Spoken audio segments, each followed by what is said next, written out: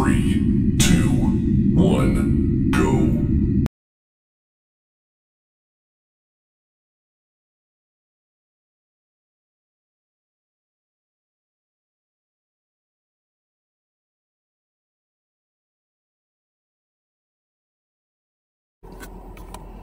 Please excuse the hair, but here is part one of Who the Fuck Did I Marry?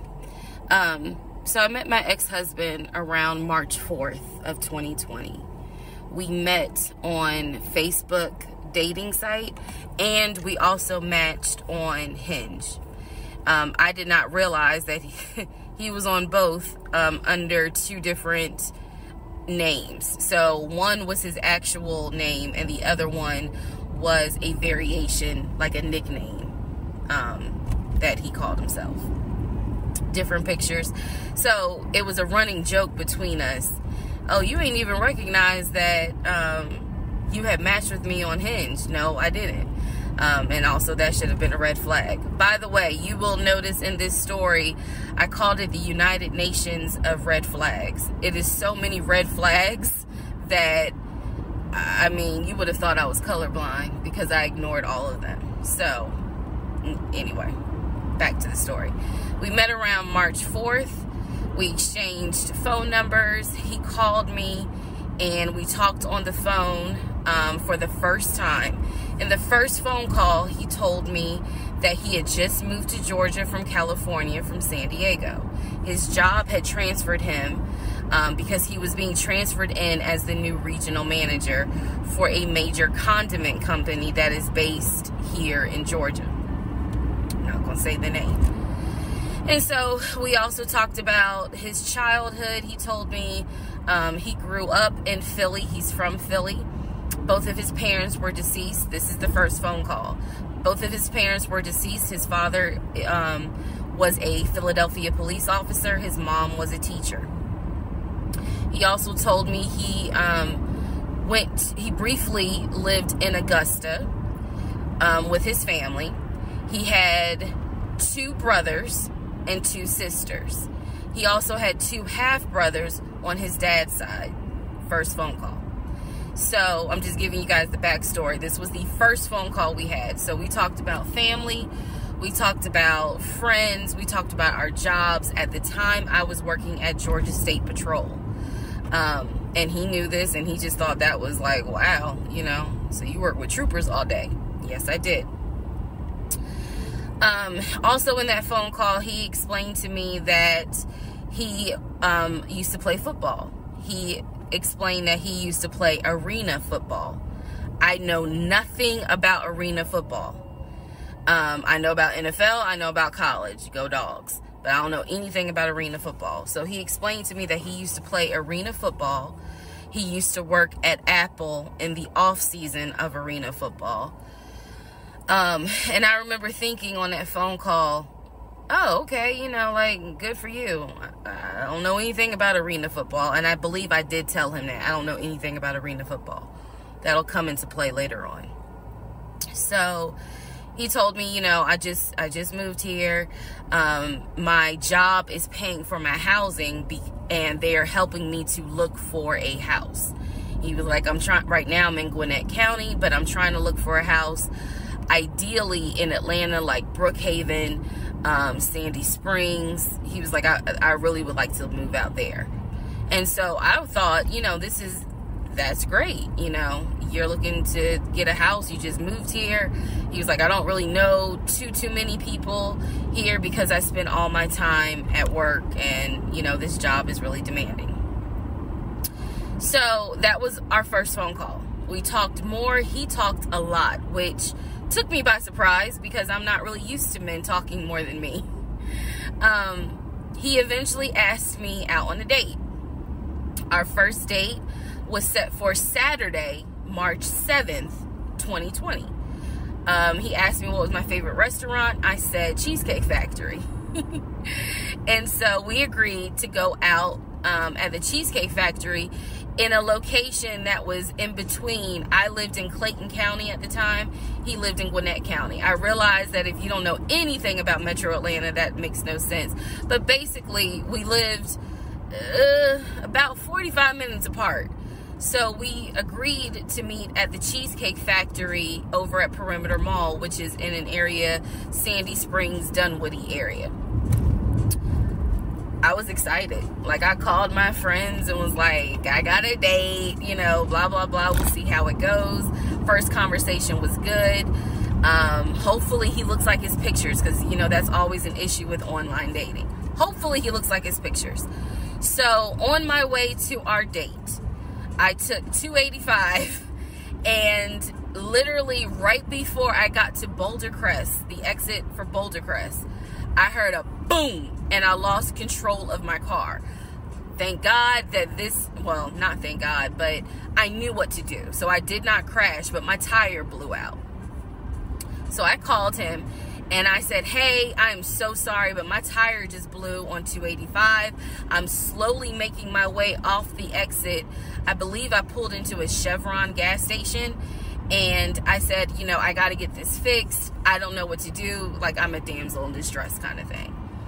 He kind of paused. He got quiet, and he was like, you know, tell me exactly where you are. Drop your pin. So I dropped the pin, and he came to the gas station. Came to the gas station, got out the car, and I was so relieved that he actually looked like his pictures that I was like, oh my God, he's actually attractive, because he's like 6'4", 6'5". Oh, also, man, I apologize. So let me go back to the first conversation. Let me add something. He did tell me in the first phone call that he was divorced, and that his ex-wife, she had 2 children, a boy and a girl, who were teenagers, young adults. I think the girl was about 20, and he said that he had a very close relationship with his stepkids, but that he and his ex-wife had divorced because she cheated on him out in California. And so coming to Georgia was a new beginning for him. She was still out in California. The kids were still out in California. And so, you know, he was like, there's no, I can't stand her, but I still want to be in the kids' lives. I have to put that in there because that will come back later. So this is just setting the stage. Again, that first conversation was, we talked about family, job, friends, how he ended up in Georgia, me being in Georgia, the things that, you know, I would think people talk about in their first conversation. All right, now back to the tire blew out. So he shows up to the gas station. He changes my tire, which I just thought was the sexiest thing in the world. And then he proceeds to say, hey, I found a tire place around the corner.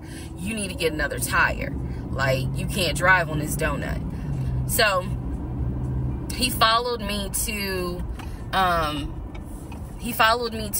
the tire place, and then helped me get a tire, paid for it. So I was definitely like, wow. And so the vibe was good. So anyway, I get the tire fixed. We follow each other to the Cheesecake Factory over in Perimeter. We hold hands walking into the Cheesecake Factory. So in my mind, I'm like, this is just this. Oh my God, I had butterflies. That's the look of a woman who had butterflies. So I had butterflies. And we go in. There's a long wait, and so we sit outside and we just talk, and the conversation's great. And this is where he tells me what it is he's looking for. He tells me, you know, I believe at the time he was 42. He was like, I want to get married and it be for real. He's like, my parents were married 40 plus years before my mom passed away. And I want that. I want marriage, family, a house. Like, that is what I want. He was like, I'm as a man, I'm ready to get married, but I want it to be for real, because the first time, you know, it really hurt me when she cheated on me. So he's telling me everything that I wanted to hear. And so he was like, what is it that you want? And I said pretty much the same thing. I was like, I'm ready to get married, definitely want to have a family, and I want to marry my best friend. So we both put on the table that we wanted marriage. And this is the end of part 1.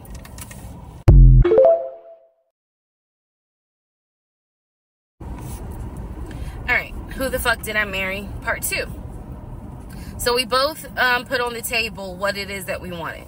We both had established we were dating for marriage. We were not dating just to date. We were not trying to be friends with benefits and none of that. So the dinner at Cheesecake Factory went really well. We laughed, we joked, we talked about people, which is kind of up my alley, my sense of humor. It was a good vibe. So at the end of the date, or excuse me, at the end of dinner, we sat in his car and he played this song for me by John Legend. I don't know the name of the song. By the time this video posts, I will put the name at the bottom. I can't remember the song. I just remember that John Legend was talking about, I think I met my wife tonight. And I thought it was a sign. So I was like, oh my God. So anyway, we ended up sitting in the car talking just about life and experiences until about midnight. So during this conversation, he again is telling me how it was, you know, what it was like living in California, how he went out there, he went to San Diego State, he played football for San Diego State. He talked about how, you know, he loved it out there, so he stayed. That's when he joined the company. And then he explained that he also did arena football, but only did it for about 2 or 3 years. He claims that while he was doing arena football, the team that he was on won a championship. But again, keep in mind, I don't know anything about arena football. So I was like, okay, I didn't know that they had championships. And he was like, you know, he got a little offended, like, yeah, they got championships. And, you know, he was on that team. So he talked to me about how he worked at Apple. He worked something in the IT area of Apple, but it within the store. Again, it was one of those, it's like when I tell people I used to work at Amazon. I really wasn't paying much attention to it. Why? So we talked about all that. We talked about, we talked deeply into what happened with the ex-wife. It's because I asked. He was not volunteering all this information. So in other words, I get very uncomfortable when men start talking about their ex a lot. That's not what happened. I was asking questions because I was really trying to figure out, okay, is this are you ready for a relationship, or are you still missing her? So we talked about that. We talked about my exes. That was a mistake I made because I talked about how I dated at one point in time somebody I worked with. That will come back later. And he seemed real cool about it. He was like, you know, that was before me and blah, blah, blah. So the conversation was good. Midnight comes and I go home. Yes, I went home. We ended up talking. Mind you, our first date was March 7th. And within about 2.5 weeks, Brian Kemp, our governor, shut Georgia down. We were going to be on lockdown. So during those 2.5 weeks, we talked every day. We went out again at Red Lobster. I remember Red Lobster. But everything was going great. The issue was, where are we going to quarantine? So the question was, are we going to quarantine at his place, which he had like a studio type of situation. Like, it clearly, where he was staying, I was like, it's like a studio apartment, but he kept telling me like, this is temporary because I'm looking for a house. Like, he showed me the email from a woman who worked at the company, where she was out on maternity leave, but she was putting him in contact with a realtor to help him find a townhome or a single family house. So I was just like, okay, this is definitely temporary. Like, he's not trying to stay here long term. And she was apologizing in the email. I'm so sorry, you know, this should have been taken care of before you got here, but it wasn't, da da da da da. I saw the email. I read it. I read the email. So the decision was, we're going to quarantine at the studio, or we're going to quarantine in my house? First mistake I made. Well, there's a lot, but this was a mistake I made. So ladies, caution moment. During one of our dates, because keep in mind, in those 2 weeks, we were seeing each other quite a bit. Nothing physical or anything like that. Just two people who I thought were really on some, all right, let's see if this is going to grow into something. He came to my house. When he came to my house, I had a 3-bedroom, 2.5-bath townhome. He was in a studio. Now, I'm telling you guys all of this in order of how it happened. So some things I'm probably going to insert what I was thinking and the mistake I made. Can I turn this off? No. Okay, I still need that. And I say that to say that I did not realize inviting him to my home probably made his eyes go, oh shit, she's a keeper. She got this 3-bedroom, 2.5-bath townhouse, and I'm in like a little studio. Yeah, let me go ahead and pursue this. What I need to do to quarantine here. The decision was made, quarantine at my house. So the state went on lockdown.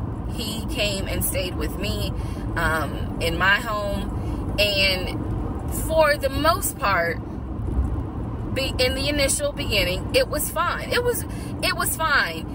The reason why I hesitate is because I grew up in the church. So for me, it was really like an internal struggle of, bruh, you always said you would never live with a guy unless he was your husband.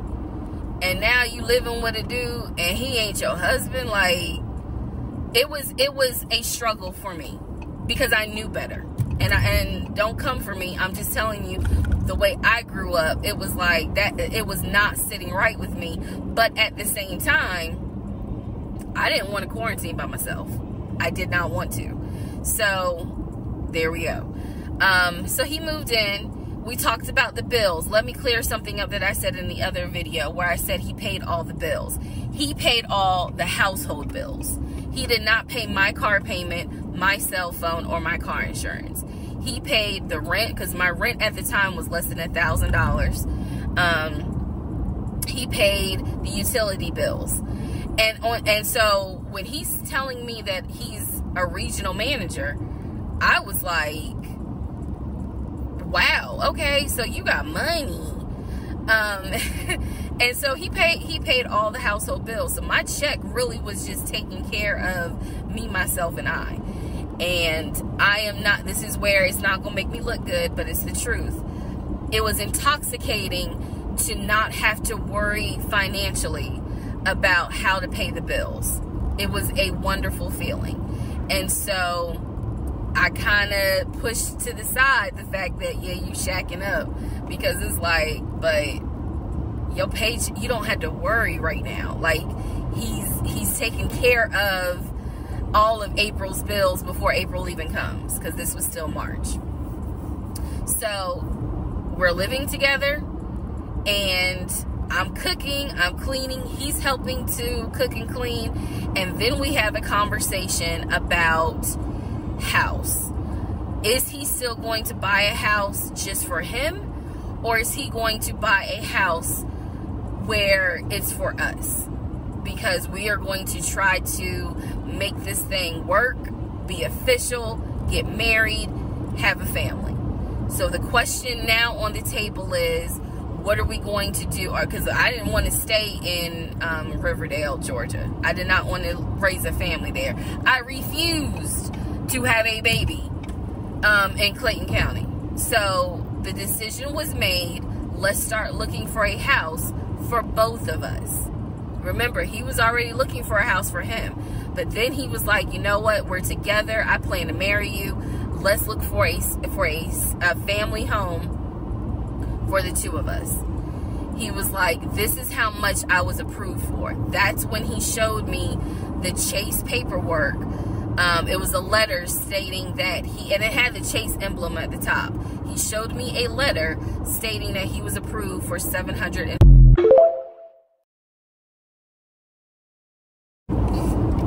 All right, part 3, who the fuck did I marry? So this is when he showed me a letter from Chase with the Chase logo at the top, stating that he had been approved for a mortgage for a $750,000 mortgage, or a $750,000 house. So he was like, we can't go over $750,000. And I said, I remember asking him, can you afford the mortgage on a $750,000 house? Because I know I can't. This is when he explains to me, I told you how I played arena football. I invested my money really well. So he said, I have money that will help pay for the mortgage. He was like, we're good. Like, I'm financially, I am okay. He was like, that's why I'm able to get approved for $750,000 mortgage. So he told me that his money was in different savings accounts. He said he had an account with Chase Bank, he had an account with US Bank, and he had an offshore account. This is what he told me. The offshore account, I was like, why? And he explained something about, oh, the US, the US imposes taxes on money when you have a certain amount in US banks. He was like, so everybody knows that it's smart to have some money in an offshore account. Y'all, look, I live paycheck to paycheck. I was like, okay, that's whatever. I said, so you have the money to pay for a home. I'm also holding in my hand a letter from Chase saying that he was approved for $750,000. So I went off of what I saw. So we contacted a realtor. I won't say his name, but man, if he ever sees this TikTok, I owe this man such an apology.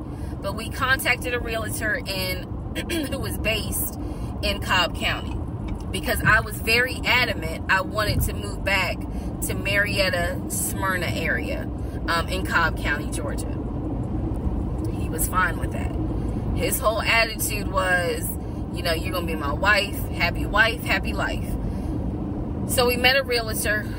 I would find houses that I wanted to tour. Keep in mind that this was COVID. So at the time, we could not tour a home. It would have to be a virtual tour.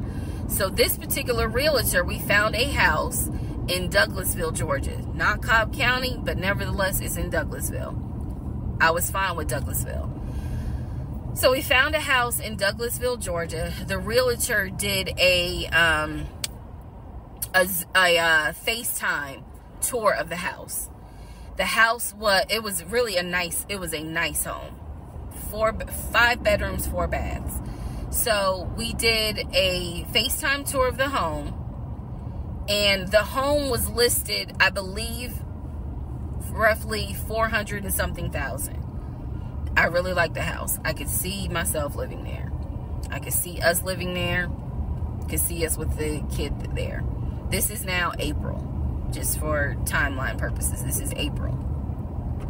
So he really liked the house. He was like, you know what, we'll put an offer in on the house. He was like, if you like it, because again, it was COVID, we weren't going to be able to see the house in person because the family still lived there. So he said, I'll put an offer in. We'll see if it's accepted. I said, okay. So he puts an offer in. He's telling me he put an offer in. I need to clarify some things he told me and the things that I actually saw. So for this house in Douglasville, he told me he was putting an offer in. The realtor would call me, because one thing that the realtor told us, he was like, if the woman likes the house, typically the house is going to get bought. So he kind of dealt with me a bit more than he did my ex-husband. And again, this is April 2020. This is before we got married. So at the time, he was my boyfriend. So the realtor was calling me and was like, hey, you know, I put the offer in, and what they're asking for is proof of funds. And I did not know anything at this time about buying a house. So I was like, hey, you probably need to talk to him, because I'm not even listed on the mortgage. Like, from the paperwork I saw, it was only in his name. So he called him. I guess they talked. I was not there, but I'm assuming that they had talked. So the boyfriend is coming, my ex is coming home saying, yeah, I talked to so-and-so. I sent him over the paperwork. The offer was approved, and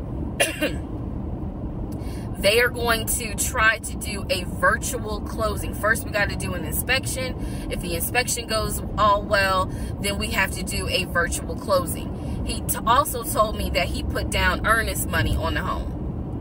He put down, I believe, $5,000. He said, I just transferred the money over to the realtor's account or whatever, so that it could be earnest money for the house. So I'm just like, okay, great. He was like, so realistically, this is April. We should be able to get in that house by June. Okay, no problem. So this is what he told me. About 3 or 4 days later, I get a phone call from the realtor, and the realtor is like, hey, I'm just checking to see what you guys want to do about that house. So I was confused. I'm at work, and I said, oh, I was told that he put an offer in. And the realtor was like, he did? I didn't know that he put an offer in. And I said, well, why wouldn't you know? Like, he told me he put the offer in, and he had paid earnest money, $5,000 earnest money. And so the realtor was like, well, let me call him and find out what's going on with that, because I didn't know anything about it. So red flag, of course. So I call him, and he in true narcissistic nature, he flips the script, and he like goes off. He's like cussing, going off, like he shouldn't, excuse me, I have the hiccups. He shouldn't be calling you. If he has a question, he should call me, because I'm the one that's on a mortgage. He was like, and now it's, it's going to be an issue. And I said, well, did you put the offer in with him or not? And he said, no, I did not put the offer in with him. I put the offer in with a friend of mine who is a realtor, so I can give him the business. So I did not hear from that realtor again. So I was just like, is the house under contract or is it not? He was like, yes, the house is under contract. This is how crazy things work out. About 3 days later, on realtor.com, I'm looking at the house because I was trying to figure out in my mind how I'm gonna decorate. It shows the house is under contract. So,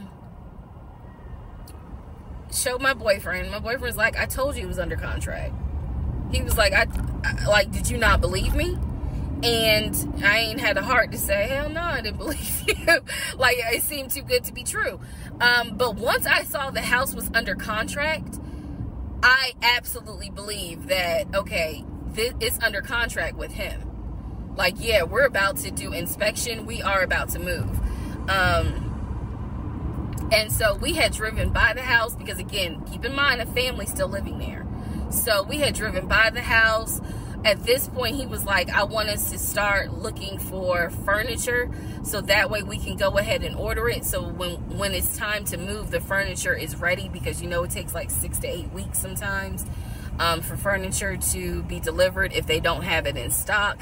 Like, he was very methodical and planning and saying, this is what we need to do. So we started going to Home Depot, Lowe's, because we had a printout of what the sellers were going to take the appliances.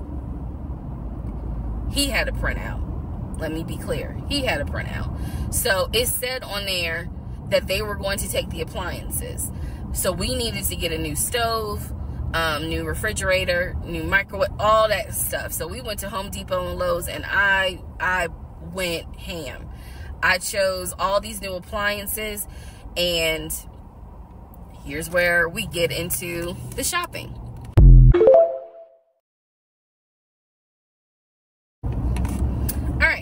Part 4. So we go to Home Depot, we go to Lowe's. I'm choosing all these appliances. He's taking pictures of the SKU number. We had representatives helping us, and he basically explained to them, hey, we're buying a house. We should be closing sometime in June. Can we order this stuff now? Can I put a hold on it? Like, what can we do? Because we're not ready for delivery. I stood there as the Home Depot rep said, we can hold it in our warehouse. Like, you can buy something and we can hold it. People do it all the time, especially with COVID. So I watched him pay. I want to say it was about it was either $350 or $500. I watched him pay a deposit on a whole new set of appliances for them, and they were going to hold it until we were ready for delivery. I watched this. So I was like, okay, good deal. Like, we got the appliances. Next, let's go to Rooms to Go and Ashley Furniture and find actual furniture. So we went all around Rooms to Go. We went to Ashley Furniture. We went to American Signature. And I saw all these things that I wanted. Again, he's taking pictures of it. He was like, I can go online and order it. I didn't think anything of it because, again, I just saw that we held the appliances. So I was like, okay, that's fine. So April turns into May. May 2020 comes. This is where things start to get a little interesting. May comes, and obviously we had not done inspection. And I'm asking him all the time, what's the deal with the house? He was like, oh, because of COVID, they're trying to get someone to do the inspection. But the guy that they had, it was always something. The guy they had caught COVID, so they're going to have to get somebody else. And he's like 15 houses backed up, so it'll be a while. So at this point in May, I know I look crazy. In this point in May of 2020, I started recording audio diaries. I don't know why. It was something just made me just start recording my thoughts in an audio diary, and I still have them. And I would save them by the date, and I would just start talking about what's on my mind. So I was like, I knew there was something was nagging me, like, but I kept pushing it out of my mind. I was like, you saw, this is what I reminded myself. You saw him pay for the appliances. You know the house is under contract.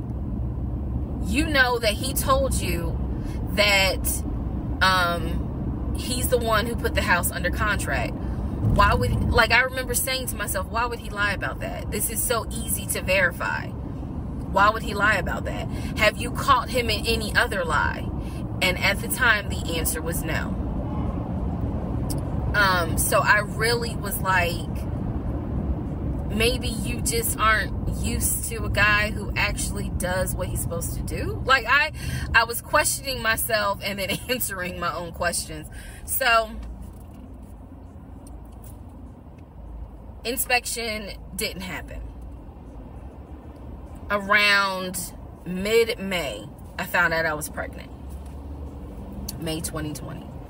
When I found out I was pregnant, he was ecstatic, and I was like, oh shit. The reason why I was oh shit is because, number one, I'm plus size. Number two, because of my age, I felt like it was probably going to be a high risk pregnancy. And I wasn't married. And that nagged. I cannot tell y'all how much it nagged me. There was a lot of internal struggle in between. My family didn't even know that he had moved in at this point. I told them, you know, that I was pregnant. Went to the doctor. Everything looked good. But again, because it was COVID, he couldn't go in with me into the actual room. So, you know, doing any sort of ultrasound, doing the blood test, because my HCG levels were really high. So the doctor was like, hey, it might be twins. We don't know yet. You're still kind of early, you know, along. They gave me a due date. The due date was January 26th of 2021. So, yeah. May, found out I was pregnant. So there was now more of a push into, we got to get a house. We got to get the fuck up out of here. I'm not having a baby in Riverdale. Okay? Nothing against Riverdale. But I ain't having a baby in Riverdale. So we need to find out what's going on with this house. And so he was on top of it. He had an answer for everything. He was like, you know, I'm gonna call and find out what's going on, blah blah blah. He then magically told me about a week later, oh, they're going to do inspection on the house like in 2 days. So I was just like, okay. Keep in mind, I'm taking his word for it. I'm taking his word for all this. So he's like, they're going to do an inspection. Once we get the inspection report back, then we will know what we are going to be responsible for. What are we getting ourselves into? So, I guess they did an inspection. He showed me an inspection report. The only thing that they said that the roof had just recently been replaced, which I remember he was very happy about. And the issues that there were for the house were minor. It was not a bad, because we did have a discussion about it. He was like, it's nothing that we can't handle. Then he said that we were set to close the end of May. We were set to close the end of May. He told me it was going to be a virtual closing. You're probably like, what the hell is a virtual closing? Because again, he's saying because of COVID, people are not closing in the office. They're doing a virtual closing where you would need to electronically sign the paperwork. This is what he's telling me. And so he was like, we're set to close like just before Memorial Day. And so for some reason, again, there's still that nagging part. For some reason, I didn't start packing. Anyone that knows me will tell you I hate moving. I've done it enough in my life. I hate moving. But I did not start packing up that house at all. I was just like, you know, I'm pregnant. My body was changing so fast that it was like I can barely keep my eyes open half the day. And so, no, I didn't start packing. And I remember I did record, again, I was recording audio diaries just about every day. When something didn't sit right, I would verbally record it in the audio diary because I was like, I don't know what it is, but there's something. That was the theme of our relationship. I don't know what it is, but I know there's something. And so I remember talking to myself in my little prayer closet, because that's where I would do my recordings. And I remember thinking, what if we don't get this house? Like, what if he's lying? But again, there goes that thought process of, why would he lie about this? Like, who makes up that they're buying a house when in fact they're not? And then he's showing you all this paperwork. Like, come on, you can't be that jaded. that you don't even believe what's in front of you. All right? So now we're going to go into part 5.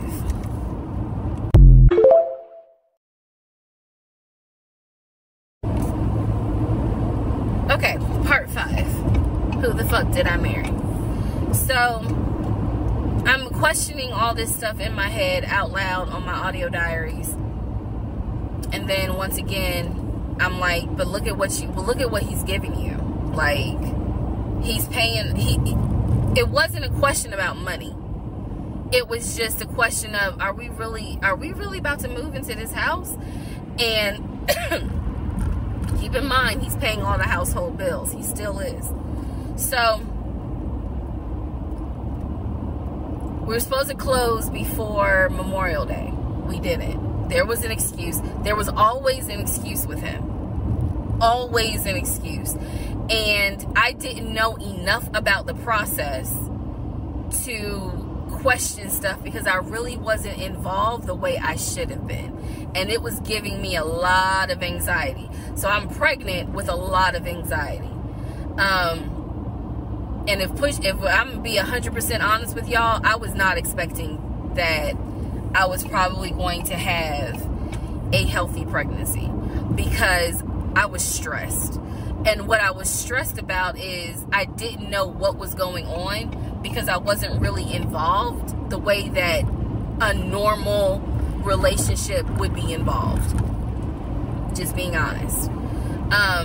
So we did not close. We move now into June. This is now going into June. Around June 5th, I looked at the house again on realtor.com. I don't know what made me do it other than, and I don't mean to sound super spiritual. I know that people are like, you know, you may or may not believe in God, but I'm telling you, I believe with all my heart. Probably the Holy Spirit was like, look at that house on realtor.com. So I looked at the house on realtor.com. This was around June 5th. It showed that the house was off the market. And I remember being like, okay, wait, what does that mean? What does that mean? Because ex-husband is telling me we're about to close on the house. We're about to close. It's our house. We got furniture, da-da-da, da-da-da, da-da-da. He's also telling me that he's been in contact with the realtor, his friend, who was telling him, you know, this is what was happening next. Here's what's going on. So the guy that we initially worked with apparently is completely out of the picture. But again, I was not heavily involved. So I'm just like, let me look at the house. I see it's off market. What the fuck does off market mean? Like, now I'm really freaking out. So it shows the name of the real estate agent for the seller. I don't remember her name. I called her and I said, you know, I said my husband and I, even though I wasn't married, my husband and I were looking at this house at 123 Main Street. And we really wanted to tour it, but now I'm showing it's off market. Is it not available? Or, you know, I pulled that card. And she was like, oh, no, ma'am. The home closed yesterday. It closed June 4th. Again, there are certain dates I just remember. And I said, oh, it closed June 4th? I was like, really? And she said, yes, ma'am. She was like, my sellers sold the house. And I was like, oh, man, okay. Well, I said, my husband and I really wanted, you know, we love the pictures of it. And we're getting ready to start a family. So I would have loved to have been able to, have the opportunity to see it. I asked her something. I don't remember the specific question I asked her. And I don't even, I know why I asked the question, because I was anticipating that my boyfriend at the time was going to have some sort of excuse. So I asked her something about the buyers. And I remember, and somehow, again, forgive me, I don't remember the question I asked her. But the answer was that it was an older white couple. Older white couple. So I get off the phone with her. I record an audio diary, and in the audio diary, I specifically say, okay, there is no house. He's going to have to get out of this lie somehow. Because now I realize, at the very least, he was lying about him being the one who was under contract. I knew enough about that. So I was like, what, how was he going to get out of this? Again, I've listened to the audio diary in 2024. I literally said in that audio diary, how is he going to get out of this lie? And I was trying to think of ways on how he's going to do it. And something said to me, because I say it on the audio diary, I said, he's going to say it's a bad deal. And he's going to say he wants to pull out. Y'all keep in mind, I am pregnant. So I had a decision to make. As ugly as this decision was, I made the decision, you're about to have a baby with this man. He's paying all the household bills. Let him get out of the lie. And that's what I did. I purposely made the decision that I knew he was going to come back, and I knew he was going to give me some bullshit on why he couldn't buy the house, because he didn't know that I knew that house is already sold. The house is already sold. And this is the part where I said, I'm gonna be honest, even though it's gonna make me look bad, because most women in their right mind would have been like, I'm out. And I didn't. So sure enough, he came home. He didn't really say anything that day. The next day I asked him about the house, and he said, my friend, the realtor, he was like, I'm talking to him because something's going on with the interest rate. And when he said that, I felt so much relief, because I knew that I had been prepared for, he's going to give you some bullshit. So when he said there's something with the interest rate, I said, you know what? If this is literally what I said, y'all. If the interest rate isn't good, then we shouldn't move there. We should probably let this house go. We should cancel whatever furniture we ordered, or, you know, appliances, and let's just look for another house. I said I would like to be moved before the end of the year. I said I really don't want to be 9 months pregnant moving into a house. I would like to be done with this before then. And the way I said it was so calm, and he was like, okay. He was like, I'm gonna call the friend, the realtor, and tell him I'm backing out of the house, and I'm gonna see if I can get my earnest money back.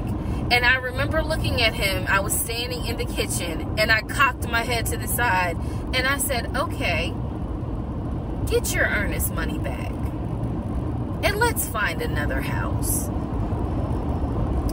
And so that's how that first house fell through. So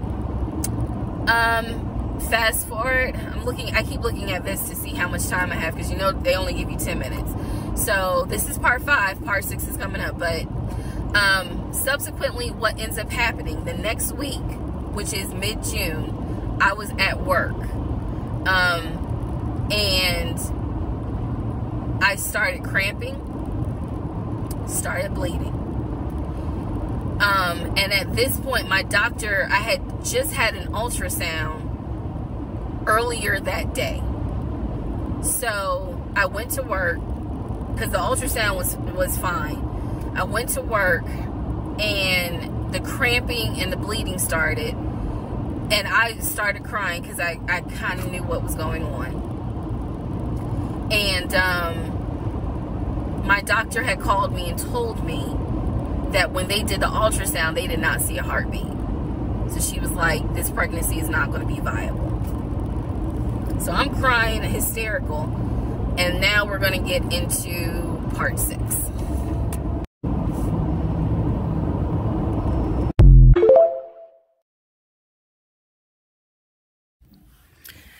Okay, so this is part 6 of Who the Fuck Did I Marry? So, where we left off. So, obviously, my doctor had called and told me there was no heartbeat, the pregnancy was not viable at that point, and I was cramping and spotting at work. Went into my best friend's office and immediately started crying. She was like, "What's going on?" And I said, I told her what the doctor said, and she grabbed her keys, grabbed her purse, and was like, "Let's go, I'm taking you home." On my way home, I called my boyfriend and told him what the doctor said, and he was like, "I'll meet you at home." So he was coming from Duluth, went straight home. And so about 24, 48 hours later, I had a doctor's appointment. And my doctor gave me 3 options. First option, let everything happen naturally. Your body will expel the fetus on its own. Second option, you can take a pill which will induce expelling the fetus at home. The pill basically will cause you to contract and expel. The third option was to go into the hospital and do a D&C. I did not want to do a D&C because I did not want to be in a hospital with COVID going on. And for whatever reason, I did not do the option of let it happen naturally. So I chose to do the pill. His birthday was June 17th. My ex's birthday was June 17th. So the decision was made, we're going to celebrate his birthday that day, go out to eat. And then that night I would take the pill because we both were off from work the next 2 or 3 days. So went out to eat to try to celebrate as best we could, and then took the pill that night. That night was the most traumatic, excruciating pain I've ever put my body through. I do not recommend any woman, if prayerfully you don't have to go through that, but I don't recommend taking that pill. If you don't have to, don't do it. I spent the whole night in the bathroom just crying in so much pain. I couldn't take, they gave me a narcotic. I couldn't take it because I found out I was allergic to it, so it was causing me to like projectile vomiting. It was a mess. So, and he was right there. You know, he was scared that he needed to take me to the ER. But in the morning, the pain kind of subsided. So about 72 hours later, I had another doctor's appointment where the purpose of this appointment was to do an ultrasound to see if everything had passed. Everything did not pass. So because of that, my doctor was like, we're going to have to do a D&C. My D&C was scheduled for the first week of July. My boyfriend, my ex, was going to take me. That was always the plan. 2 days before my procedure, he comes home and tells me that he is up for a promotion. He's up to be promoted to VP. Because of this, the president of the company, excuse me, is coming in, and it was going to be this huge business meeting he had to go to. The business meeting was scheduled for the day of my surgery. And so I'm throwing a fit because I was like, you know, there's no way you can do that meeting. Like, I need you to take me to the hospital and all this other stuff. And so he offered to have his sister take me to the hospital. Apparently his sister lived in Douglasville. I was like, no, because I've never met her. Like, I'm not having a stranger take me to the hospital. No, this is a private situation. I don't want to do that, blah, blah, blah. So my aunt had offered to take me. And then my friend who took me home from work had offered to take me. So at that point, we get into an argument because he's like, my sister is, you know, you about your family, so why can't she step in? And I was like, nah, because I don't know her. period. I don't know her. So my friend offers to take me to the hospital because I was all distressed that he's saying he has a business meeting and he can't take me. So I remember being on I-75 on the connector on the phone with her crying because I was so embarrassed that he wasn't going to be the one to take me and that I was needing to rely on someone else to take me to the hospital in order to get a D&C done. And she was really great. She was like, girl, this is why you have a village. Like, it's okay. Things happen. The world is crazy right now. I will take you. You're going to be okay. So he did not take me to the hospital for my D&C. My friend did. She could not stay because of COVID protocol.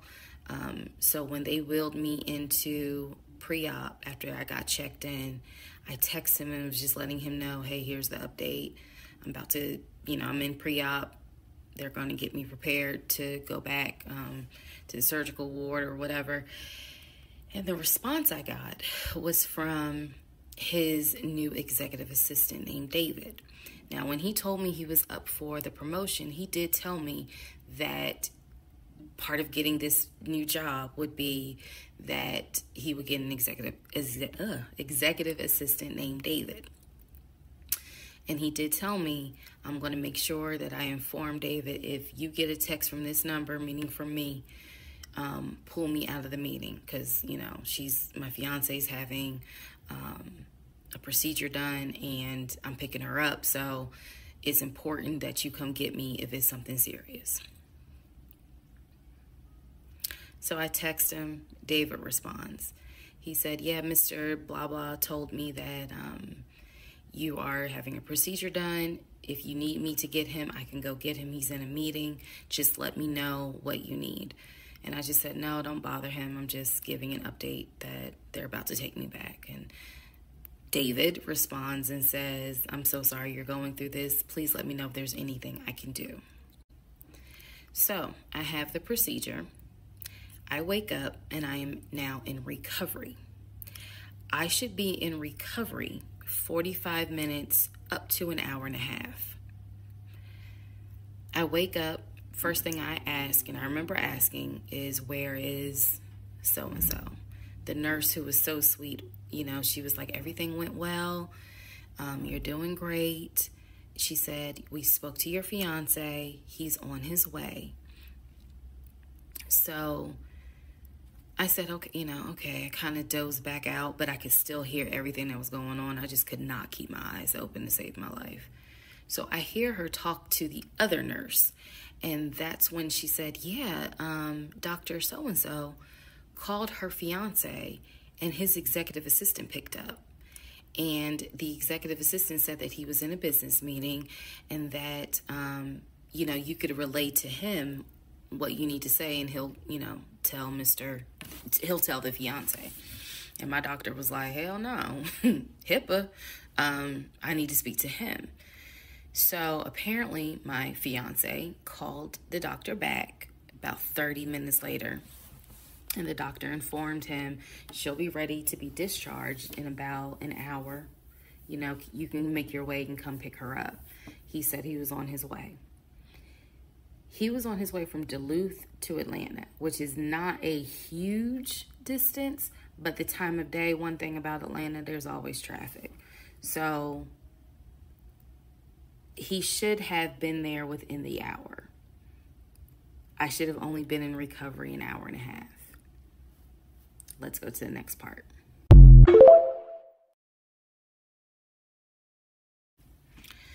Part 7, who the fuck did I marry? So I should have been in recovery at Northside Hospital for about at most an hour and a half.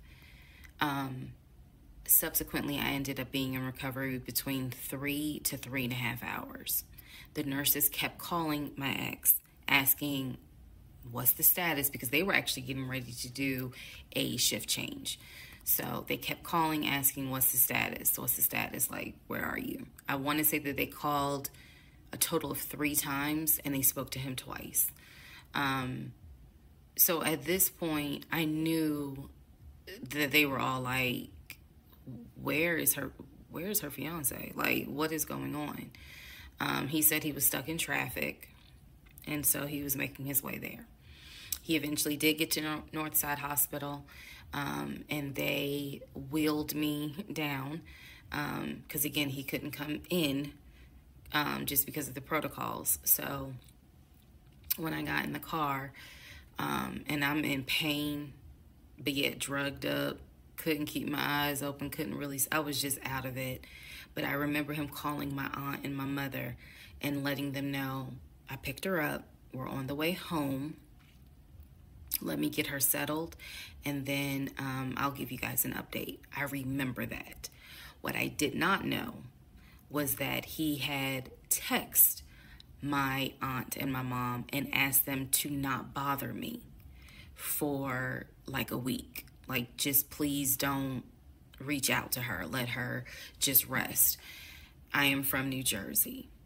I am from an African-American family. You don't tell my black mama or my black aunt that, please don't bother her for a week. I didn't know this at the time, but I'm just interjecting that part. I'm trying to stay in the timeline, but he did apparently do that, and my aunt was like, well, I will fuck you up. Anyway, so go home. He waits on me hand and foot.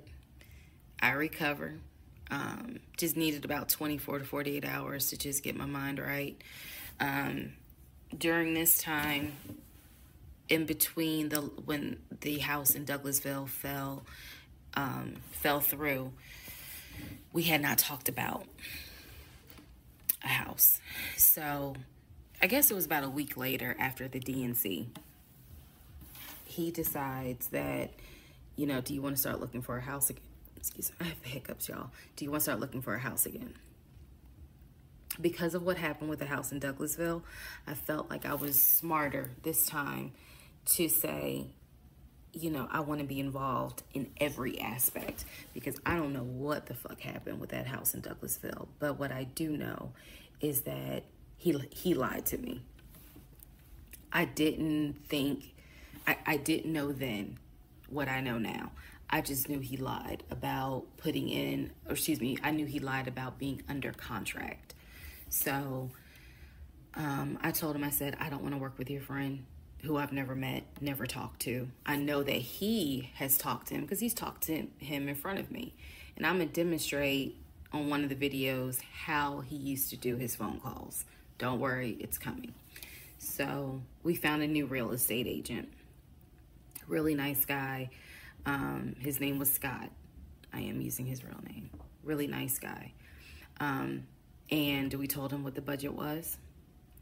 And Scott was like, okay, when you guys are ready, we can start looking at houses. Try to look for houses that are empty, because you can actually tour those. If it's a house where someone's already living in there, chances are it's going to have to be a virtual tour because of COVID. So I found a house that I absolutely, in total, we must have looked at about 15 houses. But I found a house in Smyrna that I absolutely loved. We toured the house. Everything about this house was perfect. The house was listed for $699,000. It was a brand new construction build. The only issue was that the basement was not finished, and he wanted the basement to be his man cave. Again, I went with him to tour this house. So this was already feeling very different than the situation in Douglasville, because we did not actually tour the Douglasville house. We only did a FaceTime virtual tour. This house in Smyrna, we toured. We toured this house more than once. And it was gorgeous. Fucking gorgeous. So we talked about it. He said that he had the money. Again, the price was $699. He said he felt comfortable putting in an all-cash offer. If you remember on the videos before, He told me he had money in his savings from when he played football. So when he said an all cash offer, even I knew,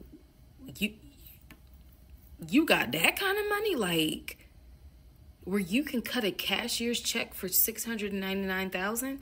And he told me he did. He had money in savings from when he played football, and he was very comfortable paying all cash for this home. So the real estate agent, Scott, sent over the paperwork. The paperwork was sent in both of our names. It was sent to my email. That was another thing that I changed after Douglasville. Everything gets sent to me, and then I will be sure that he signs it. So he sent it to me. I looked over the offer. We were going to put in an all cash, full price offer with a request to have the basement finished. Also, we were requesting for the seller to give us an answer within 24 hours. We were requesting a quick closing. These are just some of the things I remember. I remember 24 hours, like I didn't want to wait on, y'all think about it. 24 hours, let us know if you're accepting the offer or not. And then also a quick closing because it was a new construction. So we didn't have to wait for the current tenant to move out. We didn't have to do that. So I watched in our bedroom as he pulled it up, because it was a electronic document. He signed his name to the offer for $699,000 cash. He requested again, the seller let us know in 24 hours if they were accepting the offer. So we submitted the offer at around 6 p.m. We were requesting that by 6 p.m. the next day, they let us know if the offer was accepted or not. I watched him sign the offer. I sent the offer back to Scott from my email. All parties had signed. Scott texted us and said, I got it. I'm submitting it. I will let you know what they say. Let's go into part 7. Sorry. Let's go into part 8. Good grief, this is getting long.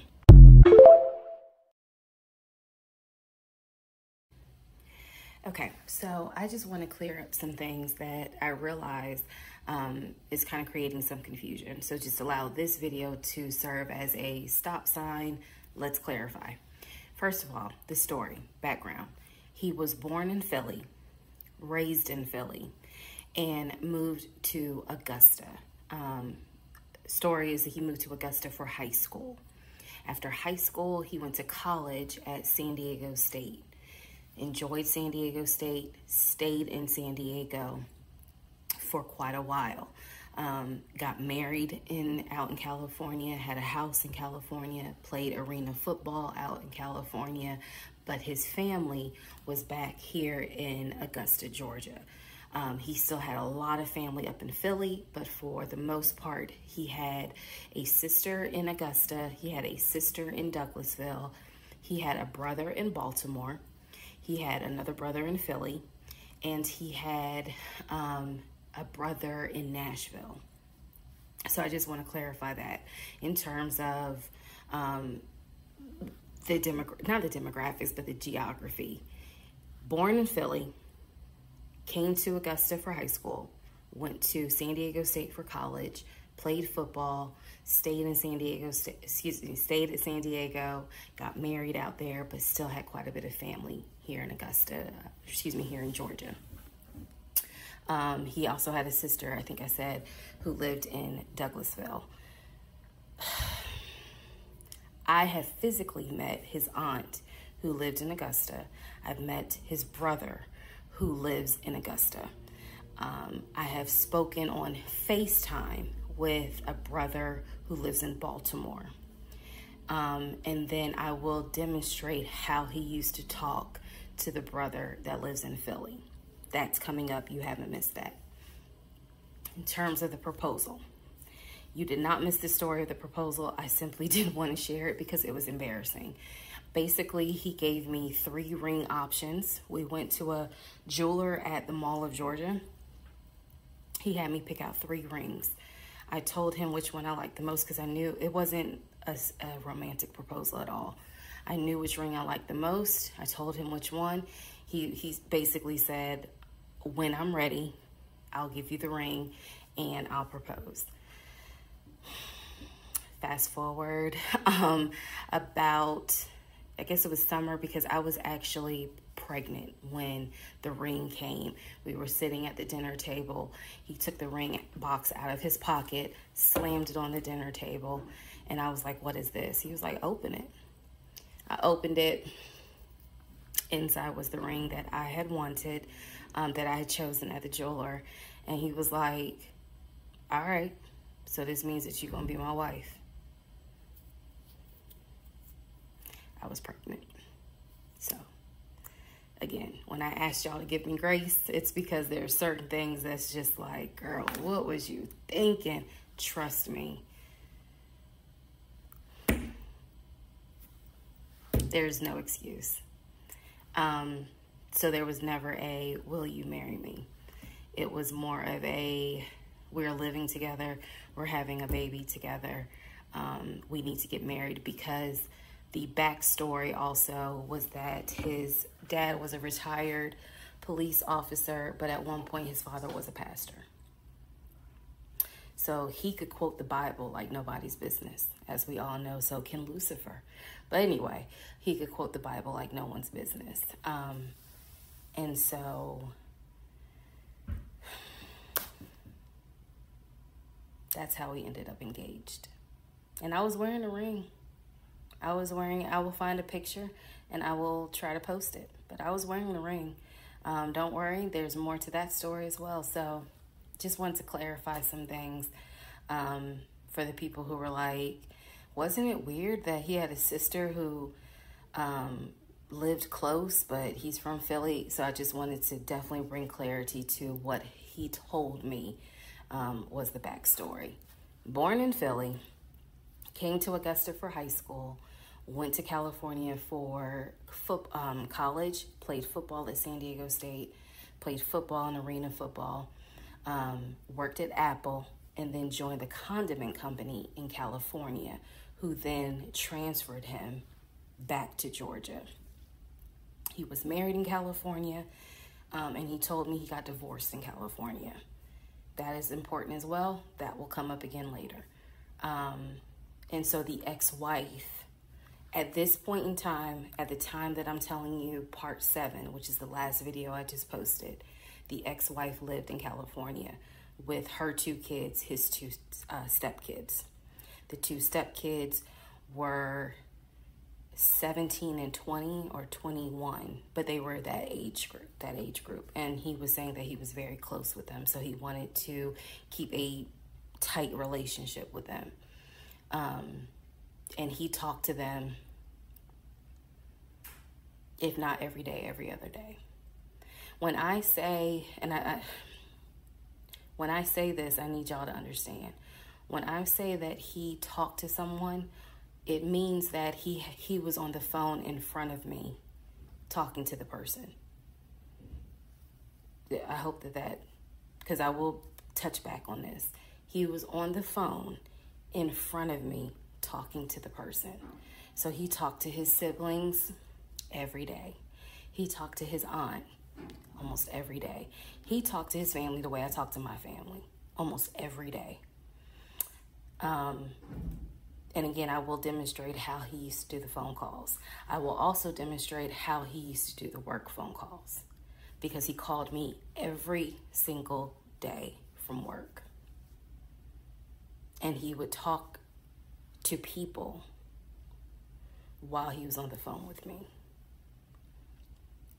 And I could hear people in the background.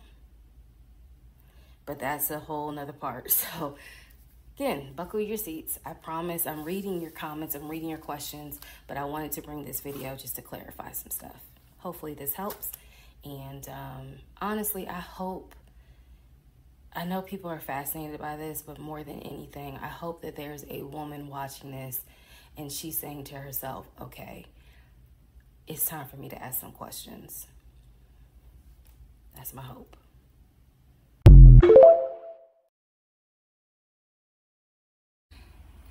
All right, part 8 of Who the Fuck Did I Marry? So we submitted an offer on the house in Smyrna. I sent it over to Scott, our realtor, and next day comes, Scott asks if we can take a phone call. So he calls us and tells us that the offer was not accepted and the builder did not do a counter offer. We don't exactly know why. We don't exactly know why he didn't accept it, but the bottom line is that we figured out later on that he didn't want to finish the basement. So the offer was not accepted. The house fell through. I was okay with that because, again, I knew he had put in an offer. So we continued looking at other houses. We found another house in Smyrna that he really liked. I thought that it was way too big for just the two of us. And so the price of this home was much higher than the $750,000 that Chase had approved for the mortgage. So what he explained to me was that he was willing to do the $750,000 mortgage, and he was also willing to put a significant amount of the money in savings on the house, which meant that he was now comfortable going from $750,000 up to about $900,000. Again, his whole explanation was, I have the money where I can put down a substantial down payment, bring down the price of the home, and then basically mortgage the rest of it. So that was now the plan. I was not comfortable with a home over $900,000. But again, keep in mind, I saw the Chase paperwork. So I was like, I just feel more comfortable sticking at the $750,000 mark. That's what you were approved for. Let's go with that. By this point, this is now fall of 2020. We had been talking about marriage. I had my ring. He had made VP at the company. And again, he was calling me every day from work. I need to kind of explain how the company was ran, because when you think VP, you would think he would be in an office. It was a condiment company, so they actually were producing the condiments, and I'm not saying the name of the company on purpose, but they were producing the condiments in this particular plant location. So a lot of times he would simply tell me that he walked the floor, checking in with his subordinates, basically. Now, how did he go to work? For the most part, at this point, he left before I woke up. However, pretty much he wore dress pants, kind of like a dark navy blue cargo pant, and he had a polo shirt with the company logo on it. What I saw a lot of times is that he would not wear the polo shirt to work. He would wear like a company t-shirt. He would wear rubber sole shoes and the navy blue cargo pants. I didn't think it was a uniform, but it reminded me of what someone would wear when I worked at Amazon, if you're going to be doing manual labor. He didn't go to work sloppy looking at all, but it definitely was not suit and tie. Nowhere near suit and tie. It is fair to note that outside of work, he was a man who he loved to dress. He loved to wear the latest Jordans. He loved to collect watches. He collected a lot of Invicta watches. He loved to collect hats. He wore hats, baseball caps everywhere because he didn't like the shape of his head. So in terms of how he dressed casually, the man, he could dress. In terms of how he dressed for work, yeah, he didn't dress like a VP. But his excuse was, I'm constantly walking the production floor. And I can't be in a suit and tie walking the production floor where they're creating the condiments that we're selling. So by this point, again, this is fall. We're still looking at houses. We're still touring houses as much as we can because it is COVID. We had found another house that we really liked and a house that I really, truly wanted to put an offer in on. This was now going to be the second house that we put an offer on. He put in the asking price, I believe, was about $700,000. He put in under asking an offer for about $650,000. I'm guessing, but I'll try to find the house and put it on the story. The reason that house fell through, we found out that the home was sitting on a septic tank. We found out that the septic tank had an issue, and it would have taken about $15,000 to $20,000 to fix the septic tank. The sellers were not willing to fix the septic tank. Personally, I didn't really care for the house that much. I'm the one who was like, I don't really want it. So even though we put an offer in, we had 24 hours where we could pull our offer back. And so we did. Once we found out, I believe it was in the disclosure. And if you're a realtor, please feel free to tell me if I'm using the wrong terminology. But I believe it was in the disclosure that they told us the septic tank needs to be replaced. That's when I was like, nah, I don't want that house. So we pulled out. The house fell through. And so I was fine with it because, again, I was heavily involved. I saw him sign the offer. I knew every step of what was going on. Our real estate agent, Scott, was amazing, but you will see when I get to it where he made a mistake as a real estate agent. So house number 2 fell through. We then moved on, saw a few more houses, and then we get to house number 3. I'm going to pause talking about the houses because now I need to introduce what happened with the cars. Stay tuned.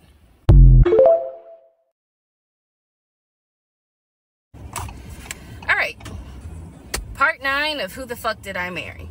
So we're pausing on the house stuff. Let me tell you about the car. So when I met my ex-husband, I was driving a 2012 Nissan Rogue, fully loaded. It had quite a few miles on it, but it got me from A to B. It was in good condition, but I was upside down in the car. He was driving a 2018 Ford Taurus, sport mode. I know he had a sport mode on the car, and I love driving that car. When he told me how he was a regional manager, he told me that one of the perks that came with the job was that he would be getting a company car. And so we spent time going to Range Rover of South Atlanta. We spent time going to Jaguar. We spent time going to BMW. We spent time going to Ford, which was on Mount Zion in Morrow, if you all are familiar with that area. He test drove a whole lot of cars. In the end, he decided on a BMW sedan. I was there when he test drove the car. I got in the car with him. I loved it. And he explained to the salesperson, you know, I'm getting a company car. I need to get a printout of the full price of the car, tax, tag, and title. Because what my company is going to do is wire over the money for the car. The salesperson was like, okay, you know, apparently that happens a lot. So he gave him a printout with the tax, tag, and title for the car. In front of me and the salesperson, he called the person in the finance department for his job. Obviously, I have no idea what this person's name is, but he called the person. He explained to them, this is the amount of money. He said the president of the company, so-and-so, has authorized for him to get a car, not spending more than, I think, $90,000, tax, tag, and title. The BMW came out to just under $90,000. And so I remember this conversation so fucking vividly. So he's on the phone in front. I'm sitting down, the salesperson sitting down at their desk, and he's like, they put me on hold. And so he's like, I guess the person comes back and he says, yeah, the price of the car is blah, blah, blah. He was like, give me a second and I can send you a picture of that printout that shows tax, tag, and title for the BMW. He gets off the phone. He takes a picture of it. He sends it to whoever. He waits about 10 minutes. He calls the person back. He says, did you get it? Apparently the person did get it. But the person who can actually physically do the wire transfer had gone home for the day. So what he says to the BMW salesperson, he's like, okay, we're going to have to do this tomorrow because so-and-so went home for the day.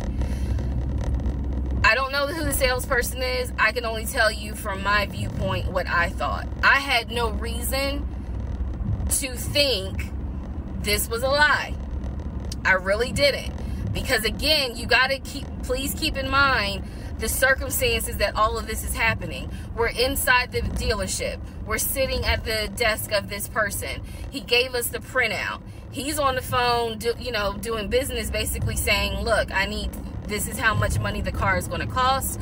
He's taking a picture of it. He seemingly is texting someone saying this is how much, this is proof of how much it is.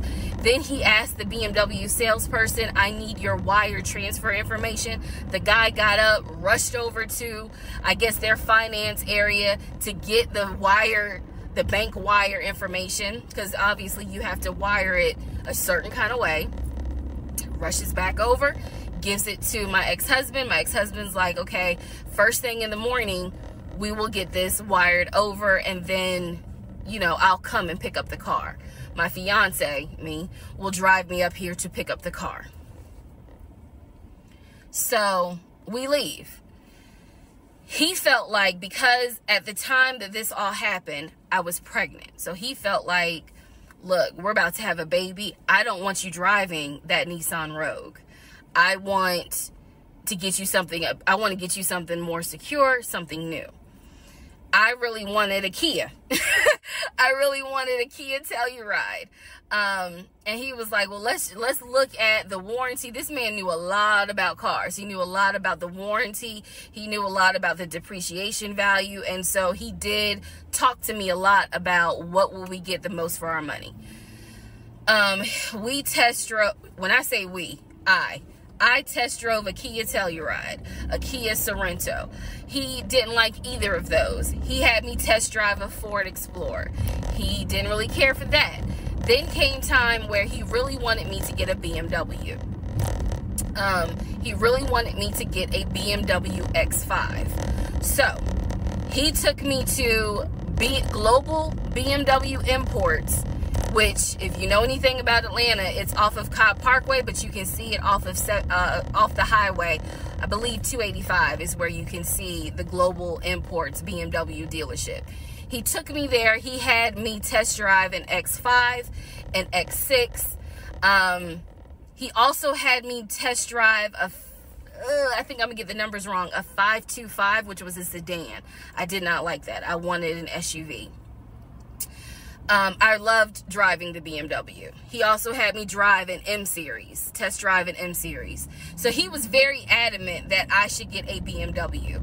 The reason being is because, according to him, he had a BMW in California when he lived in San Diego. He had a BMW that he loved. It was a white BMW. He showed me pictures of the BMW. So he showed me pictures of this white BMW that he had, and unfortunately, the car got totaled about 2 months before he moved to Georgia. So he had received money, not a lot, but some money to get another car, and he used it to get the Ford Taurus because he was like, I just need a car that's going to get me from A to B until I get into a house and I'm much more settled. For him, he was like, I'm really giving myself 60 days to get settled here in Georgia after moving from California. But then he met me. Again, that's the story. So he had me test drive the BMW. So much so, I loved the BMW. Loved it. I wanted a dark blue BMW with cognac interior. I wanted an X5 and I wanted an M Series. So I can clearly tell y'all that's exactly the car I wanted.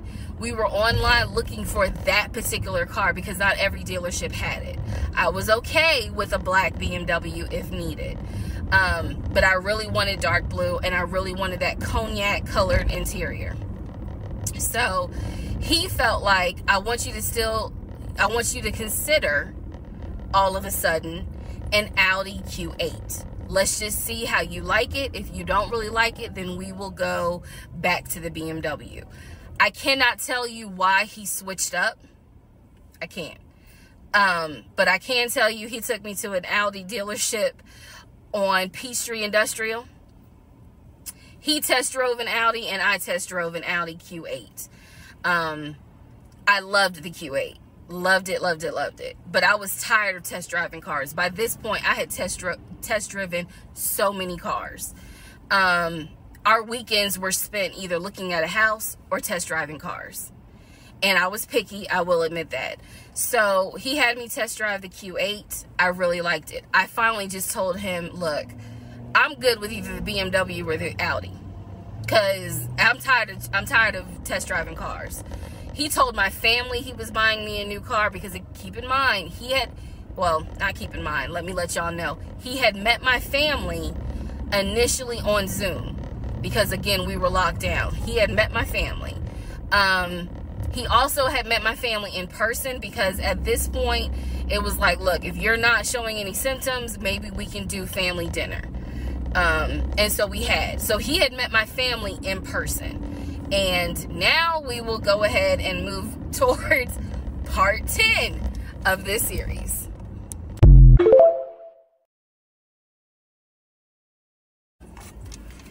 Okay, part 10. Who the fuck did I marry?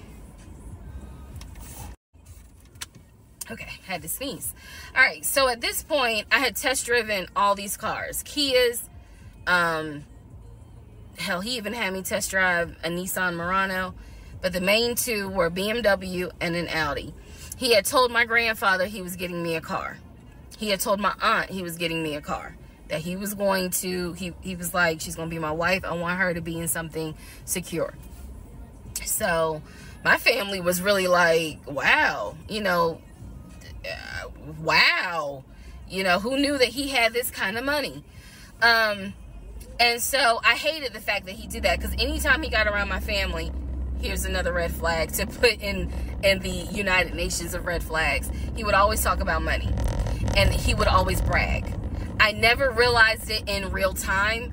I didn't realize it until I was out of the situation. He always bragged about the fact that he could fight, the fact that he had money, and the fact that he played football.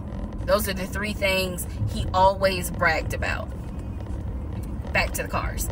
So I told him, I was like, pick one between the BMW and the Audi, because you said you buying it. So pick one. So this man chose the Audi. So he takes me to the dealership. I wanted a white Q8.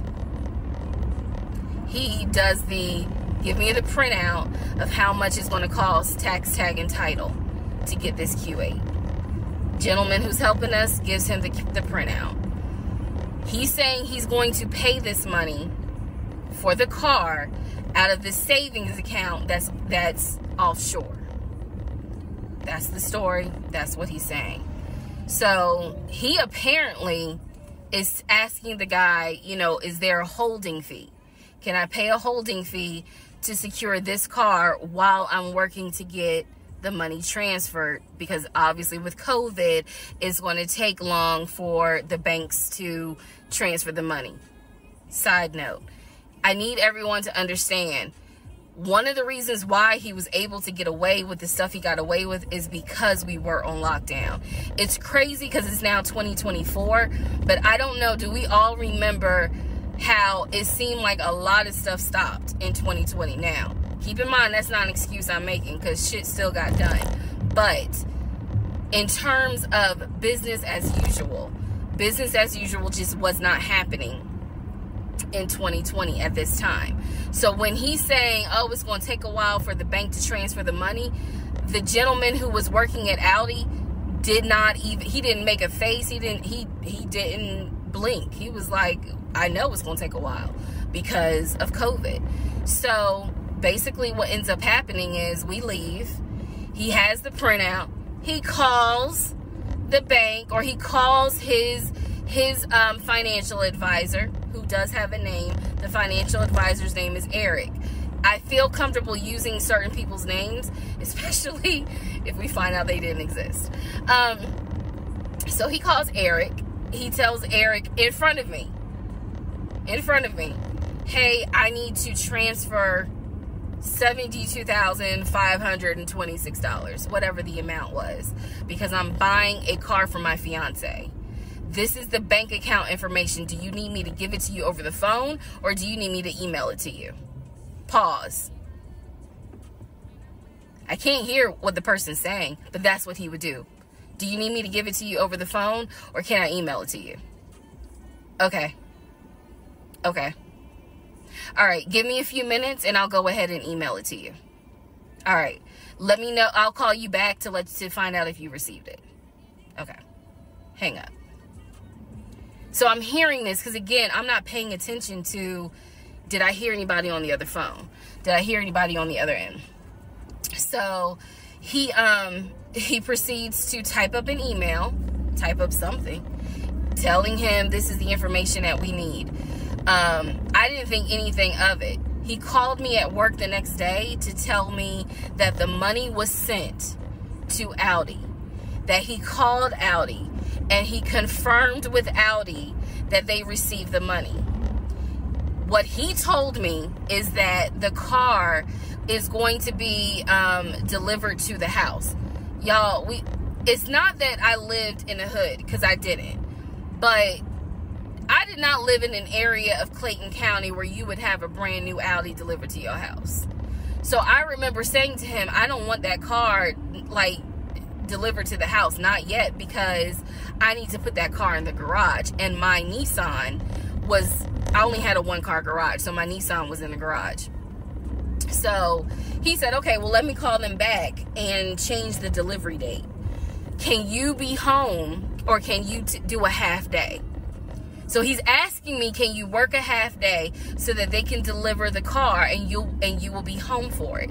I said, yes, that's fine. Because again, it's COVID. I'm working from home anyway. I only had to go in the office 2 days a week. So I'm at home the next day. He told me the car would be delivered between the hours of 1 and 3. Obviously, between 1 and 3, nothing happened. So 3 o'clock, I called him. He's at work. He sends me the voicemail. He calls me back. I said, it's 3 o'clock. No one ever came with the car. What's going on? And then I remember I was like, well, do I need to call Audi myself? Because I thought that you handled it. But if you didn't handle it, do I need to call them? And so whenever I would suggest I will handle it, he would get very, very defensive. Red flag number 472. So he was like, no, I will call Audi. Don't do anything. I'll call Audi and find out what's going on. Okay. So I'm at home chilling, cooking dinner. Normal night. He calls me back and says, yeah, the car was stuck on the truck in Spartanburg, because apparently that's where their deliveries come from. So when he told me this, I was in the kitchen laughing, because by this point, I will be honest, and I told y'all I'll be honest even when it makes me look bad. I was guilty of, on one hand, I believed him, and on the other hand, I was like, let me see what lie he come up with. Let me just see. But keep in mind, my brain was really like not rationalizing, not comprehending how deep the lie was. I just thought that no one told him the car was going to be delivered, and he made that up. I had no idea how deep the lie went. So he said, you know, the car's in Spartanburg. It should be delivered this weekend. The weekend came, he had a whole other excuse.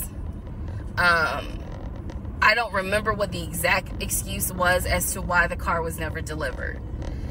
I do remember we got into an argument, and I was like, don't even worry about it. I'm going to get a new car my damn self. I don't even need your help. Which is probably one of the worst things you can tell a narcissist, because they love to be the hero, you know. It's all about them. But I was like, don't even worry about it. I'll get when I have the money to get a car myself, I'll do it. I don't want to hear anything else about a new car.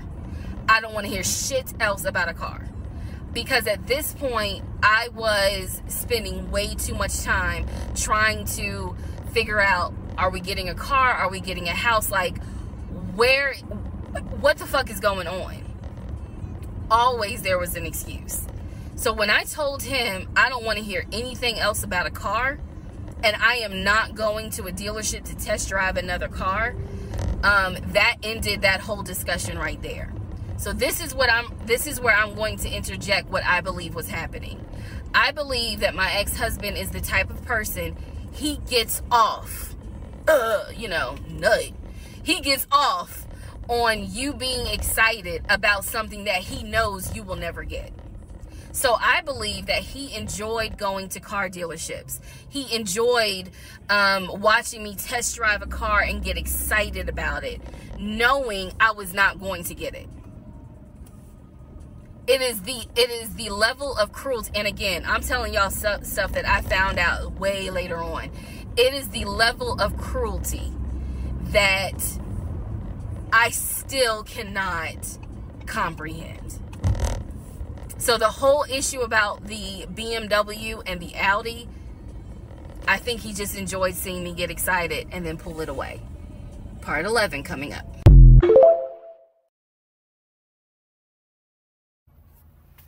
All right, part 11. So for this part, I'm just going to give you some backstory on the family. Pause all the stuff about the house. Pause the stuff about the car. This is backstory on his family, my ex-husband's family. All right, follow me. My ex-husband's parents, mom and dad, are both deceased. Mom passed away from cancer.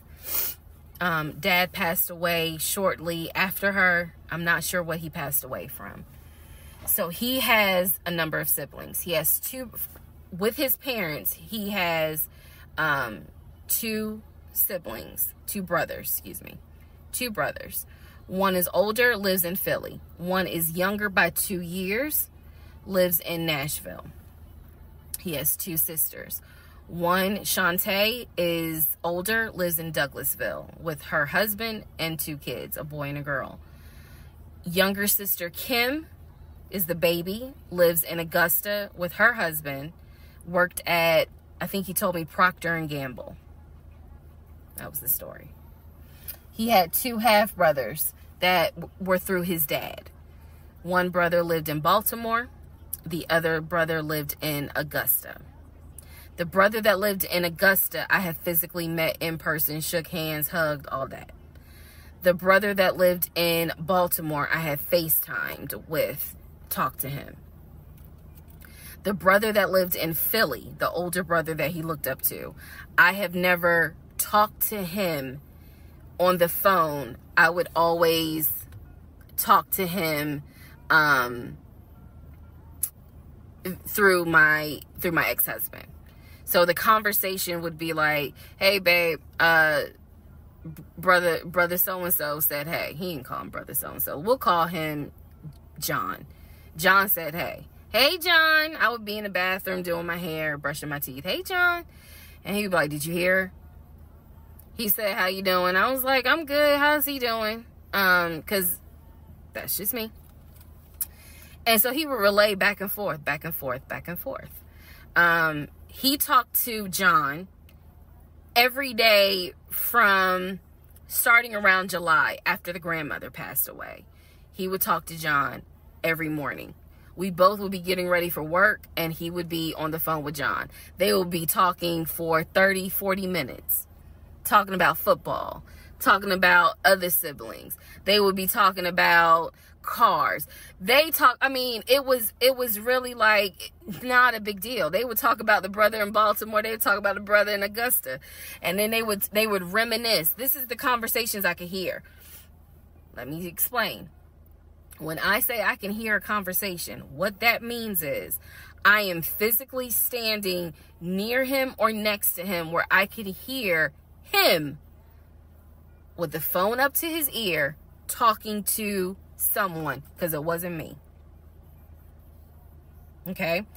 I may not hear the other person because the phone call may not be on speakerphone. But what I hear is, for example, I hear, "Hey man, what y'all doing? Oh, for real? Y'all barbecuing this weekend? What y'all making? Oh, that's what's up. Nah, I think me and her gonna stay in this weekend because, you know, these numbers is looking crazy with COVID." Yeah, she over here. She's sitting right here. She watched the TV. Okay, hold on. John said, "Hey." Hey, John. You heard her? Okay. All right, bruh. I just wanted to check in on you. That's the type of conversation I'm explaining. Okay, so I hope that that gives a little more clarity about the type of conversations I'm hearing. So, I don't know why this light keeps going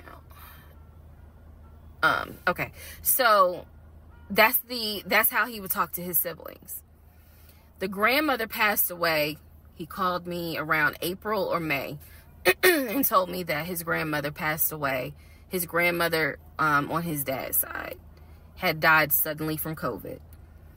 She had symptoms. She went to bed and did not wake up. He was distraught. He was crying. He wasn't eating. He was just sitting there, listening to music, not watching TV, just sad, because he was like, you know, my grandmother was always my support system. So from what I saw, it really bothered him.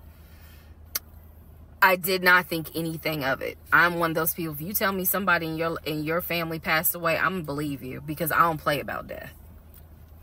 And I guess I expect other people don't either. However,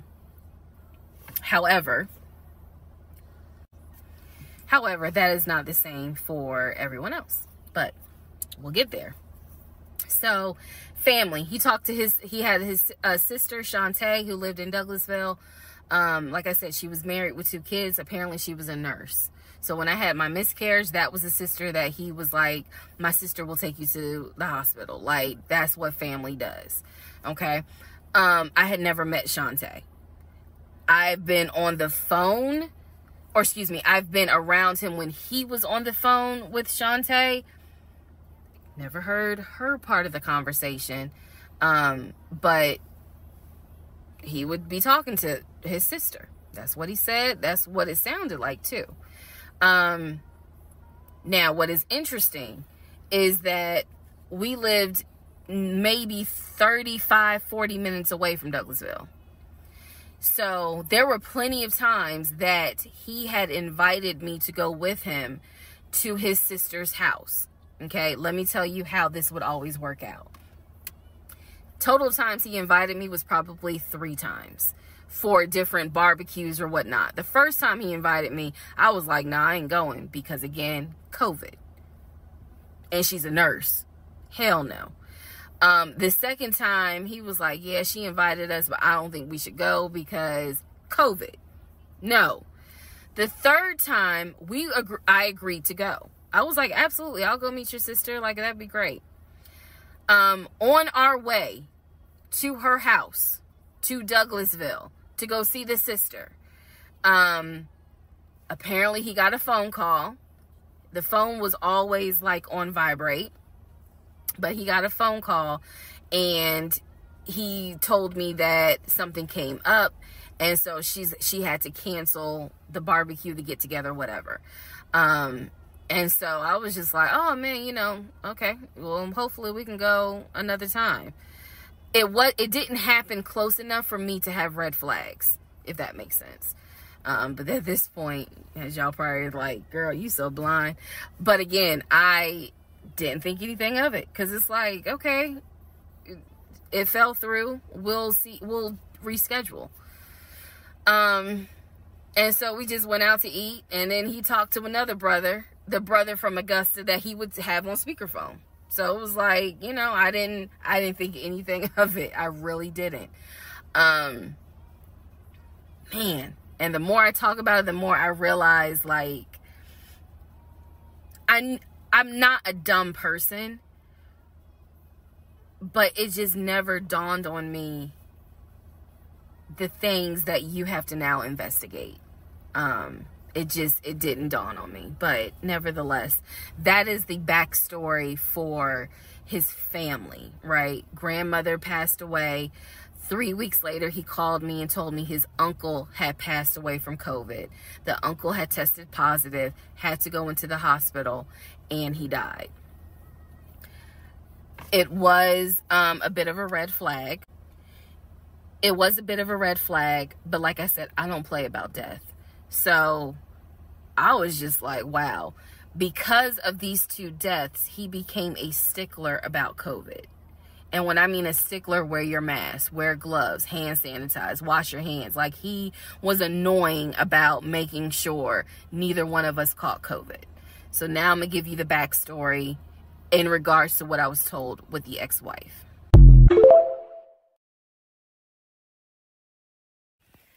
Okay, I know I look rough, but it's okay. It's okay. Anyway, so this is part 12 of Who the Fuck Did I Marry? So this is the backstory on what I was told for the ex-wife. This is important. Pay attention. All right. This is 2020. So this is what I was told in 2020. I was told that he and his ex-wife used to be friends. Then they started dating and subsequently got married. They got married in California. He had bought a house with the money that he made from arena football. They had apparently gotten married on the downward of the arena football career. Had a nice house. He showed me a picture of the house, showed me pictures inside the house. Remember that? Showed me pictures inside the house. It was a really nice home in San Diego. And basically what happened was that he came home from work early one day and I have the hiccup, sorry. Came home early from work one day and his wife was sleeping with another man. The man was in the house. He and the man get into it.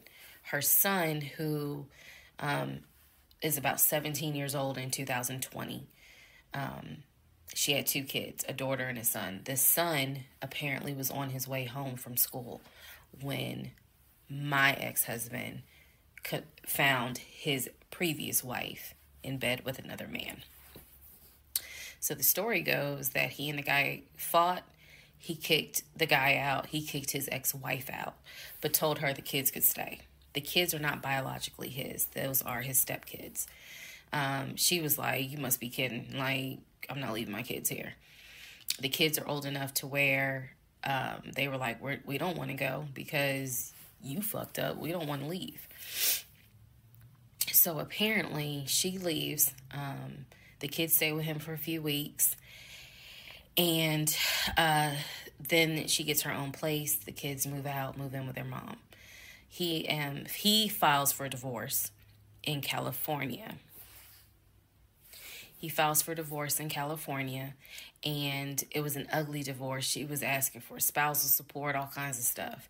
And then it turned into, I'll help you with the kids, not child support, but just I will give you some money for the kids, because apparently he was very close to the kids and he wanted to keep a relationship with the kids.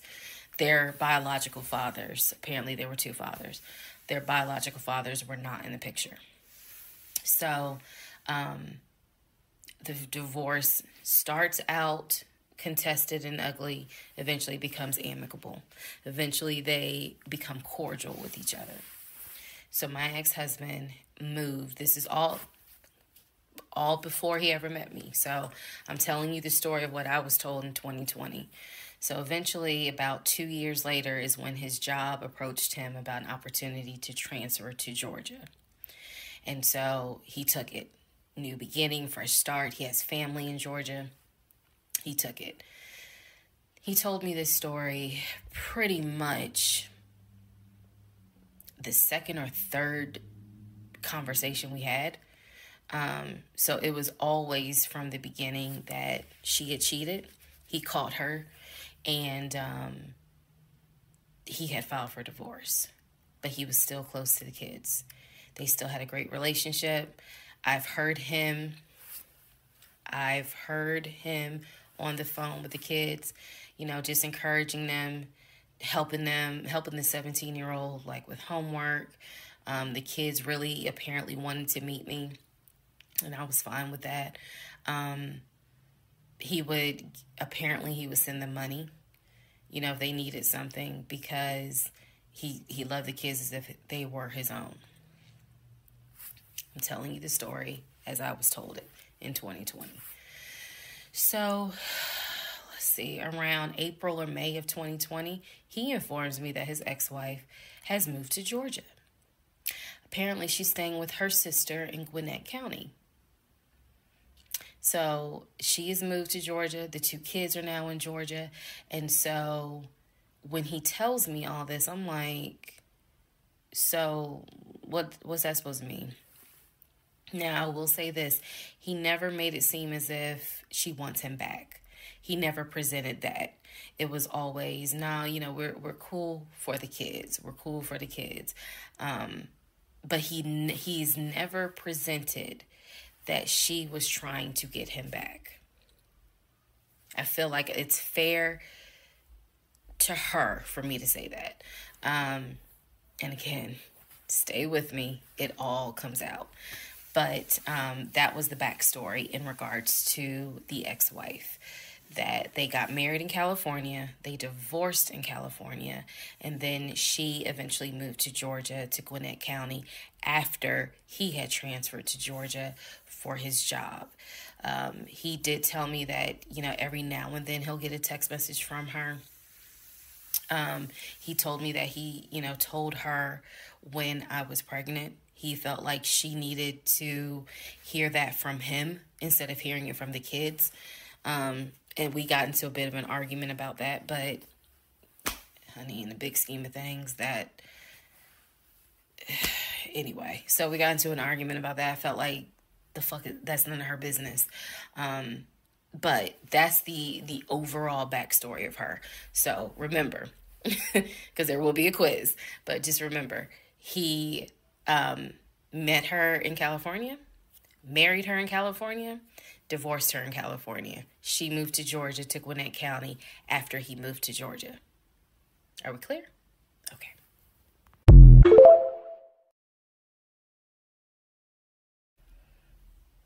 Okay. Part 13 of Who the Fuck Did I Marry? So I've kind of given you guys all the backstory. Let's just kind of recap real quick. So I told you how we met in March of 2020. Basically, Georgia got shut down. I keep saying shut down, got locked down. We decided to quarantine together. I know it was crazy. It was crazy. I really liked him and thought he liked me. So I told you guys how we met. Things moved at a rapid pace. Met in March. Moved in together pretty much end of March, beginning of April. Found out I was pregnant in May. Lost the baby in June. Had to have surgery in July. Started looking for houses. Started looking at cars. All this stuff happened literally between March and in August is when I got my car. So, got a car in August. He paid the down payment for that car, which I was shocked by. And no, it was not a BMW or an Audi. It was a Nissan Altima, but I loved that car at the time. So he paid the down payment for that car. He told me he would help me with the car payment. The biggest mistake that I made, and I'll explain why I say this. The biggest mistake I made was that I signed myself up for a car note, where I knew I needed his help to pay the car note. I knew better. My mom has always taught me, do not ever put yourself in a position where you are financially dependent on a man. And all of that went out the window. And the reason why I say that was the biggest mistake is because when I have pulled back the layers of this whole monstrosity of life that I lived for 2020 and 2021, it really does boil down to the fact that I truly ended up marrying him more out of fear than anything else. And I'll expound upon that later. But I got the car in August. And by this point, I was exhausted of looking at cars. I was mad that I didn't get a BMW X5 dark blue with cognac interior. And I was tired of looking at houses, getting my hopes up, looking at a house and picturing myself in the master bedroom, the kitchen, the island, you know, all that stuff. I'm a visual person, and I was tired of getting my hopes up. So now we're going to segue into fall, going into the holidays.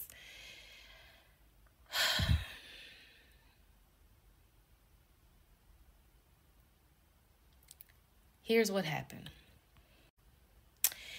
In October, we looked at another house. This house was in Marietta. Absolutely gorgeous. It was gorgeous. I want to say that the house was about $700,000. I really liked the house. I could see myself living there. I could see myself cooking there. And so subsequently, my ex-husband put in an all-cash offer on that house. I watched him put an all-cash offer in on the house. Our real estate agent, Scott, called us about 24 hours later, and he said, the sellers love your offer. The offer was an all-cash, full asking price offer. $700,000. Let that sink in for a moment. He said the sellers love the offer. They are asking that you show proof of funds so that they can accept the offer. My ex-husband said, I will show proof of funds when they accept the offer. The seller said, great, we'll accept the offer when you show proof of funds. So basically we got into a standoff. And if you're a real estate agent or you work in real estate, I would love to know your thoughts on this. I had asked people in my personal life, like, have you ever heard of this before? And I've had plenty of people who said, I side with the ex-husband. I would not show my bank statements until they accepted the offer. And then I had other people who were like, I wouldn't accept an all-cash offer unless I verified that the person can pay. So I'm just curious what your thoughts are. Okay, so our real estate agent called us and was like, guys, you know, the sellers are giving you 2 days to show proof of funds. I had the letter that he showed me from Chase. I sent that to Scott, but that was for a mortgage. The offer was for all cash. So he needed to show proof of funds that he had the cash to pay $700,000. He didn't show it. He refused to budge on showing them proof of funds until they accepted the offer because he was afraid that they were going to create a bidding war. So what ended up happening was Scott called us and said, you know, I apologize because I didn't do my due diligence as a realtor. He said, before I ever started showing you guys a house, I should have collected your pre-approval letter and proof of funds. He said, so at this point, my broker has informed me that I cannot show you guys another house until you show at least us, meaning the real estate firm, until you show us proof of funds. And so I'm just like, well, I'm telling my ex-husband, just show them the fucking proof of funds. Like, what's the problem? And so it was a lot of, I find that this is really unprofessional because it's not our fault that you didn't do your job correctly. It got a little ugly and it got uncomfortable because I'm like, I don't understand why you don't show them proof of funds when you clearly just signed a document stating that you're putting an offer in at full asking price. This was the same thing that the realtor was saying. He was like, but you just signed an offer. So what's the problem? Like, you want them to accept the offer and then you'll show everyone the proof of funds? And my ex-husband, without missing a beat, said yes. So Scott did his best to work with the seller and say, look, accept the offer. He'll show you, he'll open the books. He'll show you the proof of funds. These sellers were like, no, that's not. And it wasn't so much the sellers. It was the seller's agent. Big respect to the seller's agent. But the seller's agent was like, no, that's not how we're doing business. He needs to show those proof of funds before I advise my clients to accept his offer. Period. If he's not willing to do it, we'll go on to the next offer, because they did have another offer on the table for it was less than asking price, but they were willing to accept that offer over the all cash offer because those people had basically shown proof. So subsequently, the house fell through. We passed the 2-day deadline. They went with the other offer. Also, at this point, our real estate agent, Scott, and I do not blame him for this, pretty much cut all ties. Because what he, I believe, felt like was, I don't know what's going on, but something's going on. And this is not how I do business. So until you guys are ready to show the proof of funds needed to buy a house, you need to get yourself another agent. Because we were already about 20 to 25 houses deep by this point. We had already put in 2 other offers. They fell through. And now here we are with this house. And once again, it fell through.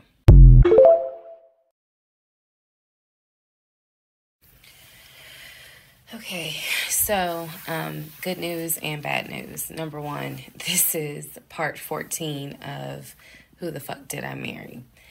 Bad news, this is going to be the last post for the night. And the reason why, good news, tomorrow's my birthday. So I'm just going to make this video, post it, and then I will pick back up probably Friday.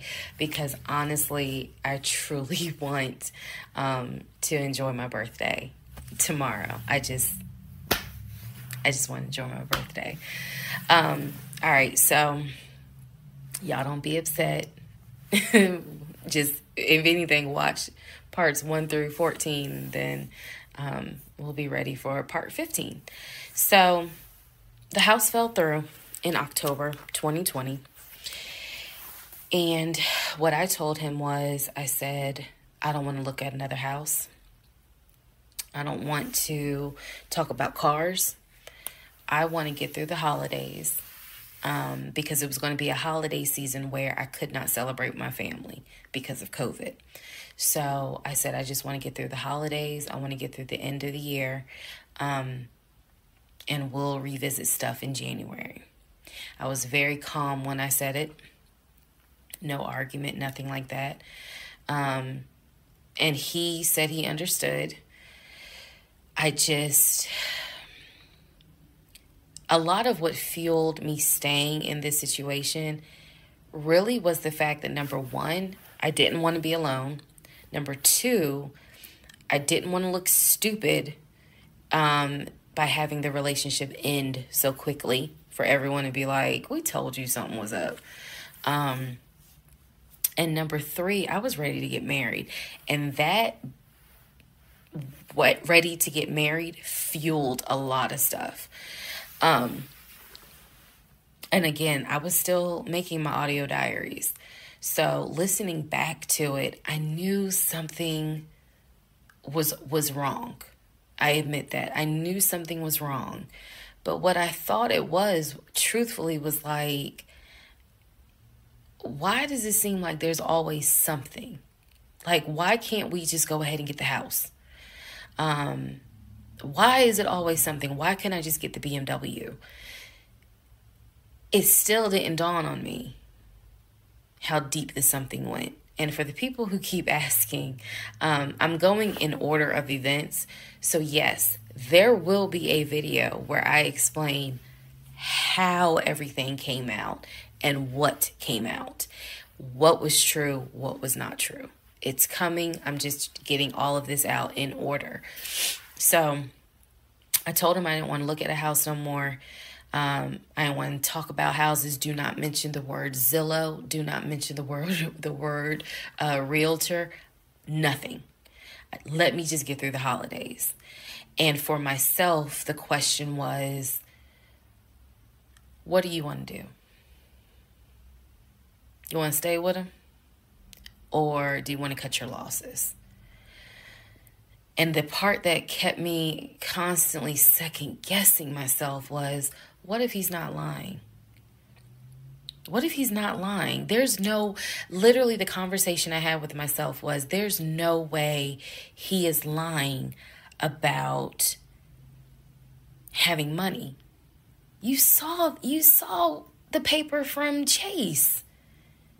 They don't just approve $750,000 for a mortgage for anybody. I've seen his checking account. You see how much money's in his available checking. Like I don't think he's lying. I don't think he's lying about that. But what is it? Is it that he doesn't trust me? Like, I second guess myself so much. Is it that he doesn't trust me? Is it that maybe he doesn't really want to get married? Like, what is it? Because I know what I saw. I know what I heard. I know that he's having conversations about move the money from this account to that account. I know he's paying my car note and all these bills. Like, clearly this man is making money. I know that I saw the letter from HR that states his new salary is 200 and something thousand. And I remember thinking, like, God, what am I missing? I'm missing something, but what is it? Because I know what I've seen. I know what I have touched. I have physically touched these papers. Like, I know how to read. So what is it that I am missing? He's close to his family. He talks to them all the time. You know, he's just a regular guy that just likes to watch NFL football. He leaves me alone when I want to watch Georgia football. You know, he's paying the bills, groceries. I haven't had to worry financially since I've met him. And as a woman who had lived on her own, paying her own bills, my God, that is the most intoxicating feeling when you meet a guy who just takes your stress and your worry away financially. But the downside is, he took away the stress and the worry financially away and instead brought a mental fuck job I've never in my life had experienced. And I could not put my finger on it. I couldn't really talk to anybody about it because I'm a big believer in what happens at home stays at home. So I didn't talk to my girlfriends about it. I didn't talk to my family about it. But I just remember being like, what am I missing? What am I missing? So we did not talk about houses. We did not look at cars. We didn't do any of that for November, December. And he came to me like around Thanksgiving, and what I thought was a very open, loving conversation. And in that conversation, he was like, okay, I know I have fucked up. I know that things are not feeling too strong right now. He was like, I want us to get married. I want a home.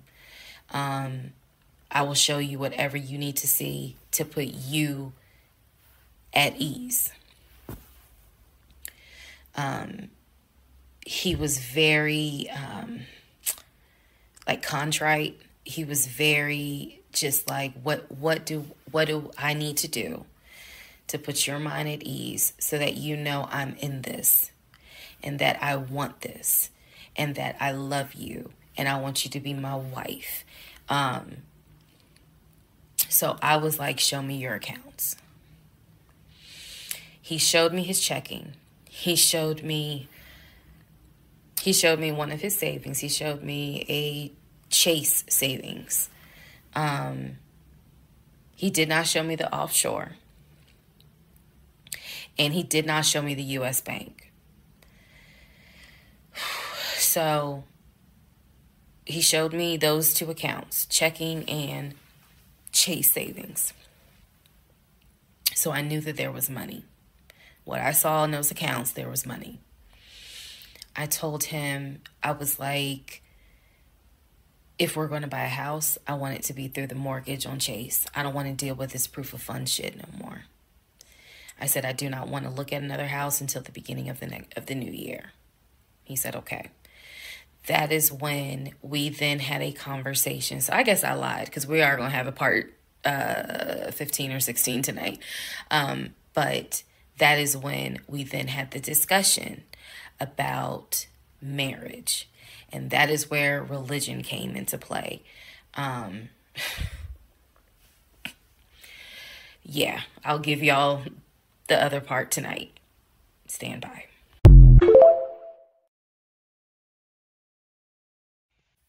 Okay, part 15. Who the fuck did I marry? So in December of 2020, around beginning of December, we had a conversation, kind of a come to Jesus heart-to-heart conversation. And both of us had grown up in the church, and the fact that we were not married but living together, the fact that almost had a baby together, bothered both of us. Both of our families, my family and his family, were very adamant. Like, okay, y'all either need to get married or y'all need to separate. And so I'm walking around with a ring on, which I'll post a picture of the ring because, God, there's so much to unpack. But anyway, walking around with the ring. And so he said to me, whatever I need to do my part to make this work, I'm willing to do. At the same time, it wasn't that I did not trust him as much as it was I felt like I wasn't trusting myself. Because, again, like I said in the previous video, I know what I saw. I know what I read. I know what I've heard.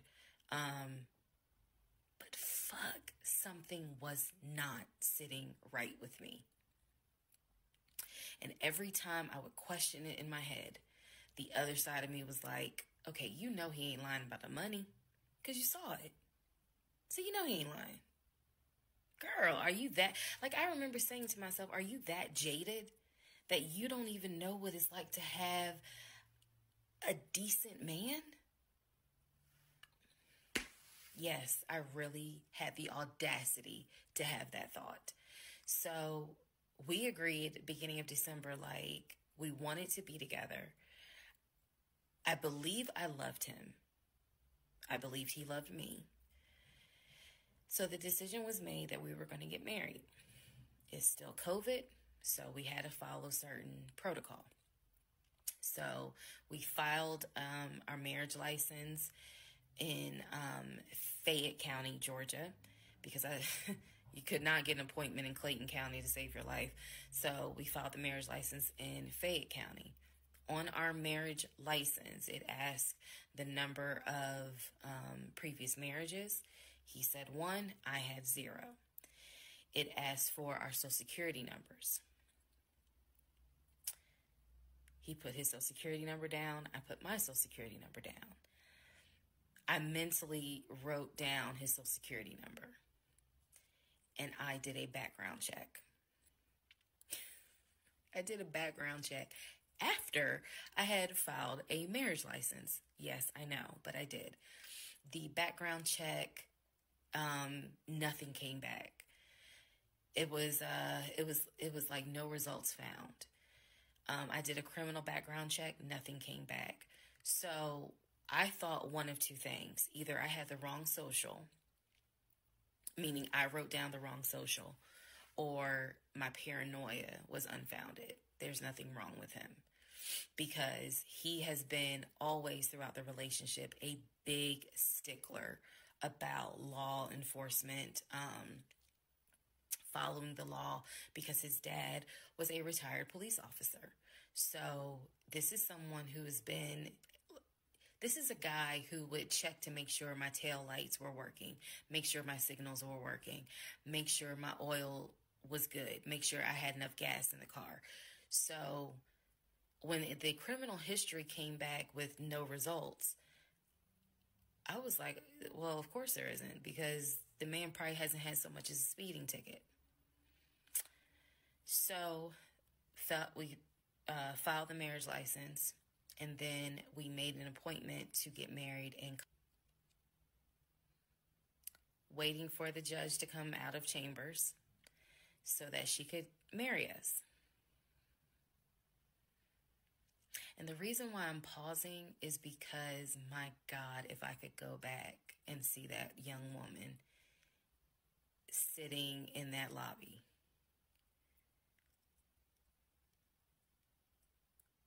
Wow. I know we can't go back in time, but damn, if I could go back in time, I would. I didn't tell anyone I was getting married, because I was afraid that we had tried before in September and something came up. So I didn't want to tell anyone. I didn't want to get anyone's hopes up. I didn't want to get my hopes up. I know that's bad, but again, said I would be honest, even if it's ugly. I told my mom, my family, that we got married, told my friends. They could not believe it. My mother was relieved, but she had no idea about what was going on. My aunt was more like, really?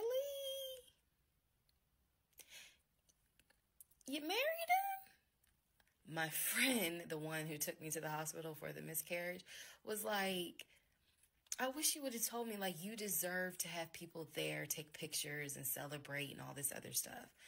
And she was like, she's the type of friend, if you like it, I love it. You rock with him, I rock with him. The moment you don't, I don't either. So she was supportive. My other girlfriends were happy for me. They just hated that I had to get married during COVID. Because they were like, we would have loved to have, thrown you a bridal shower and a bachelorette party and all of that. It just sucks that you couldn't experience that. So we got married on a Tuesday. On the way home, stopped and got some wings, went home, and I had to get ready to go to work the next day. And life. I got married January 5th. By January 31st, I knew I was in trouble.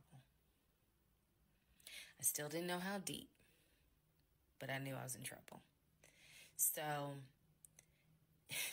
to give you all a very, very, very candid idea, got married January 5th. The normal things that married newlyweds do, when we got married, completely stopped. And that was not by me. You always hear men talk about, man, now that we're married, she don't. In my case, it was the exact opposite.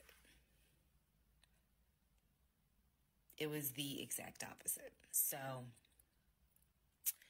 anyway, because this is not a forum to be all R-rated or whatnot, but y'all get what I'm saying. So we got married January 5th.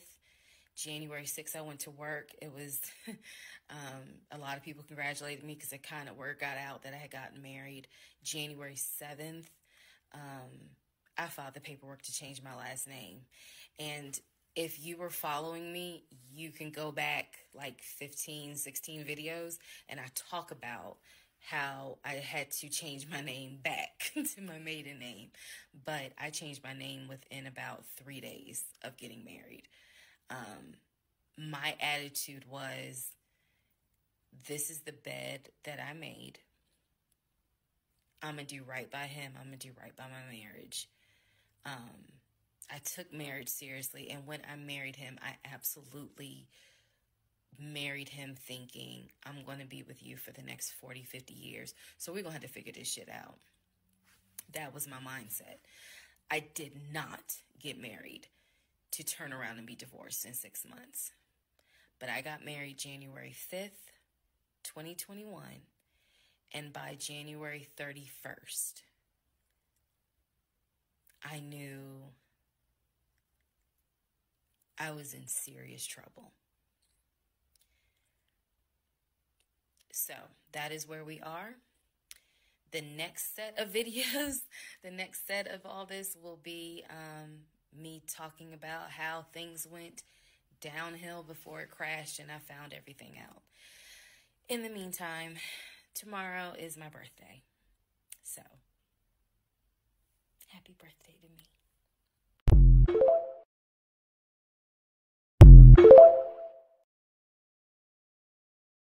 The fuck did I marry?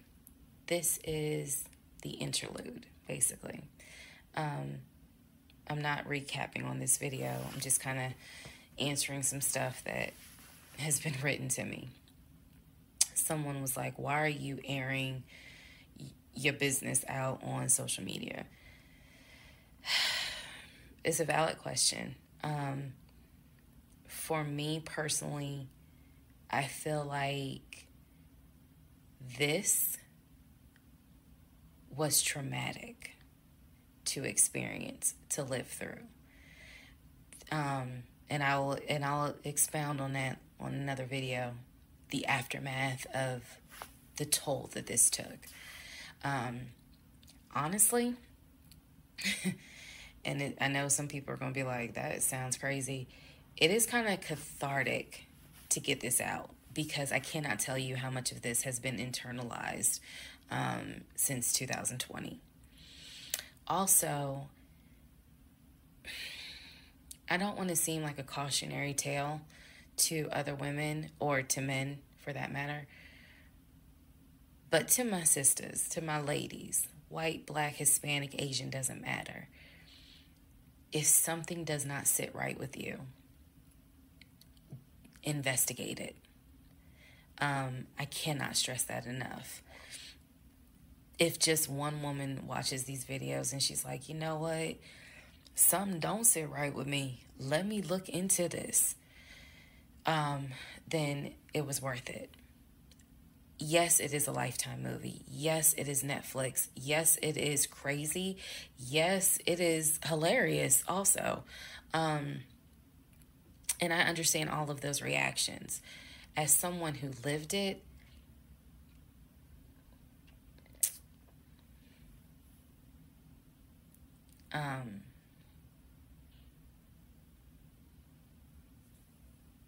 it was traumatic. But I feel like, God, it feels good to finally admit what the fuck I went through. And again, by the time this is uploaded, I'm only to January of 2021, right after getting married. So when I think back on it, there's things that I'm very, very grateful for. There are things that I'm just like, why did you not pay attention? Why did you not question? And the sad part is, I can't even begin to tell you, I don't remember the woman I was before I met that man. I don't remember. Because going through something like that, it changes you. And I've seen some women in the comments who were like, I was married to a habitual liar. I was married to a pathological liar. My baby daddy's a pathological liar. And my heart goes out to them, because until you have dealt with someone so depraved, you really don't quite know how bad it can get. So I'm fully aware that this was a risk, putting this out on social media, telling my story, my truth, and really kind of being like, look, this is what I went through. I made dumb decisions. I overlooked things I should not have overlooked. I argued away things I should not have argued away. I can pinpoint exactly the moment I should have left. I still feel like God is sitting on the throne and he's like, I never planned for your monkey ass to marry him. I never even planned for you to go out on a date with him. That's why I blew your tire. But you hard-headed and you went anyway. And then I tried to go ahead and show you signs. You ignored them. Like, I feel like God did everything to help me as his child be like, this is not who I created to be your helpmate. And I was like, God, you taking too long. I want to get married. You taking too long. I want to have a family. You taking too long. And these are the consequences that I am paying for basically telling God, you took too long. And I feel like God's grace is sufficient. It is. But at the same time, and I'm not perfect. I mean, not perfect at all. None of us are. But I do feel like when I sit back and I replay the events that happened, I truly cannot believe that was my story. Because all I wanted was to meet a guy, for him to be my best friend, for us to get married, have a family. I wanted someone I could make fun of his big old forehead, and he make fun of my nappy head and all my wigs, and yet he was my ride or die. I wanted someone that I could be like, man, help me with these kids, and he helped me with the kids. We had a nice home. We were comfortable. That is what I wanted. And I've said this before, and I say it again. I truly hoped it was my turn.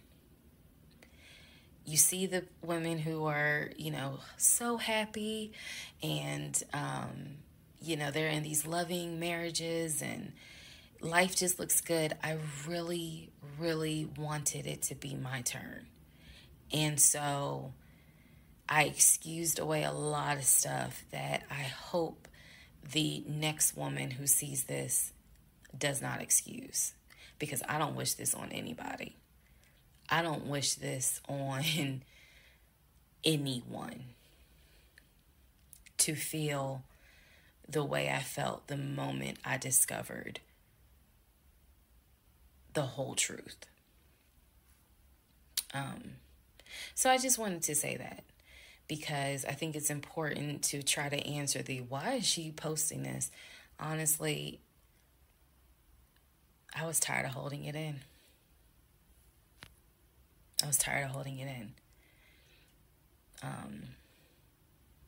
And I hope it helps somebody. Okay, let's all take a deep breath. Let's all get some sleep. If you don't have anything to do and you just want to wish me a happy birthday, wish me a happy birthday tomorrow, February 15th. Shout out to Team Aquarius. Good night, y'all.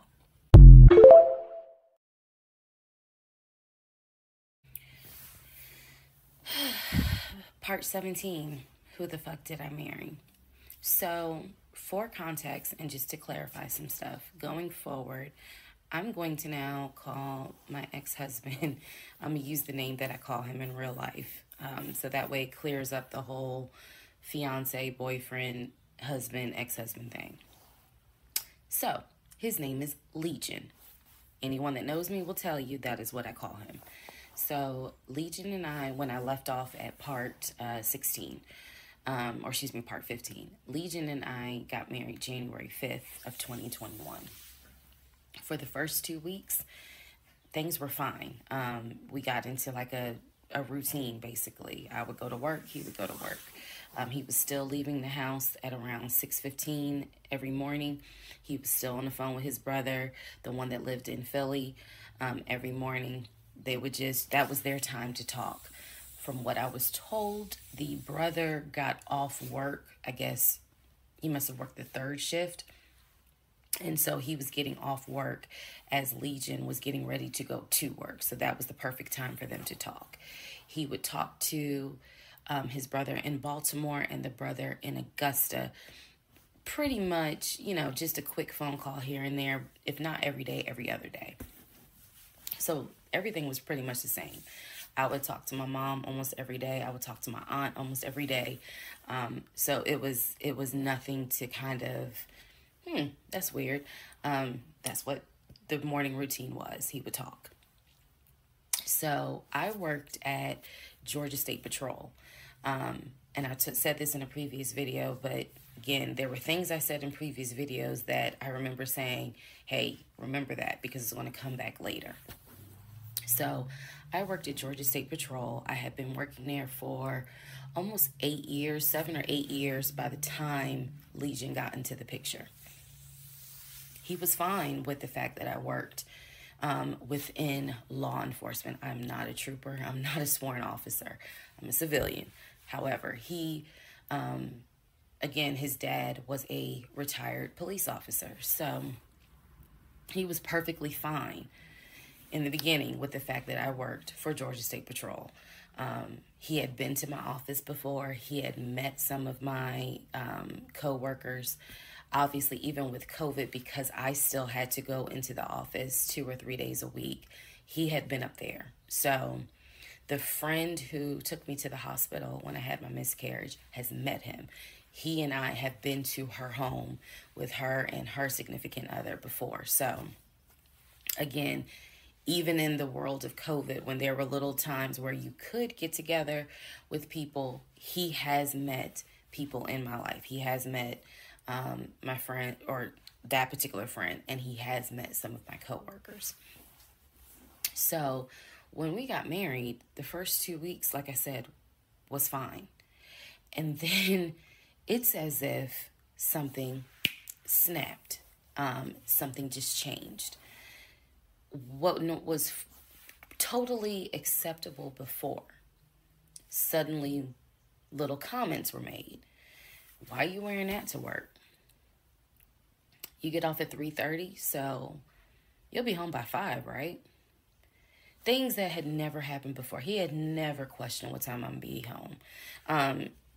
Really, he didn't need to question it because when I'm off work, I leave. So it was never a situation of, oh, I'm going to just sit around at work and just run my mouth because I have nothing to do.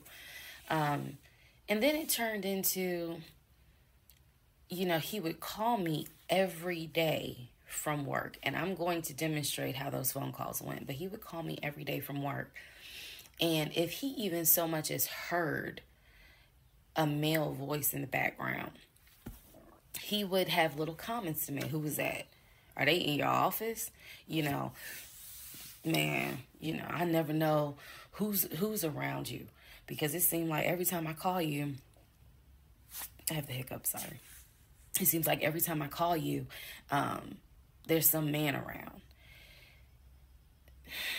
And I'm just like, you know, at first I kind of shrugged it off. I laughed it off because it really, truly was absurd to me. But then it became a bit more frequent. And so I really just didn't feed into it because I'm like, I don't know if this is some insecurity. I don't know if this is jealousy because nothing has ever been done to make you feel any sort of insecure type of way. I've never entertained another guy, never flirted with another guy. Like, I don't know where this is coming from. So it is also important to note, we got married January 5th. Things started changing around 2 weeks later. And the reason why I know it's 2 weeks is because I had recorded an audio diary on January 21st is the date of the audio diary. And I talk about how maybe I had unrealistic expectations because it seemed as if things were changing with he and I. So 2 weeks pass. He starts making little comments. End of January comes. He informs me that he wants to start looking for a house again. I had no real desire to go through that process. So what he decides is that he's going to look for a house for us using his friend, the realtor, the one I did not meet. So he tells me that he and his friend have been talking and he's going to start looking at houses. And what he's going to do is basically, if he feels like it's a house I would like, then he wants to show it to me, because he feels like, you know, I know that your attitude really isn't, you're in the mood to look for a house. So I'm going to start looking. And then if I think it's a great house, then, you know, you can come see it. And I remember thinking, that's not going to work. You're not going to choose a house without me. And he was like, no, I'm not going to choose the house, but I just think that, you know, me and old boy have been talking, and so he has some houses that he is representing. He wants to show me. So why don't you let me look at it? And if it's worth the time, then I'll bring you to look at it. So he already had some sort of plan in place after talking to his friend about how he's going to start looking at houses. This is the end of January 2021. So I kind of threw my hands in the air and was just like, whatever, because I'm not getting emotionally involved in looking at houses. And for me, that's kind of what it was. I felt like I would see a house, I could picture us living there, and then it gets snatched away somehow, some way. I didn't want to go through that. So the reaction that he wanted, which was for me to throw a fit, I did not do. I was just like, okay, all right. Like, I trust you. And remember that I said the reaction he wanted, because that's going to come back later. So he started looking at houses. Funny enough, the houses that he looked at, none of them I actually saw. But he would call me and say, I'm at this house in Sandy Springs with the realtor friend. Apparently his realtor friend's name was Scott, not to be confused with the other Scott, the one that was actually helping us, that dropped us as clients. I want to make that clear. There were two Scotts. One is the realtor who was representing us, who said, hey, I need proof of funds. If you don't have those proof of funds, I cannot show you any more houses. The other Scott is his friend, who he had talked to on the phone at least 50 to 100 times in front of me. That's the Scott that he said is going to show me this house in Sandy Springs. Apparently the house was like $800,000. So he was like, I think that if I like the house, then I'm gonna bring you out here so you can see it. All right. Now let's go into part 18.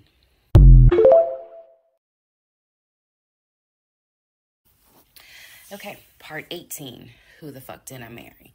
So he starts looking at houses in Sandy Springs, Alpharetta area with his friend Scott. I did not see any of these houses. I did not go. I didn't want to go. So what was starting to change is, remember I said before, he would leave the house every day at around 6:15. He would be home every day between 3:30 and 4 o'clock. Without fail. It was so, I shouldn't say it was annoying, but I could set my clock by the fact that I would hear that garage door open between 3:30 and 4 o'clock every day that he went to work. Even during lockdown, he still had to go to work. His job was only locked down for maybe a week. For me, I was allowed to work from home, but unfortunately, I did not handle it well. And so I would fall asleep and not check email. So my boss was like, yeah, you're going to have to come back to the office because you're not trustworthy. And I wasn't. I mean, I would watch Netflix and not even be on my computer. So I had to start going back to work every day, 5 days a week. And I was, me and another lady were the only two in there because we were the only two who did not handle work from home properly. Anyway, that's another story. So Legion would he started to not come home by 4 o'clock. He started to come home 5, 5:30, 6, 6:30, sometimes 7 o'clock, because he was saying that he was looking at houses after work with his friend Scott. So it definitely was noticed that things are changing. And I just, at this point, kind of emotionally and mentally, I was just like, I don't know what to do. This is the end of January. Remember, I told you in part 15, I got married January 5th. By January 31st, I kind of knew I was in trouble. And by the end of January, sure enough, I knew things were changing in a way that I was like, I hate to sound redundant, but what the fuck is going on? So he's still maintaining the story of looking for a house, looking for a house. I had already let him know my lease is up in August. When my lease is up in August, I am moving to Cobb County. And then my attitude was kind of like, you can go with me or you can stay here. I don't care, but I'm moving. I'm leaving Clayton County. The reason why I was so adamant to move was not because of Clayton County. It was not because of the house that I was in. It was because Legion had started to create this narrative that he was beefing with my female neighbor. He was trying to get me to believe that my female neighbor to the left of me somehow was interested in him. And so she would make these little comments, and he would come in the house complaining about her and her music and the fact that she had, different men over to the house. It was driving me crazy. And all of this was kind of starting in January. So when I say that, it really seems like we got married January 5th, and then we had 2 weeks of peace, and then something just snapped. I literally mean something just snapped. So he's looking at houses. Now we're moving into February. February obviously is my birthday month. He did good. He did good to make Valentine's. He went all out for Valentine's Day. He went all out for my birthday. My birthday and Valentine's Day are February 14th and February 15th. So he went all out on both days. Y'all ain't even gonna believe this story. But I said I would share, even when it makes me look bad. So, the weekend after my birthday, and what I mean by that is, if my birthday was on a Tuesday, we're talking about Saturday. The weekend after my birthday, he gave me money to go to the nail salon, go get a manicure and pedicure. So I leave the house. I take his car. His car was in the driveway. We had a key to each other's car because, again, we're married at this point. We're talking February 2021. So I take his car and I drive to the nail salon over in Morrow. I'm in the chair getting a pedicure, and I get a text message from my husband saying, someone was just at the house looking for you. And I'm like, who was looking for me? Who was it? And he said, I don't know. I think it was some, this is through text. I don't know. I think it was some dude you used to mess with. Okay. I was like, what are you talking about? He was like, I'm telling you, some guy just came to the house looking for you. I told him you were not here. So at this point, y'all, I'm in the chair at the salon. I'm freaking out because I'm like, who the fuck has the audacity to come to my home unannounced, uninvited, talking about they're looking for me? Especially because before I met my husband, I was working the last shift at Amazon as a part-time job. So I had not dealt with, dated anything with anyone for about a year before I met him in March of 2020. So I really was like, who the hell is this coming to my house? So I finish the pedicure. I head home. Once I get home, I'm like, what are you talking about? What happened? And so I'm frazzled in a way. And he's calm. He was like, yeah, it was a black Dodge Charger. They pulled into the driveway. They backed in. They backed in as if they had been here before. So clearly this was someone who's been to your house. He got out the car. He said, I opened the door and I went out there and I said, is there something I can help you with? And he said, the guy said, I'm looking for, and gave him my name. And he said, I'm sorry, she's not here. And he said, he was like, oh, okay. All right then. And just got in the car and drove off. And I was like, my brain stopped working. Because I'm thinking, who the heck could this be? A Dodge Charger? I was like, are you sure that it wasn't law enforcement? Like, was it the sheriff's office trying to serve me with a lawsuit for a credit card I didn't pay?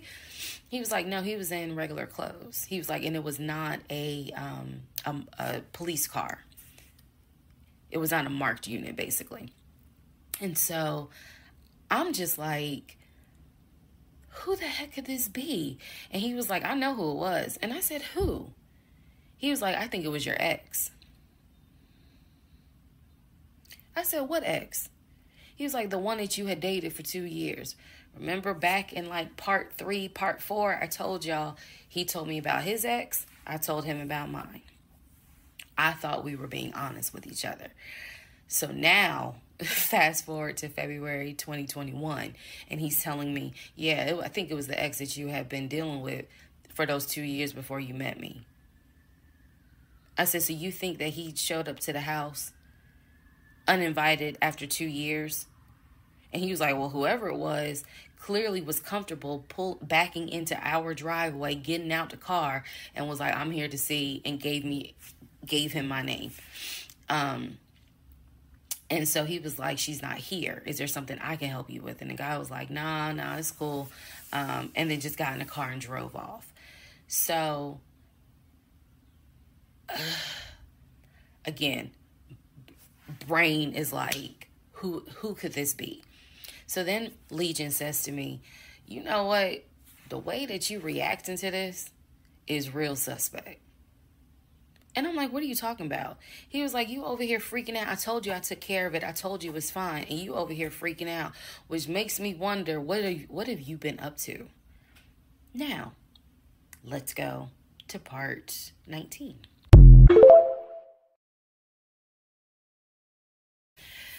Okay, part 18. Who the fuck did I marry? So he says to me, the way you're acting is real suspect, because I told you it was fine. I took care of it. He was like, I ain't even worried about it. He was like, obviously, that nigga didn't know that you now married, that you've moved on. And so now he knows it. But for me, it was the fact that I don't do pop-ups. Don't come to my house unannounced. So if someone has done that, for me, it automatically feels like a violation, and it feels like it needs to be addressed. So it was not as simple as, I already took care of it, it's fine, let it go. Nah, we ain't letting nothing go, because you don't have my permission to show up to my house. And before this turns into something where I'm going to be on Fox 5 News, I need to address that with you, because that is not okay. So he didn't like the reaction I had to the story he told me, where someone basically disrespected my home. And he felt like my reaction was really suspect. So what I'm gonna get into the little details that he did not know about. So he tells me, again, it was a black Charger, a black Dodge Charger. They backed into the driveway. A gentleman got out of the car and he asked for me by name, and Legion said she's not here. So I asked him, what does the guy look like? And he said, he was like, why does it matter? I said, what the fuck does he look like?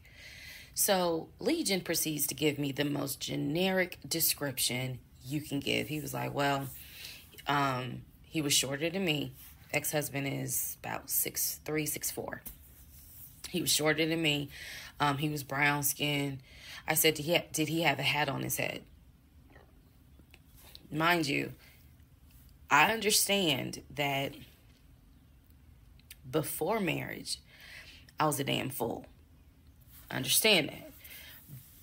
But every woman has that moment where you only gonna fool her but for so long. And eventually puzzles start coming together. For me, I felt like moving into marriage, certain things started coming together.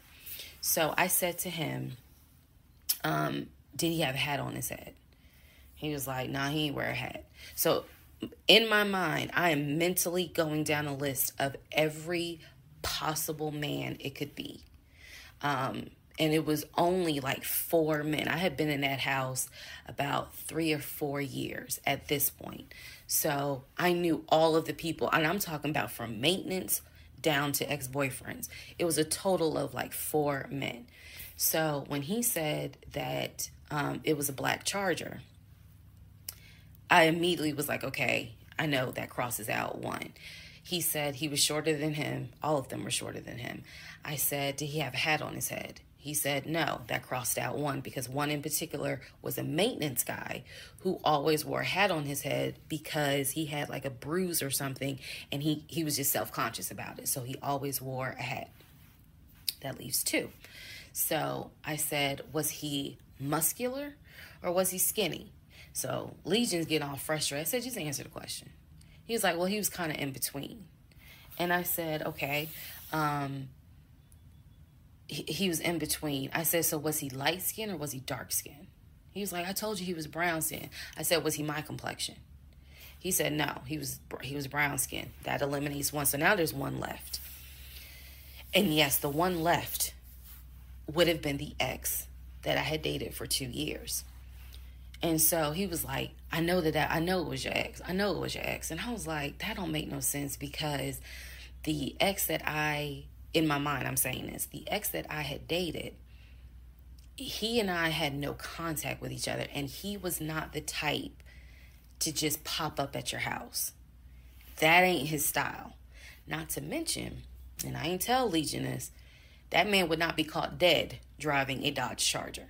He hated Chargers because he drove it as a patrol car. So I didn't say anything. I just was like, that's weird. So what Legion didn't know is that at the time I had a security system. So I had a security system where anytime the front door, the garage door, or the back door was open, basically any entry point, anytime it was open or closed, it would send me a text message notification. So when he's telling me all this, I'm looking at my phone and I see a notification where the front door was opened and it was shut, all within the same minute. So for example, if it says front door open at 1 p.m., front door closed at 1 p.m. So whatever he did was within those 60 seconds. He's telling me the story of the guy got out the car. He opened the door. He went out there, can I help you? And the guy said, I'm looking for, and Legion said, no, she's not here. And so he said the guy kind of was like, okay. And he was like, all right, thank you. And got in the car and drove off. Legion has also told me that he watched him drive out of the neighborhood, which means because of the way the house was set up, the townhouse, he would have still been outside watching this. I could be wrong, but something in me was like, that would take more than 60 seconds. So for the door to have been open and shut within the same 60 seconds, I was like, okay. So also what he didn't know, we didn't have a Ring door camera, but my neighbor did. And her Ring door camera caught my driveway. The view of the camera could see my driveway as well as her driveway. And so whoever was coming in the door, our driveways were right next to each other. And then on the other side of it was the grass. So it was a perfect view of my driveway. So So I had texted her and I said, hey, were you home? I think I texted her the next day because I said, were you home on Saturday? Da, da, da, da. And she said, no, I wasn't. What's up? You know, everything good? And I said, can you look at your security system and see if there was a car that came to my house at such and such time? And I know I did not tell her the reason I was asking, but I was like, is there any way that your security camera caught if someone came to my house at this time on Saturday? She's like, yeah, sure, I'll look. And so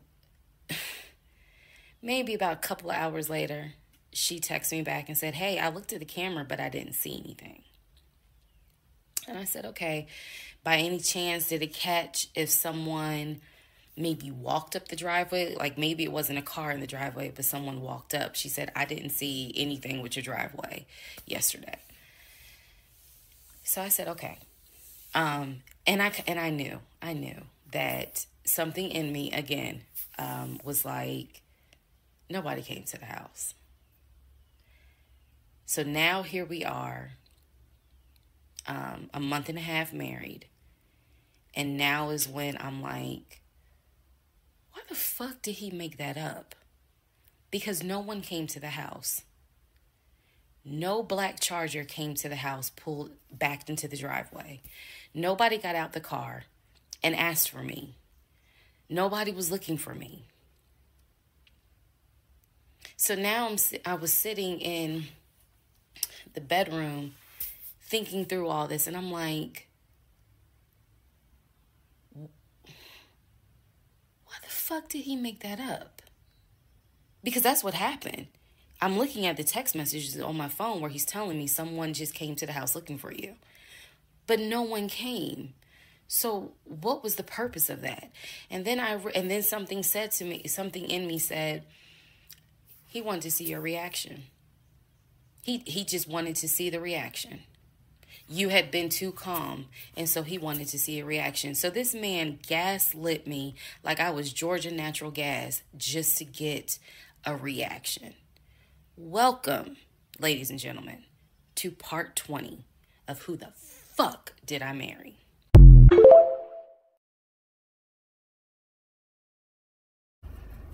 All right, part 20 of Who the Fuck Did I Marry?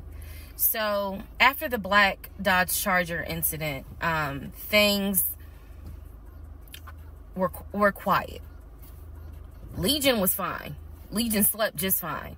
Me, that shit played over in my head for days and days and days. On one hand, I was like, I know nobody came. My head knew nobody came to the house. My heart was like, but maybe he didn't make it up. So the head and the heart were absolutely playing a tug of war because, again, I really couldn't fathom that he was making it up. But nevertheless, I filed it in the back of my mind in my little filing cabinet, my mental filing cabinet. So a few weeks later, we go out to eat at this restaurant in Atlanta. It's a burger place, and I'm going to do my best by the time I post this to put the name of the burger place on the screen. So we go to the burger place, eat dinner, everything was fine. As we are leaving, he says to me, did I ever show you where my grandmother's buried? This is the grandmother that passed away from COVID in 2020. And I said, no. I was like, we haven't been over here. And so he was like, let me show you. So he drives us to the cemetery, which is not far from the restaurant. He drives us to the cemetery, goes around and around, and then it comes to like a little hill in the cemetery. And he was like, you see the headstone. The headstone had like the family name on it. And it did not have, for example, John David Doe. It just had Doe. Okay? So there were no dates on it. So it reminded me of just a headstone where it was probably multiple family members buried underneath it. That's what it reminded me of. And so he was like, my grandfather and my grandmother are buried there. I do recall him telling me when the grandmother died in 2020 that she wanted to be buried next to his grandfather. And so we're sitting in the car because we can see the headstone like on top of the hill from the car. And he tells me that that is where his grandmother and grandfather are buried. That the family was able to get her, her wishes were to be buried next to the grandfather. Okay. So as we are leaving, we take a different route home. So we get on the highway. If you're from Atlanta, you'll know what I'm talking about. We get on I-75 North. And we're kind of we're just driving around, to be honest with you. But we're taking the scenic route. We get on I-75 North because the reason why I remember is because when you're on I-75 North going towards Atlantic Station, on the right-hand side, you will see the Varsity. You'll see all these tall skyscraper buildings. One of the buildings has the letters NCR on the building. As we're coming up towards the building, he says to me, "Do you see the NCR building?" I said, "Yeah." He said, "The building behind it, my job bought that building. That's where we're going to have, we're setting up operations." And I was like, why the hell would y'all buy a condiment company in downtown Atlanta? He was like, "No, we're not doing production there. It's just going to be offices, and that's where we're going to handle like the business portion. The production is still being done in Gwinnett County out in Duluth." And so I was like, "Oh, okay." He was like, "That's where I keep the company car." So I was like, "The company car?" I said, "Aren't you supposed to be bringing the company car home?" And he was like, "I don't want to bring the company car home because it's Clayton County and it's a $90,000 car.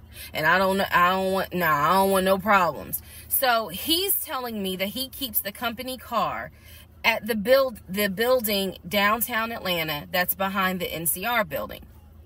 I barely could see what building he's talking about, but he was like, "It's the building right behind it." And so he's telling me that that's where his office is. So I said to him, "Take me to your office. I know it's a Saturday, but shit, you wanted the VPs, right? So take me to your office." No, I had not been to his office simply because, again, COVID. So I was like, "Take me to your office." And he was like, "I can." He was like, "That's no problem." So do I have the other phone? I do. So y'all are in luck. So I can maybe reenact how this goes.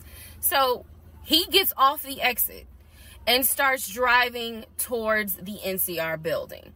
While he's driving towards the NCR building, he always has kept his phone in his left pocket. This is my left hand. So he pulls his phone out and he starts calling. He tells me he's calling Willie. Willie is supposed to be the head of security. So he's saying, "Let me call Willie real quick to make sure that the building's open." So he proceeds. This is another phone, but he proceeds to go ahead and call Willie. We're still driving, by the way. We're still driving. I'm on the phone, scrolling through Facebook, trying to figure out some random shit. But he's driving with the phone up to it. So driving with the phone. Next thing I hear, "Hey, Willie, it's Legion. Hey, how's it going?" "I'm good." "Hey, is the building open?" "No, I just want to take my wife up there so she can see it and see my office." "Are you up there right now?" "You're not?" "Okay, is Mr. Justin working?" "Okay. So is there anybody up there that can physically open the building? Because I don't think my badge is going to get me at least in the front door because of it's on the weekend lock." "Okay. Okay. All right, let me know." "All right. Thank you, Willie. Bye." Y'all see how I did that? He's having this whole conversation while I'm sitting in the passenger seat. So then he gets off the phone and he says to me, "Willie is not working and Justin apparently called out sick. So the building is locked and my badge won't get us in the front door."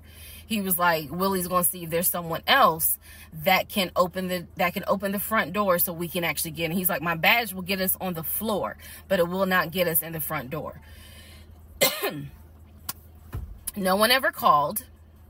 So when he's getting off the highway, He basically turns onto Spring Street. Again, there's all kinds of shit I distinctly remember. He turns onto Spring Street so that he can then get on 75 South so we can go home. Never saw the office that day. But again, this is where he's saying that he keeps the company car. So when we get to part 21, I'll kind of go into detail about the whole company car a little bit more.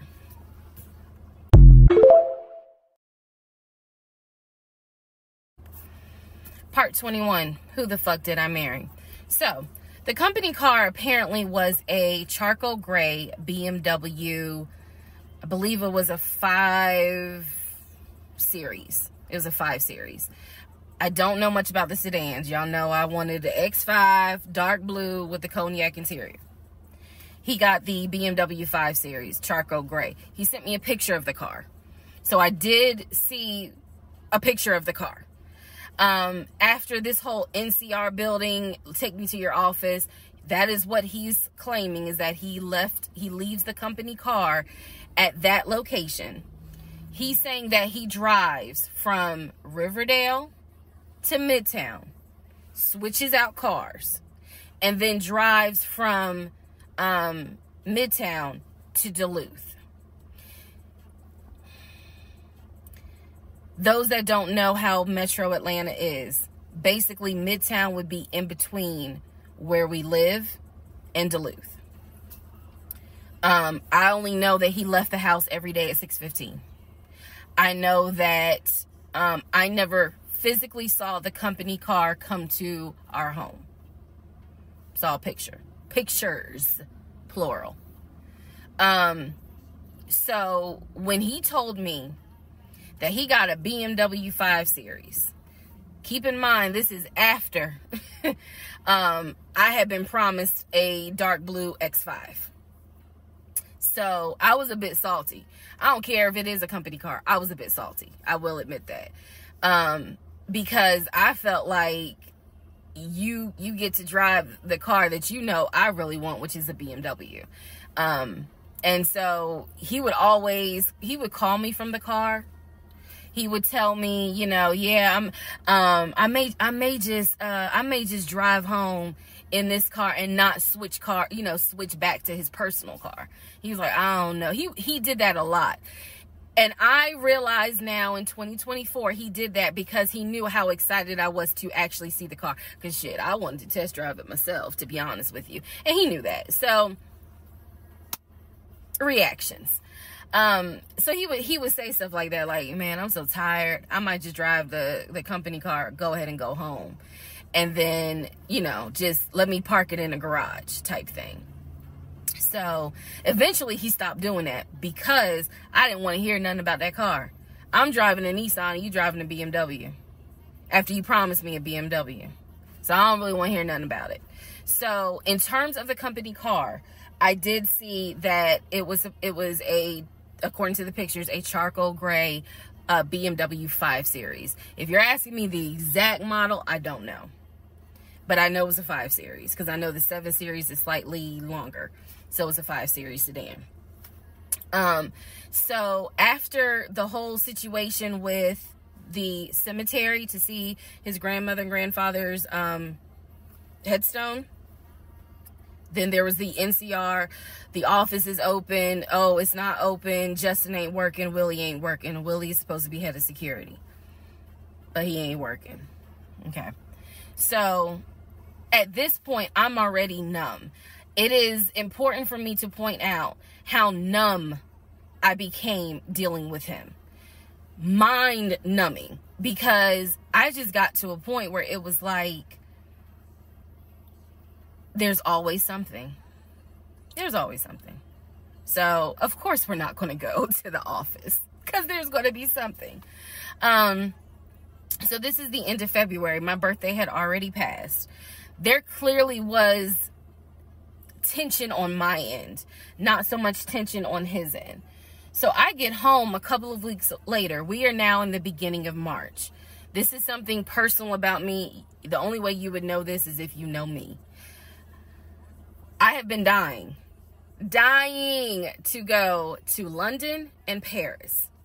I had a layover in London when I did a study abroad, but it's not the same. I want to go to London and be a whole tourist. I don't care. I don't care. I don't care. I want to see Buckingham Palace. I want to see the Tower of London. I want to see Paris. I want to see the Palace of Versailles. This is something, if you know me, you know she wants to see Paris. She wants to see London. So I get home from work. This is the beginning of March. I get home from work, and on the counter is a folder with like a little bow on it. And I'm like, oh, what is this? Is this like mail? Like, was this something that you got at work? He's like, nah, it's a surprise for you. I open up the folder. Inside the folder is like a trip itinerary. It is not an actual booked trip. It's like an itinerary.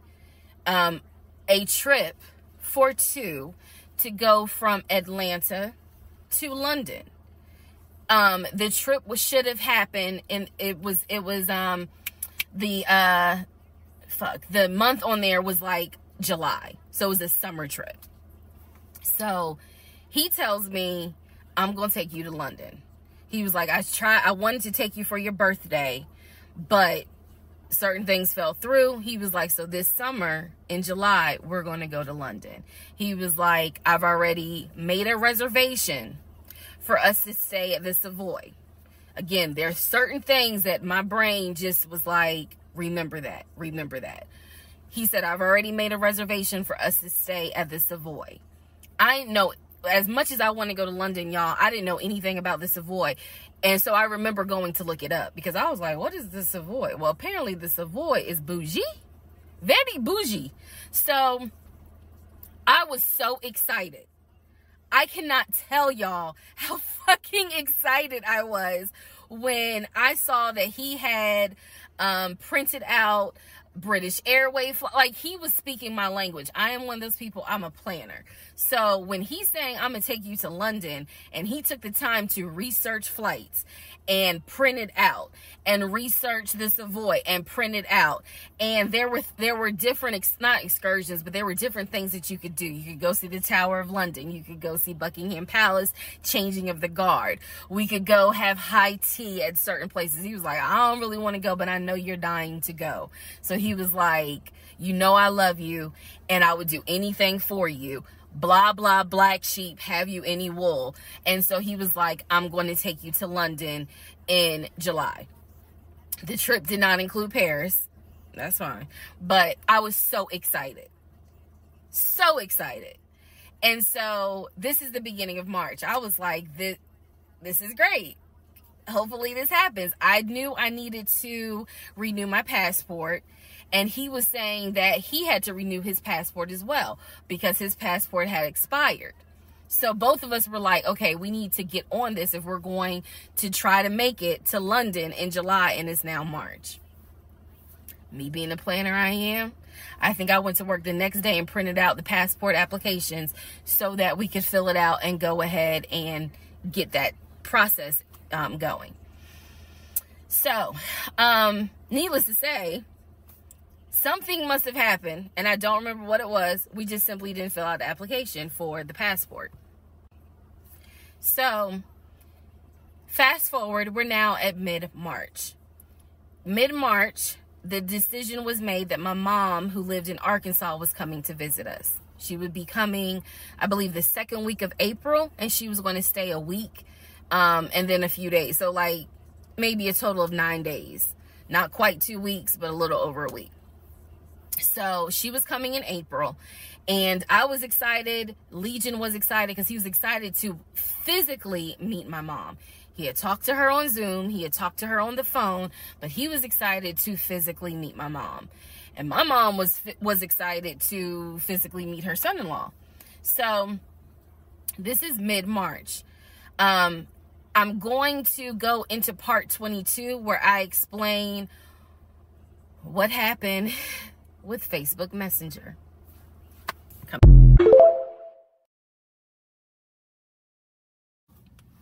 Part 22, who the fuck did I marry? So now we are in March. This is right after he had surprised me with the announcement of we're going to go to London for a trip in July. Because we definitely didn't do a honeymoon. We definitely didn't do any sort of trips together. So the idea was we're going to do a trip in July together. One thing about Legion was that he was the guy who was like, I have nothing to hide. I don't lie. I don't like liars.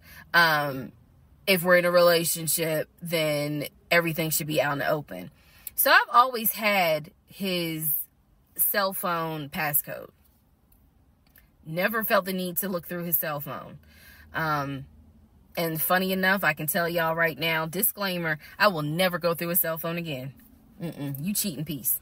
So anyway, so one day, this is mid-March, going like around March 20th.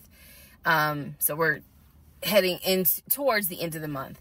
He was in the shower. Keep in mind, my mom is coming for a visit in April. So he was in the shower and he received a text message on his phone from a woman. The text message, because it was a preview. So the text message was something where if you didn't know the context of the text thread, you could either go left or you could go right with it. So me being just curious, I opened up the phone, put the passcode in, read the text, then read the thread. Come to find out, it was a text from his aunt. His aunt and his ex share the same name. That's why I say it could go left or it could go right. Text was from the aunt. So I looked at the text, went through the thread, nothing in there. So I went ahead, X out of the messages. I see that he has Facebook Messenger downloaded. And obviously it shows you the number of unread messages in the icon. So it showed that he had like 5 unread messages. So I clicked on it, just being nosy. And what do my wondering astigmatism eyes see? So in his Facebook Messenger is about 7 women. I can see their profile picture and I see their names. Some of them had a preview. The ones that he had not read, I could see the preview of the message. One in particular said, when are you gonna come get this? Y'all know what I'm talking about. So I clicked on that one first. And I'm reading through the thread. And so she's saying, when are you gonna come get this?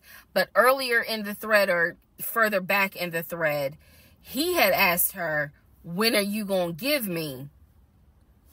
And she said, when lockdown is over. So from what I could piece together, he had not yet physically gotten with her. But had there been no COVID, oh, he would have smashed all day, every day. The other messages were innuendos, meaning the other messages from the other women were innuendos. They were not as graphic as the one between him and her. So I'm reading these messages, and what is interesting is that the person I am married to is not the person in these messages. Like, this man was on some nasty shit. And I say nasty not in a judgmental way, but in a, with me, he seemed to act as if I was damn near virginal white. And I clearly see evidence that you into some shit that with me, you acting like, nah, I ain't really into that. So, I confronted him. I absolutely confronted him and was like, what the fuck is this? If 2 + 2 is 4 and 5 + 5 is 10, what the fuck is this? And so he did not, you know, oh, that ain't what happened, blah, blah, blah. Instead, what he hit me with is, man, I was just playing around. Like, ain't nothing happened. You know, I shouldn't have said all that, but I was just flirting. It ain't mean nothing. I don't even know that girl. I was just flirting. And so I'm like, is this what you into? And so he was like, no, it's not what I'm into. It was just stupid. It was stupid because I shouldn't have done it. So I'm going to be honest with y'all, because I've been honest all this time.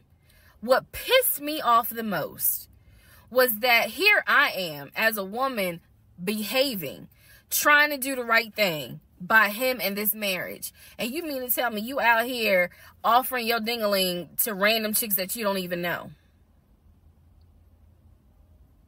I was more angry at the fact that I'm like, dude, do you know how much I have turned down in order to be faithful to your dumb ass? And I'm seeing that you basically are out here acting like you got Skittles taste the rainbow. I was hurt. I was angry. I thought about getting my lick back. I'm just being honest, I did. And he played it off like it ain't nothing serious. It ain't nothing serious. Don't overreact. Don't get emotional. It was just dumb. He was like, I will delete the messages. I'll even delete Messenger. And I told him, I was like, that's really not good enough, because that's not going to fix the root of the issue. So this is where I introduced that we need to do marriage counseling. He didn't have any issue doing marriage counseling. We did not do premarital counseling, but he was like, that's fine. He was like, I don't have no problem doing marriage counseling because if anything, it can help us. So I thought that, okay, he may not have physically cheated from what I could see on the messenger. He may not have physically cheated, but he damn sure got caught, you know, doing a little something, because they had exchanged pictures. So y'all know what pictures he sent. And I was disappointed, because I don't like men that send, I don't like men that send those type of pictures. But anyway, that's another issue. So we agreed that we would start marriage counseling. We also agreed that we would put on a united front when my mom got there. In other words, we were not going to argue. We, you know, let's just act like everything is fine. But at that point, when my mother arrived in April, I could not stand him. I did not want to be, but we couldn't, he moved back into our bedroom, because he had moved into the guest bedroom when I saw the messages. Like 3 days before she came, he moved back into the bedroom, because obviously she needed to sleep somewhere. So, I really could not stand him. And it was because I was busy second guessing myself, like, damn, what's wrong with me? Like, if that's what you into and I'm supposed to be your wife, like, let's have conversations. Like, shit, I went to FAMU.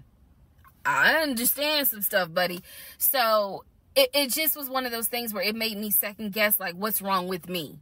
What did I do wrong? What is it that she got that I don't? Because you all out here willy-nilly, you know, messaging her all hours of the night, because the thread went back quite a few weeks. I saw it in March. There were messages from December, November. So again, I'm just second guessing all kinds of stuff. Self-esteem taking a hit. So no, I did not want to be around him. I did not want, I didn't like him. Period. I did not like him. I left and I would just go for a drive, because driving clears my mind. I called my aunt, told her what happened. I don't recommend that. I don't recommend calling family to tell them what's going on in your marriage. But I called my aunt, and my aunt lovingly was like, what do you want me to say? You married him. You know, he ain't your boyfriend. Y'all can't just break up.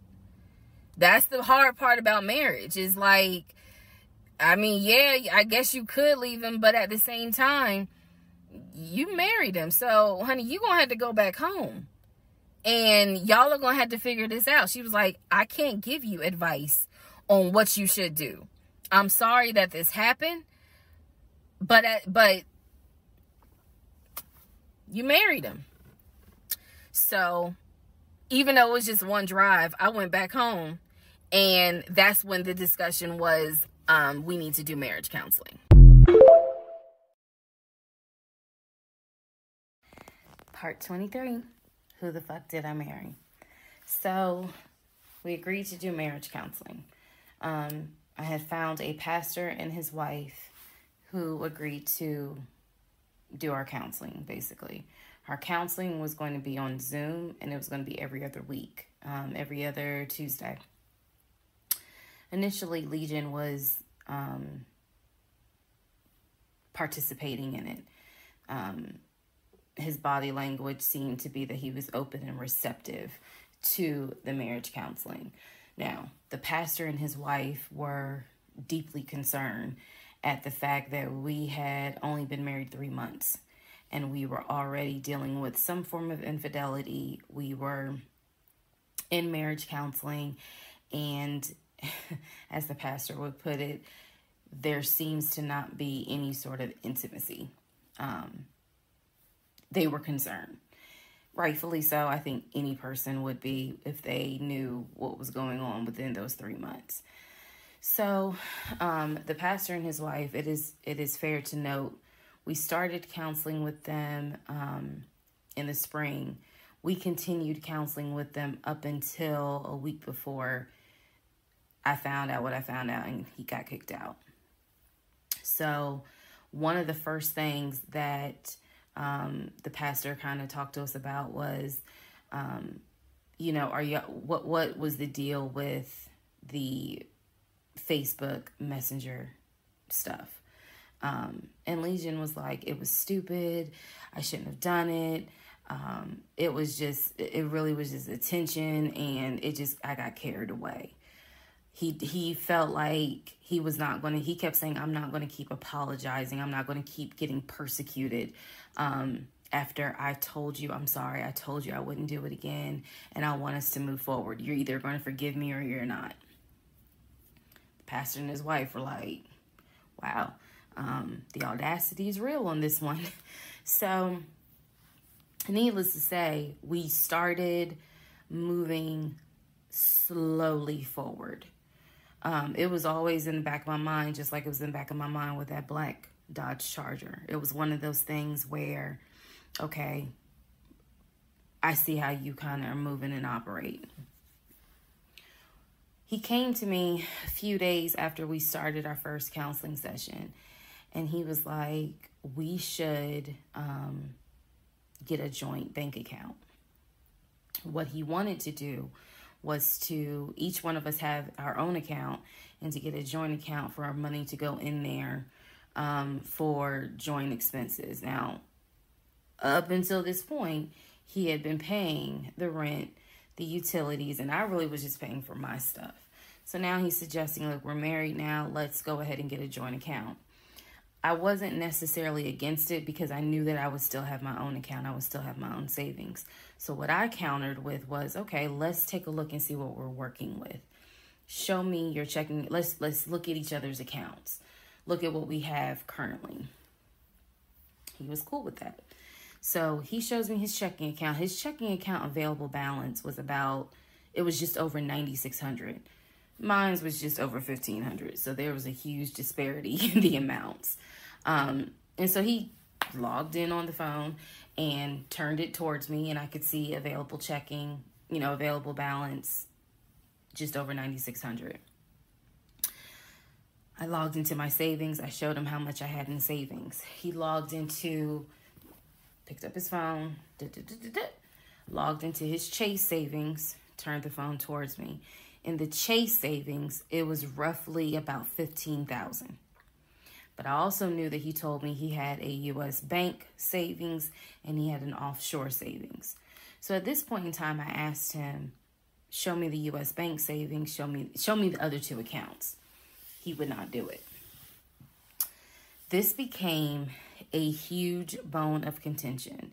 He would not show me the two accounts that he claims has the most money in there, the accounts that he claims has money for a house in there, because he still was mentioning, hey, we need to get on this house thing if we're going to move when the lease is up.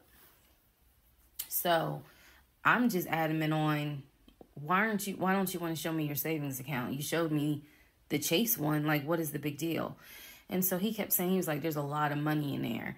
And he was like, and my uncle always taught me, this is not the uncle that died, another uncle. My uncle always told me, just keep your money tight, because women can be, I said, women? Like, we're married. So go ahead and show it to me. He would not show it to me. So then we went back into marriage counseling, like the next session. And I bring it up. I said, he will not show me these two accounts that he claims has the money in there to buy a house. I told our pastor and his wife, I said, I saw the pre-approval letter, so I don't understand why he's not going to show me to just put me at ease that he has the money in there.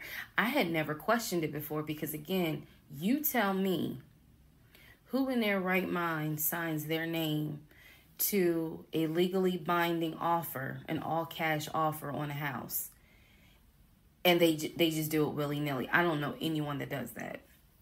So I actually never questioned what was in the savings because I clearly saw him sign his name to a $699,000 all-cash offer on a house. If you don't know what I'm talking about, please go back to the parts in this playlist where I talk about what he did when we were looking for a house. So the pastor and his wife were like, Legion, that's not his name, y'all, that's a nickname. Legion, why would you not show your wife your savings account? Like, what's going on here? And so he made up some bullshit. And I remember the pastor's wife was like, something ain't right.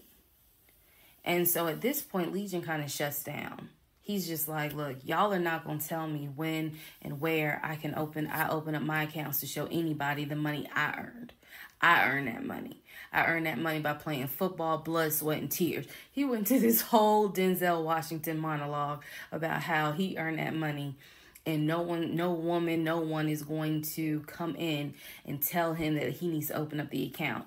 So then he starts talking about the ex-wife and how she tried to get money from him in the divorce back when they were in California.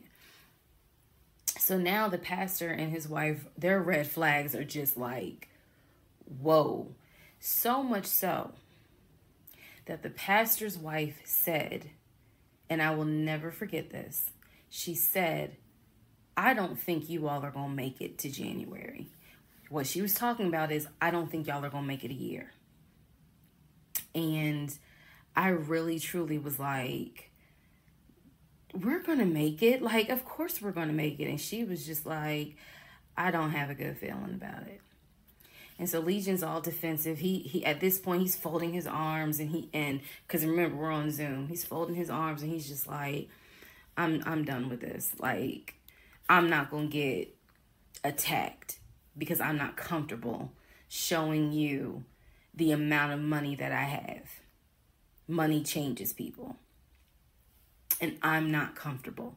So he's playing that victim card. And so the pastor and his wife were like, you know, we're still going to help y'all as much as we can.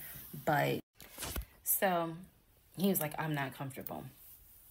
And basically the pastor and his wife were like, look, we'll help y'all as much as we can. But there's some deep issues here. And, you know, this is what they advised us. Had the two of you came to us for premarital counseling, we would have told you, do not get married.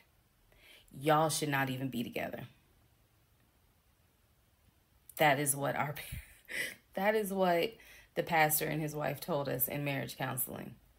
If you two had come to us for premarital counseling, we would have told you, y'all should not even be together, let alone get married. But here we are. So we will help you guys as much as we can. But the pastor's wife was like, I don't have a good feeling that y'all are going to make it a year.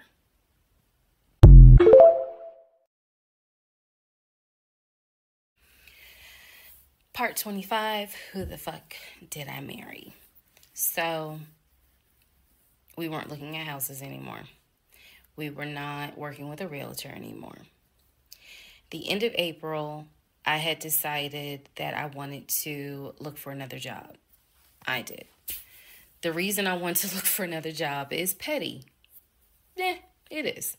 I wanted to look for another job because I was pissed off at the fact that I had basically was dependent on him to help with the car note. So I wanted to look for another job where I could afford life all by myself, including that car note, basically where I would make more money. I told him that I was going to start looking for another job. He laughed. And his exact words were, you're not going to leave Georgia State Patrol. He was like, I swear you love them niggas more than you love me. He laughed. So that fueled me even more. So I was hitting the pavement hard trying to find another job. I was applying to all kinds of places. Got a phone call from my current job. So this is how I ended up in my current job. Got a phone call. They had sent me an email with a background packet. The background packet was long and extensive, but in the background packet, it asked for my spouse's full name, my spouse's date of birth, and my spouse's social security number. So I showed it to Legion and I was like, I need your social because, you know, I'm applying for this job. It's a great job. It's way more money. And, you know, we're talking about moving anyway to Cobb County. So this, you know, this is a God thing. He did not want to give me his social. I showed him the paperwork where I was like, look, because we are married, I can't lie on here. So help me. So he writes down his social security number on the background packet. And I eventually turned it in. I had scanned it, saved it in my email, and sent it in. And I looked at it one day, just going through it, just making sure I didn't really miss anything. All T's were crossed, all I's were dotted. And I looked at his social, and something about the social seemed different than the social security number that I remember seeing when we did our marriage license. And so for those who you remember in the previous part, I said I had ran his social security number from the marriage license. Nothing came back. So I thought that I had written it down wrong.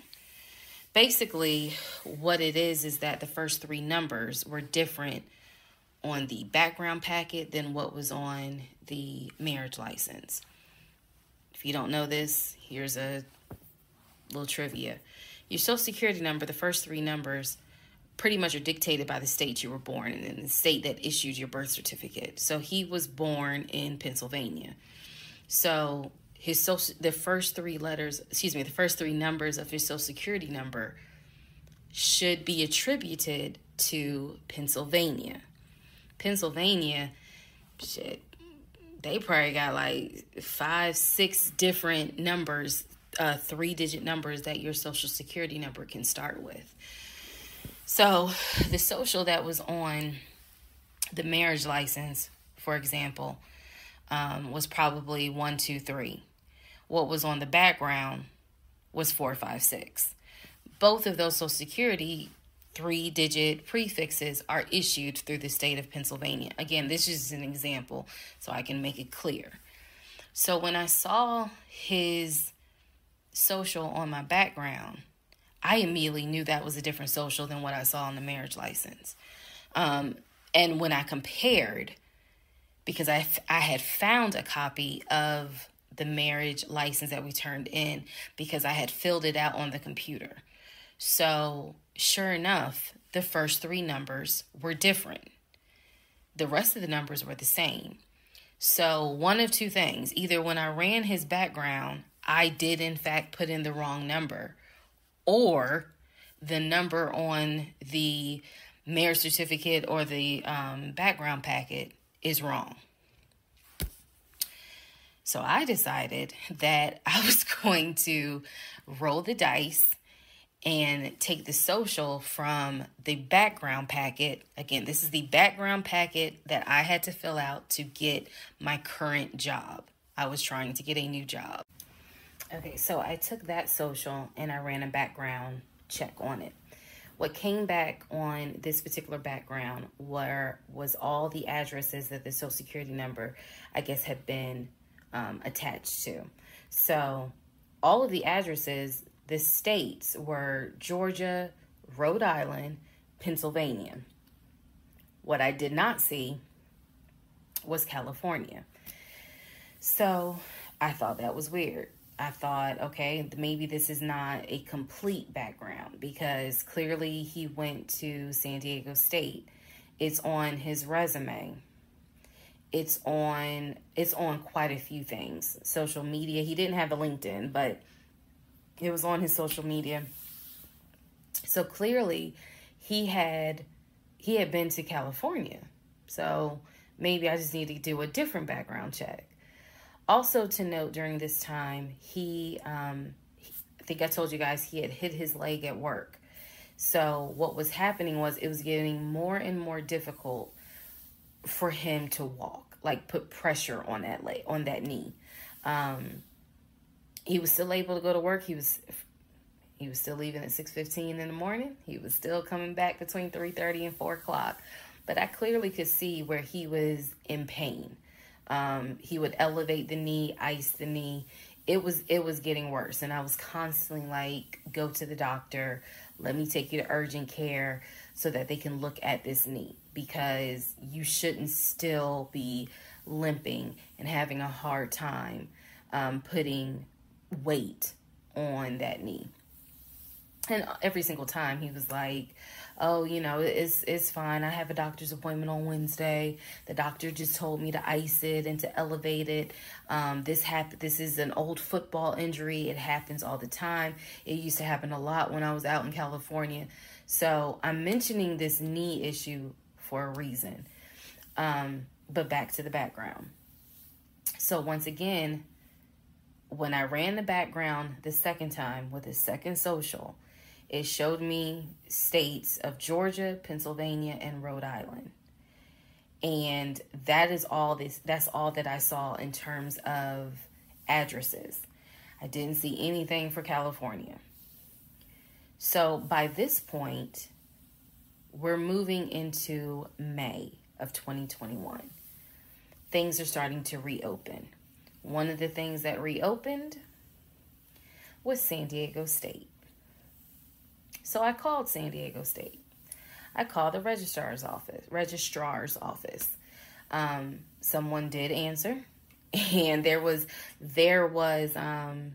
instructions on how to request a transcript. I was able to try to request it online. You needed the student's name, and I believe you also need their social.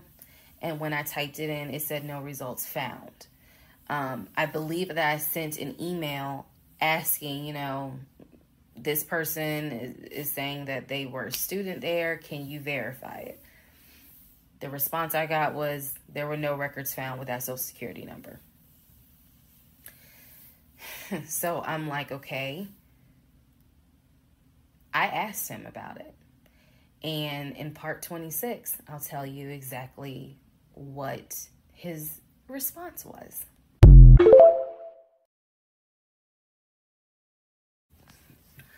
Part 26, who the fuck did I marry?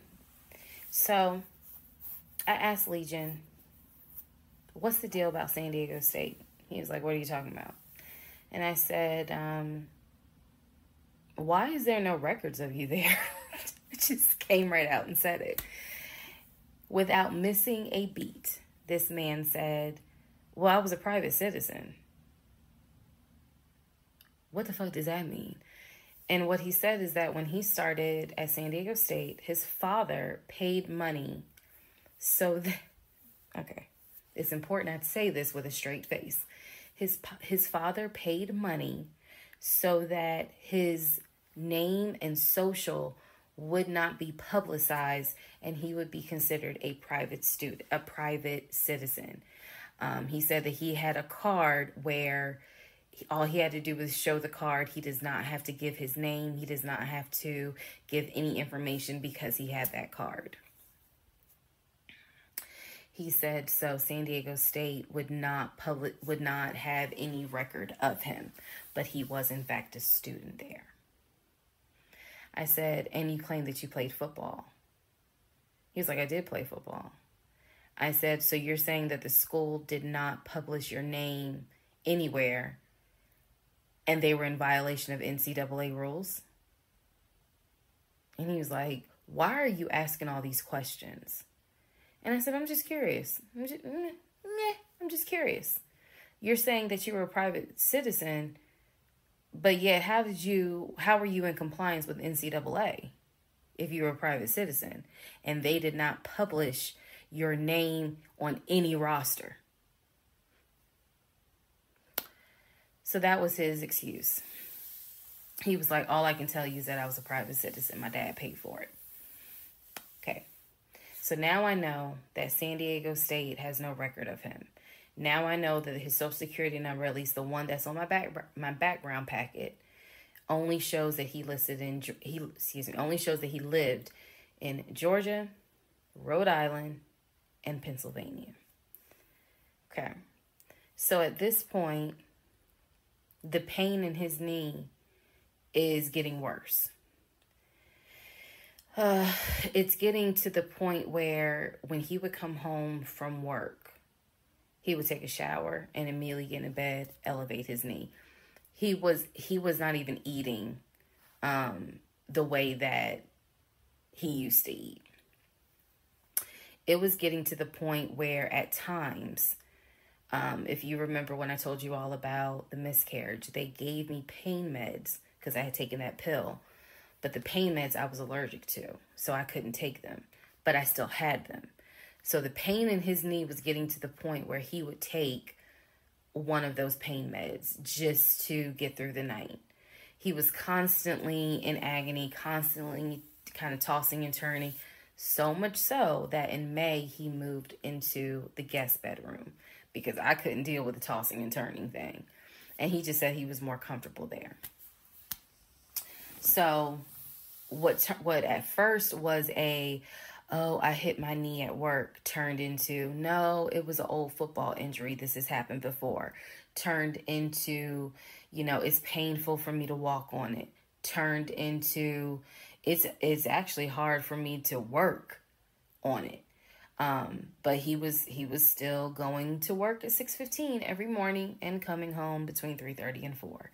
So it is, again, I'm just giving you guys the chronological order of how all this happened. So at this point, we're not looking for a house. I still have not seen the 2 savings account. I'm pretty sure there's no money in those savings accounts. But again, he was going to put in an all cash offer with Amber, the realtor. So I really didn't know what to believe, but I believed what I saw, which is I saw that background is not showing where he went to California. So at one point in May, it was close to mid-May, he calls me from work. He calls me from work, calls me while I'm at work, and tells me that he got a phone call from his stepson. The phone call from his stepson, the stepson was crying and was just absolutely distraught. And I'm at work in my office like, what's going on? And he says to me that the stepson informed him that his stepdaughter passed away. That she died from COVID. The stepson, this is the story. The stepson found her in her apartment because they had not heard from her for a couple of days. And she was unresponsive. He called the ambulance. They pronounced her dead when she got to the hospital. So he was calling to tell me that she had died. And he was also calling to ask me if I would object to him giving his ex-wife $2,000 towards the funeral. As I've stated before, and I still am this way to this day. I don't play about death. So when he told me that she died, I immediately went into the, all right, I'm sorry to hear that. Whatever we can do to help, let's help. Because surely nobody would make that up. So he was like, are you okay with that? He was like, we're married. And the agreement was that anything over $500 would be a discussion. So $2,000, definitely. And I said, yeah, that's totally fine. I'm fine with that. He was upset because, again, he was close with the kids. And my heart went out to his ex-wife. It did, because I can't even imagine. I cannot even imagine.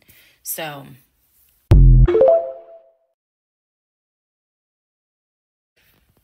part 27, who the fuck did I marry? So here's where we are at, and here's what we can establish. Number one, I ran an initial background check on the Social Security number that was on our marriage license. Nothing came back. I subsequently applied for another job. In that job, I had to fill out a background packet. The background packet asked for my spouse's name, date of birth, and his Social Security number. The Social Security number on the background packet for the new job did not match the Social Security number that he gave me for our marriage license. If you are confused, I believe it's in part 25 or part 26 that I explain that. So we can establish that I then ran a background check on the new Social Security number that was on my background packet. It came back with states that the Social Security number apparently had lived in. Those states were Georgia, Pennsylvania, Rhode Island. Okay? I decided, this is now around May 20th, I decided to do another background check.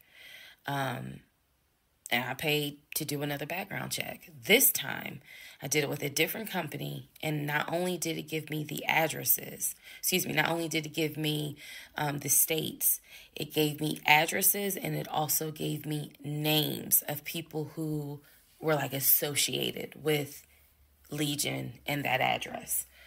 One of those names was his ex-wife. I've always known, he's always told me the name of the ex-wife, but now I see it when I ran his background. I did a search for her on social media. She was not there.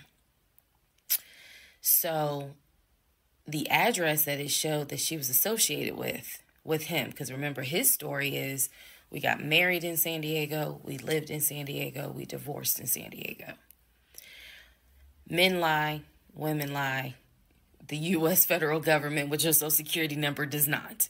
So he's saying he was always in California. His Social Security number never showed that he was in California, according to the background check.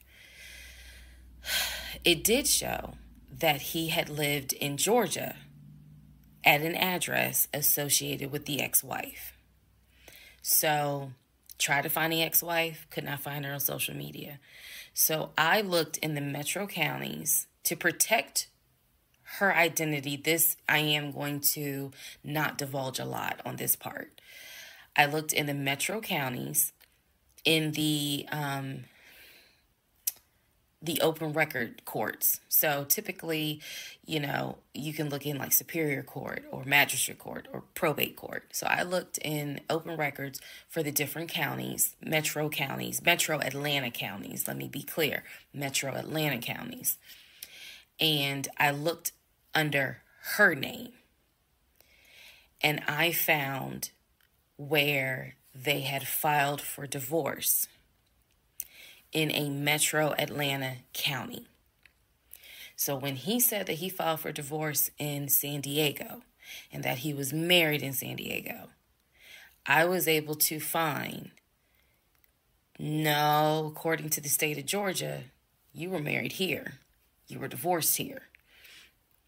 So I looked under her name, found a record for divorce, and it did show his name. So now I clearly see on my computer that there is a metro Atlanta County Court that has a divorce record in the state of Georgia between him and his ex-wife. So I did what any rational person would do, because this is still kind of COVID time. Well, not really. It had nothing to do with COVID. Let me take that back. Because of the parameters of the court, you can only do the open records request in person. I did what anybody would do. I told my boss I had to go.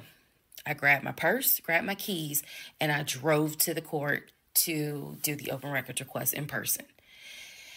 The open records request was for the divorce documents. Go back in the story, in the series, and remember I did a background on the ex-wife.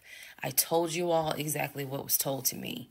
He met her in California. He married her in California. He divorced her in California because she cheated on him. He filed for divorce. She tried to get spousal support. It was going to be a little ugly. He was helping her with the kids.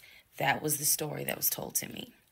So, went to the court, filled out the paperwork, got the open records request for the divorce decree, for the divorce records. First thing I see, he didn't file, she did. Second thing I see, they didn't make it more than 6 months. I see the date of marriage. I see the date of dissolution, 6 months. Third thing I see, he was served in Metro Atlanta, which means that at the time of the divorce, he was living in Metro Atlanta. California was never mentioned. Fourth thing I see, he filed what is called a pauper affidavit. If you don't know what that is, I'm going to do my best to explain it real quick. Basically, he filed an affidavit with the court saying that he is so poor, he could not afford the fees to pay for a divorce. He couldn't afford a filing fee. He couldn't afford a service fee. That is what a pauper affidavit is for. All of this is in the divorce documents. She had filed. She said it was irreconcilable differences. She was not requesting any money whatsoever. And both of them had signed a pauper affidavit. He was served in Georgia at his previous employment. According to the divorce documents, he was served at like a grocery store. That is what was listed as his employer. And it had a date of when he was served. So I see all of this in one day. I also see where on the divorce documents, she listed her name, her address, and her phone number. So I did what any rational person would do. I wrote down the phone number. There was a 50-50 chance that the number was already disconnected. She could be like me. I'm one of those people. Honey, you can sneeze at a 27-degree angle. I will change my number so quick, you ain't even know what hit you.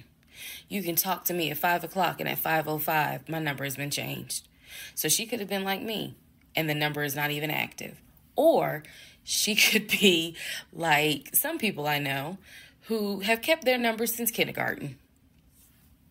Either way, I wrote the number down. I left the court, and I immediately went back to work.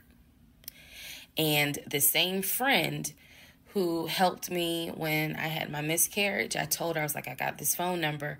This is the ex-wife. She was like, girl, you better call. You better call and find out from her. Because I think she said to me, can't nobody tell you what is going on quite like the ex-wife. So, part 28 is the phone call that I had with the ex-wife.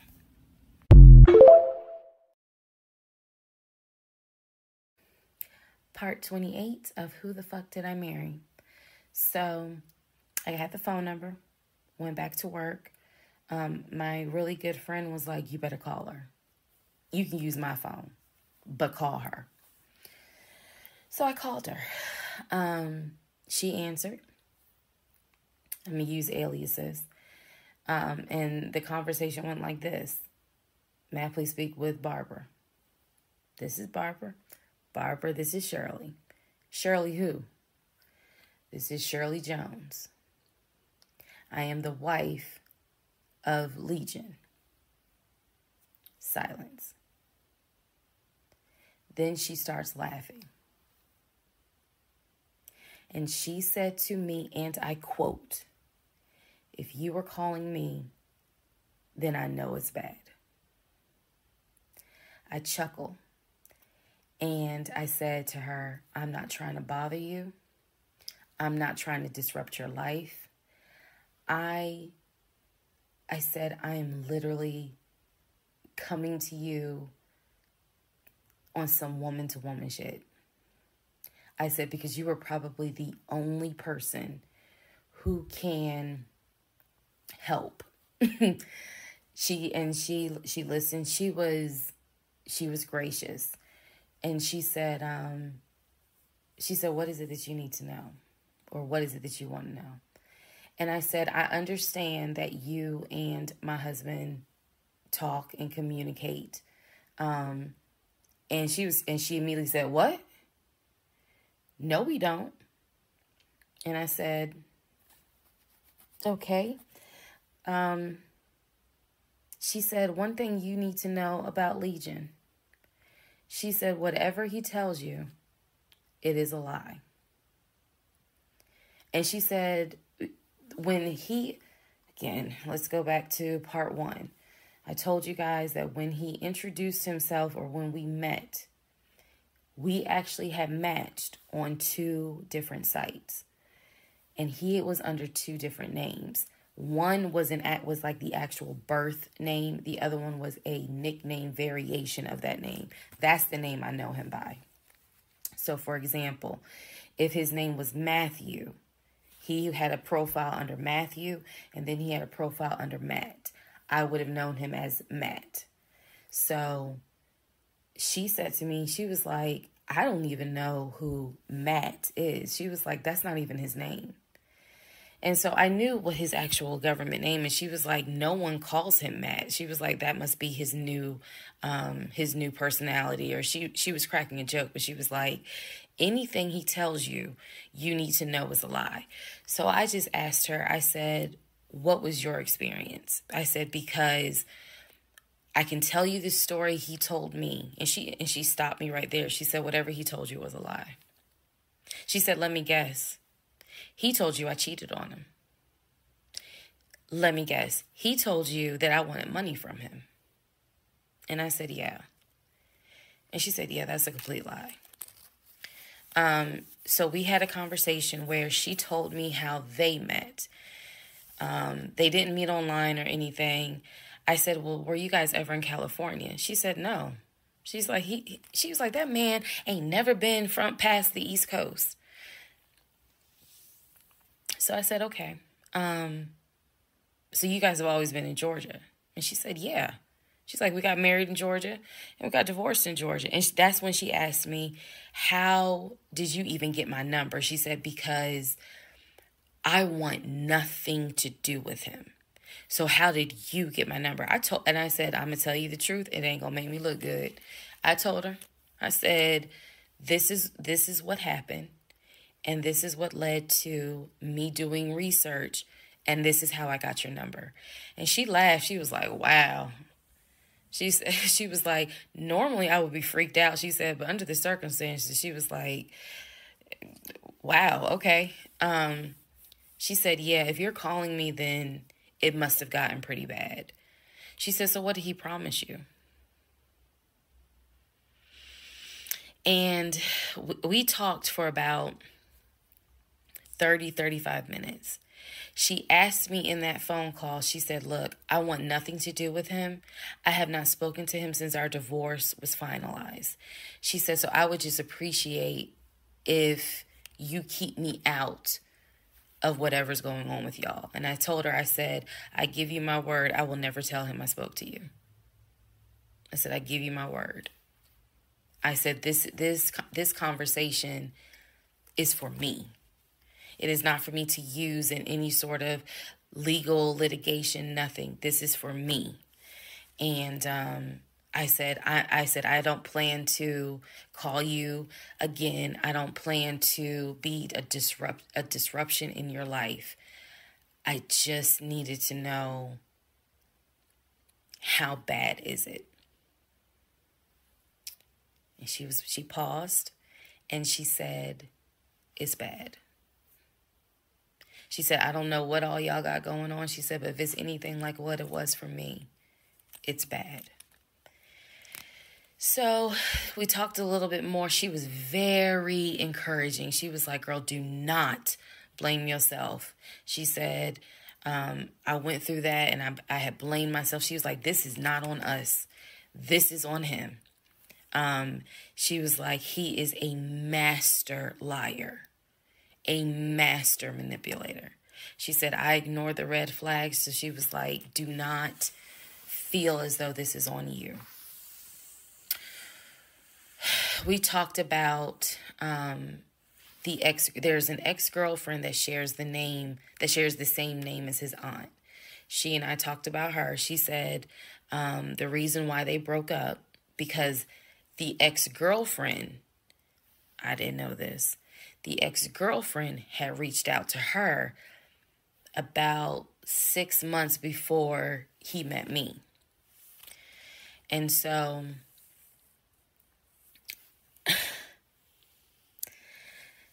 the ex-girlfriend lived in Douglasville. On Legion's driver's license, he had a Georgia driver's license with the Douglasville address. What he told me was that it was the address that his sister, because remember I told y'all his sister Shantae lives in Douglasville. She's a nurse, married with 2 kids. So he told me that the address on his license, it was his driver's license, was to Shantae's house. The ex-wife is telling me, no, that's the address for the girlfriend, the ex-girlfriend. He had moved in with her, and he created this whole narrative with her. She found out that he was lying, and she kicked him out. And so I guess after she kicked him out, she then reached out to the ex-wife, kind of the way I did, for confirmation. And so the ex-wife was just telling me, whatever that man has told you, it is a lie. She said, I got out before it got too bad. She said, because once I knew he was lying, I was out. She was like, because he's never going to change. And so, again, conversation went on. And so finally, we were getting ready to get off the phone. And before we got off the phone, I said to her, I said, if everything is a lie, I said, I have one question for you. And she said, sure. I said, how is your daughter?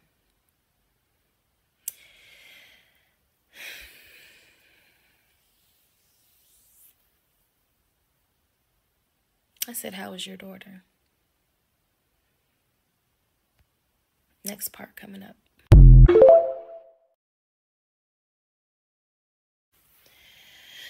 Part 29, who the fuck did I marry? So I asked her, how was your daughter? She said, my daughter's fine. And I said, okay. She said, what did he say about my daughter? And I will be honest with y'all, I didn't have the heart to tell her. So what I said instead was, oh, no, it was, with everything with COVID, I think he mentioned that she might have had COVID or was exposed to it. I downplayed it bad. I wasn't going to tell that woman that he said her daughter passed away. So I said, obviously I'm glad to hear that kids are fine. She said, look, whether you stay with him or not is your choice. She said, he ain't gonna change. He ain't gonna change at all. She said, this is what he does. She said, you're not the first. You're not going to be the last. She said, he did it to me. She was very, very encouraging, because she was just like, you do not blame yourself. She said, we both ignored red flags, but it is not your fault. She said, this is on him. And so we, once again, I thanked her for her time, got off the phone. I took the long way home that night. I could not be around him. I could not be around him. I had to figure something out. I had to figure some things out. So I took the long way home. What does that mean? It means that I probably could have taken 75 to 285, but I probably took 20 to 75 to 285 to 675 kind of like I just took the long way home. A couple of days later, because my mind was spinning. A couple of days later, at this point, I'm turning into the FBI, CIA, and Homeland Security all in one. Literally. I'm trying to find everything. And he's carrying on his business as usual. Nothing changed with him. He had no idea that I had spoken to the ex-wife. He had no idea I had gone to the court and saw his divorce documents. He had no idea. So, a couple of days later, I decided to look up his mother's obituary. Look up the mother's obituary. And down at the bottom where it talks about, she's preceded in death by, and it lists all the people, the family members that died before. And then it says, leaving behind to cherish her memory. It lists the husband, her husband, excuse me. Let me start over. It lists her husband, which is Legion's dad. It lists Legion's brother that lives in Philly and his wife, because again, this is she passed away in 2015. So it lists Legion, the brother in Philly, and his wife and daughter, her granddaughter. It lists Legion and his wife, I think it was like Latoya or La something. It did not list the ex-wife I just spoke to. And it clearly said Legion, his wife, Latoya. Then it listed the brother in Nashville, his wife, Jane, or whatever. So I'm thinking to myself, there's two things I was thinking immediately. Number one, who is Latoya? Never heard that name before. So I was thinking, who was Latoya? And then number two, where are the two sisters? Shantae and Kim. Shantae lives in Douglasville, married with 2 kids. Kim lives in Augusta, and I believe he told me she worked at like Procter & Gamble. So why aren't they listed on here? Because apparently, go back to the video. I posted it on there. I gave y'all background on the family. He apparently was one of 5 through both parents. Brother in Philly, older brother, younger brother in Nashville, an older sister in Douglasville, and a baby sister in Augusta. So why is it on his mother's obituary there's only three children named? Where are the 2 sisters? So I'm even more like, what in the hell is going on? And then I started thinking to myself, why wouldn't they list Shantae? Like, they talk all the time, so I know that they're close because he talks to Shantae all the time. So I really was confused. Again, keep in mind, I'm trying to give y'all insight into how I was thinking May of 2021, because I still didn't find out a lot of stuff at that time. I found out enough to figure out, okay, it's not a question of if he's lying. That was over. It's not a question of if he's lying. The question now is becoming, what else is he lying about?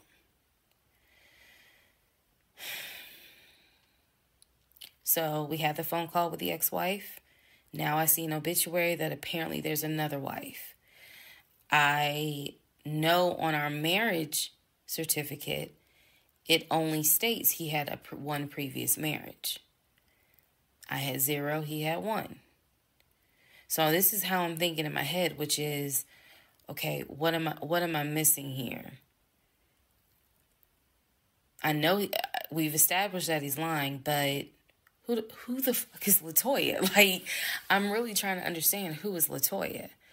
And again, he's hobbling around the house, limping, and I'm in our bed, well, in the bedroom, just, I mean, I could not get on Google fast enough to try to figure some stuff out.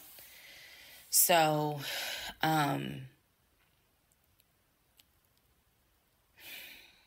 see the mom's obituary, study it, and at this point, I'm now trying to figure out, okay, what's the game plan? What is the game plan? And that's where we are about to get into the next part.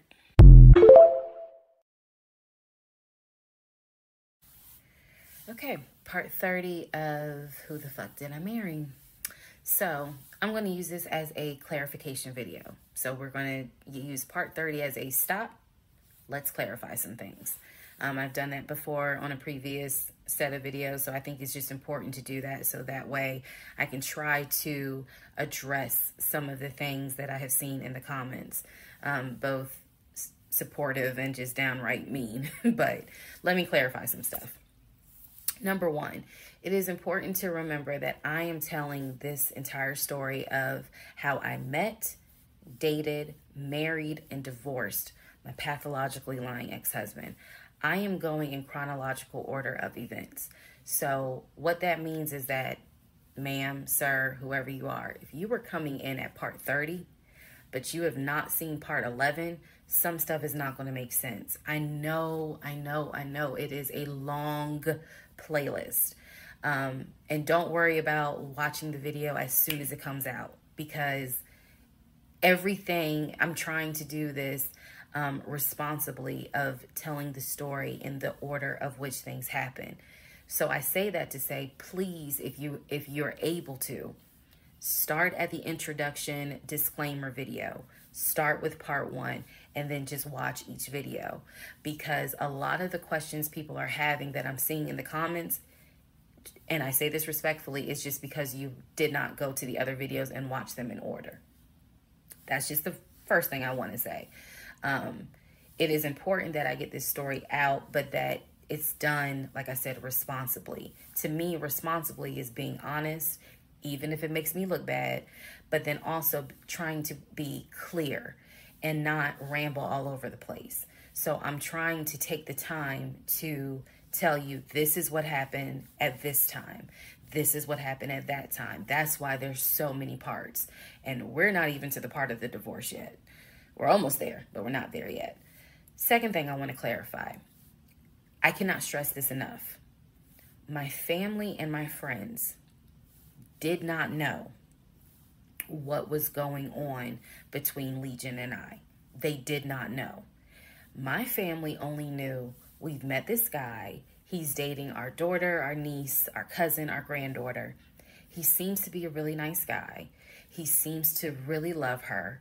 From what he has told us, he's done well for himself. He played football, and he has worked at this company 6-7 years, and financially he is in a good place. From what we understand, he just moved here from California. That is what they knew. They did not know about the red flags I had. They did not know what was going on in my head. They did not know what was going on in my heart, because I did not want to look stupid. I'm fully aware that when I tell this story, I look stupid. I'm aware, and I've made my peace with that. But at the time, I did not want to look stupid. So it was important to me to put on everything's great. We're really happy. We're looking for a house, and everything's going well. Knowing full well that behind the scenes, I couldn't figure out why he wasn't showing proof of funds. They did not know. So I say that to say, I see the comments about how my aunt gave me horrible advice when I called her about the sexting on Facebook. And I want to clarify something. She did not tell me to stay with him. She did not tell me to leave him. That's not her place, and that's not what she would do. She simply was in shock that any of this had happened and did not know what to give me advice on. The one thing that she did say was, look, he's not your boyfriend. Meaning, it ain't as simple as, oh, we just gonna break up. Pack your shit and go. Because you married him. My aunt is the most ride or die chick I've ever met. You fuck with me, you fuck with her. And she is straight Jersey. So I love her for it. But I needed to, it's not fair for me to leave it out there as if, oh, she just was like, girl, I mean, go home and deal with it. No. Never in a million years. So I want to clarify that. I also want to clarify about my mom. So my mom lived in Arkansas. And when she came to visit in April, we were already married. This is her first time physically meeting Legion. My mom will tell you she had no idea anything was amiss. But there was something that nagged her a little bit. She didn't know what it was. And my mom is the type where she's going to get on her knees in prayer. That's who she is. So for her, it was like, I don't know what it is. He seems like a nice guy. He seems to love my daughter. Because again, there was no arguing in the house. The house was peaceful while she was here. Even though behind the scenes, we had just came off of the whole sexting incident with other women. So for her, it was like, I don't know what it is. She did tell me later on that it seemed as if I wasn't as happy as she thought I would have been. But again, she took it to the Lord in prayer.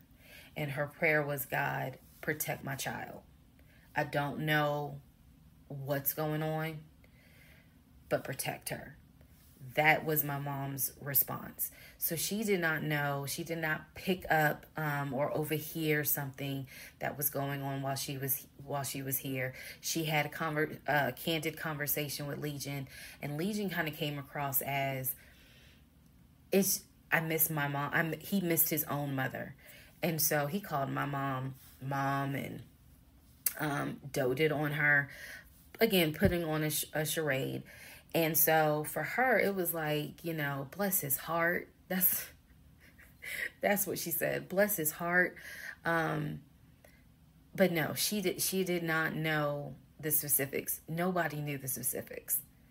They didn't know the specifics until we're talking May, June of 2021. They knew that we were looking for a house. They knew that the house fell through. They did not know about the proof of funds. They did not know that he wouldn't show me the savings account, the offshore account. So I just want to say that because to me, it would be irresponsible to not clarify what family and friends knew. Because these people have always been supportive of me, always had my back. I just simply did not share with them the things that I felt like were red flags, because again, my mindset at the time was, I want to be married, and what if he isn't lying? And I was making excuses for him to myself, so I definitely would have made excuses to family. Another thing I need to clarify, and I saw the comments on this about how a VP would never date someone that looked like me, and to the person that wrote it, that wasn't very nice. I need you all to understand, the relationship started in March of 2020. He came into my life as regional manager. Okay. That is how he came into my life. Then eventually he got promoted to VP of production or operations, some VP of something. That was later on in the relationship. He showed me the paperwork where it was basically a memo from HR. Your new position title will be VP of production. We'll just say production. Your salary, I don't remember the exact amount because it was a very specific amount, but it was over $200,000. It listed some of the benefits that he would have. He would have an office. He would be getting an executive assistant. That's where we get David from. If you don't know who David is, please go back watch the series in order. He would be getting an executive assistant. He would be getting use of the company helicopter. He would be getting a company car. That is where we're introduced to the fact that he was starting to shop for a company car that could not be more than $90,000. That's what he told me. I didn't see this in the memo, the amount of the car, but that's what he told me. So that's where you get the car shopping for the Range Rover, the Jaguar, the BMW. He even test drove a Mercedes GLE, I believe. So I'm just trying to, again, bring some clarity to this so that way we all can understand what's going on. And hopefully this just makes a lot more sense for everyone. All right, part 31.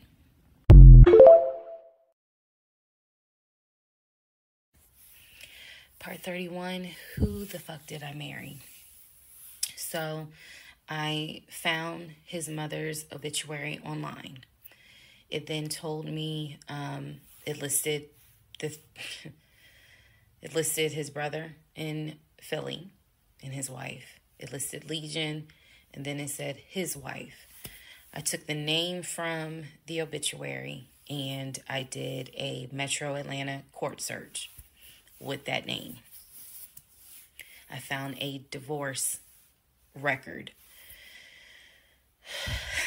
I found a divorce record with Legion and the same woman's name that was in the obituary.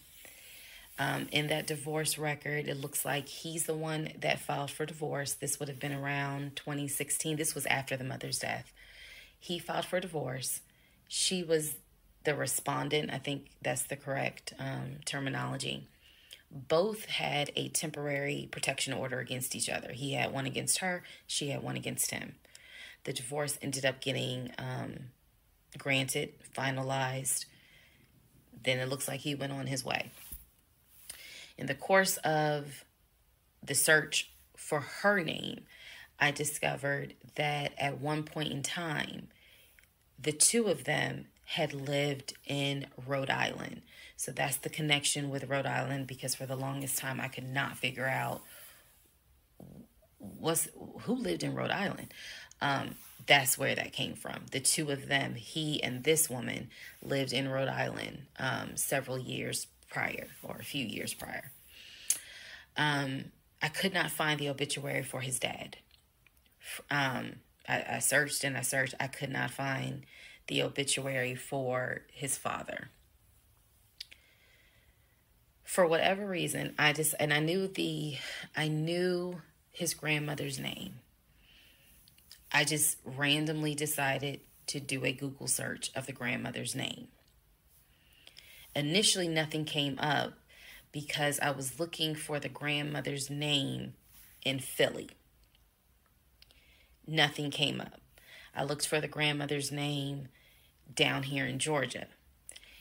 Found a record, but it was not, it wasn't quite clear. What was clear was that she had died several years prior. So what I found was a different website where it was like a legacy.com type thing. So I believe legacy.com holds old obituaries. Did a search for her name, found a match. That is when I discovered that she actually had passed away in July of 2008. Read the caption of the obituary and verified that in fact it was his grandmother. Because at the bottom of it, again, obituaries tell you a lot. It names who she leaves to cherish her memory. So it lists all the different family members. It lists the brother in Philly. It lists Legion, no spouse, and then a brother in Nashville. Once again, it did not list the two sisters, Shantae and Kim. So I'm even more like, okay, clearly something, is up when it comes to Shantae and Kim. But what I do know is that he has talked to them multiple times in front of me. So I'm not sure what I'm missing. Maybe some family feud happened. I don't know. So that is how I discovered that when he told me the grandmother died from COVID and he was crying, boo-hooing and all that shit, she actually had died in July of 2008.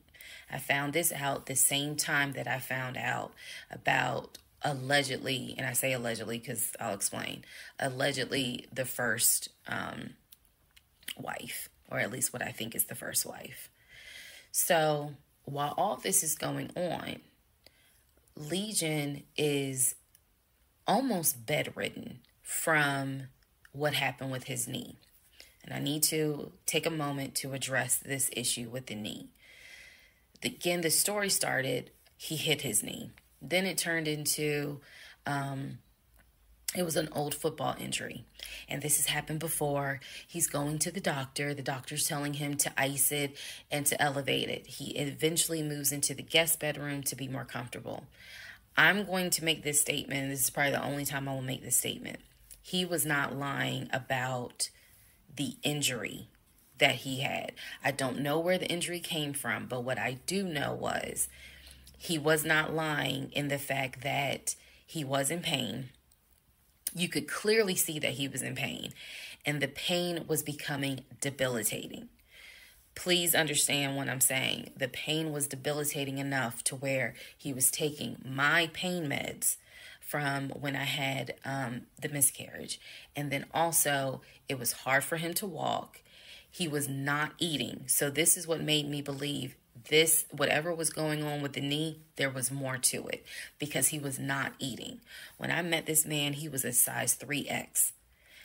At this point in time in May, he's down to a 2X. He is not exercising. He is not doing anything mobile. He's simply not eating.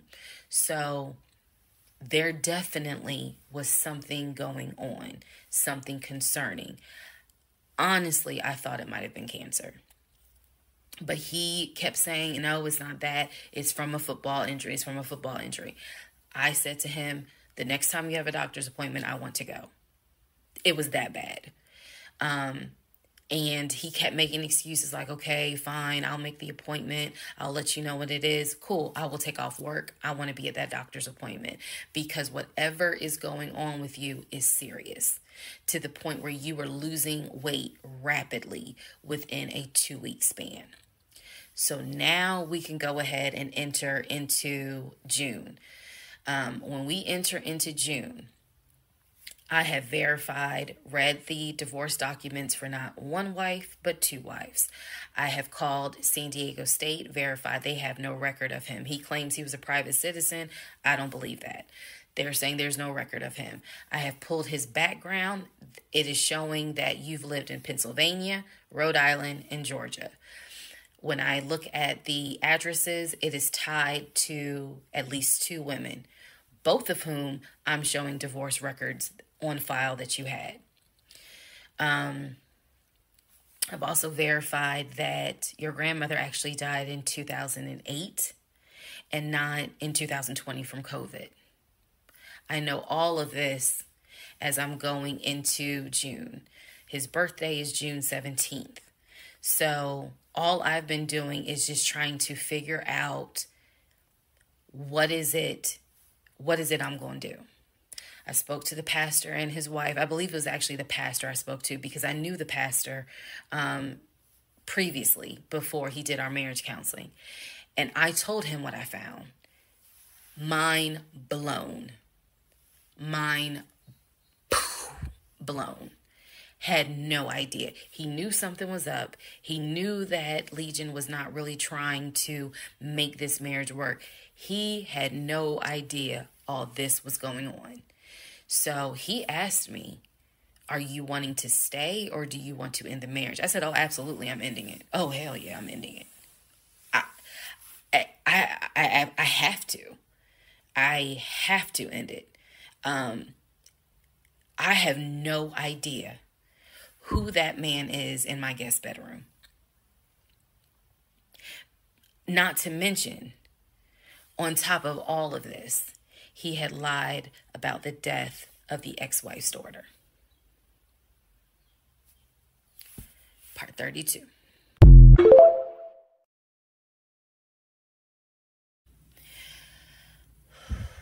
Part 32. Who the fuck did I marry? All right. So we're now in June. By this point in June, I have been offered the new job, accepted it, put in my 2-week notice at my previous job, and was going to be starting the new job later on in the month. So when he laughed where I told him I wanted to get a new job, that laughter fueled me to get a new job.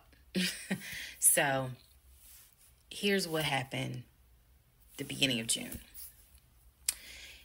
At this point, he's completely bedridden.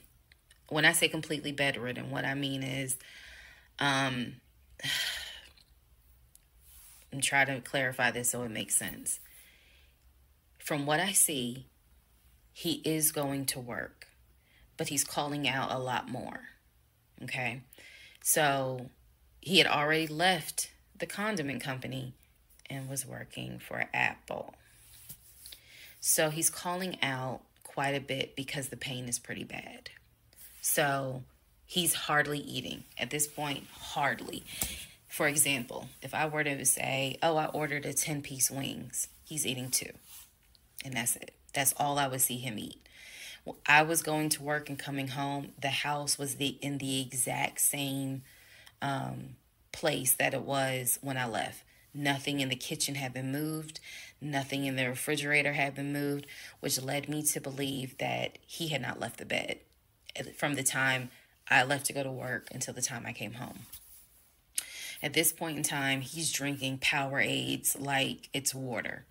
I mean, I'm buying cases of Powerades. And that seemed to be the only thing that he was taking in. So if he was a 3X when I met him, he's probably at a 1X, maybe a 2X, depending on the clothes. He's lost a lot of weight because he's not eating. So that's the reason why I say he wasn't faking whatever was going on. I think the issue with his knee was a symptom. That was not some football injury. That was not, I hit it at work. It wasn't that. Something else was going on. I had kept asking him to, let me know when you have a doctor's appointment. I'm going to go with you. I'm going to go with you. And he just kept saying the doctor, he's calling the doctor, and the doctor told him to just keep icing the knee. But I knew better. What was happening was I didn't care because of all the stuff I was finding out. So, beginning of June, he is in the bed, sleep, and I get his phone. I ain't gonna lie. I got his phone. He had a work phone and he had a personal phone. It was the work phone that he had from the condiment company that apparently was never turned in. Follow me. It'll all come out. So he still had the work phone. It was deactivated. But he did not wipe the phone, if y'all know what I mean. Take all the data off. He did not do that. So I look through the phone and I see this would have been text messages. Text messages between him and a woman named Peaches. I go back to the beginning of the text messages. This is on the work phone. This is the beginning of June of 2021. I go back to the text messages the beginning of the text messages between him and Peaches. Yes, that was her name, Peaches.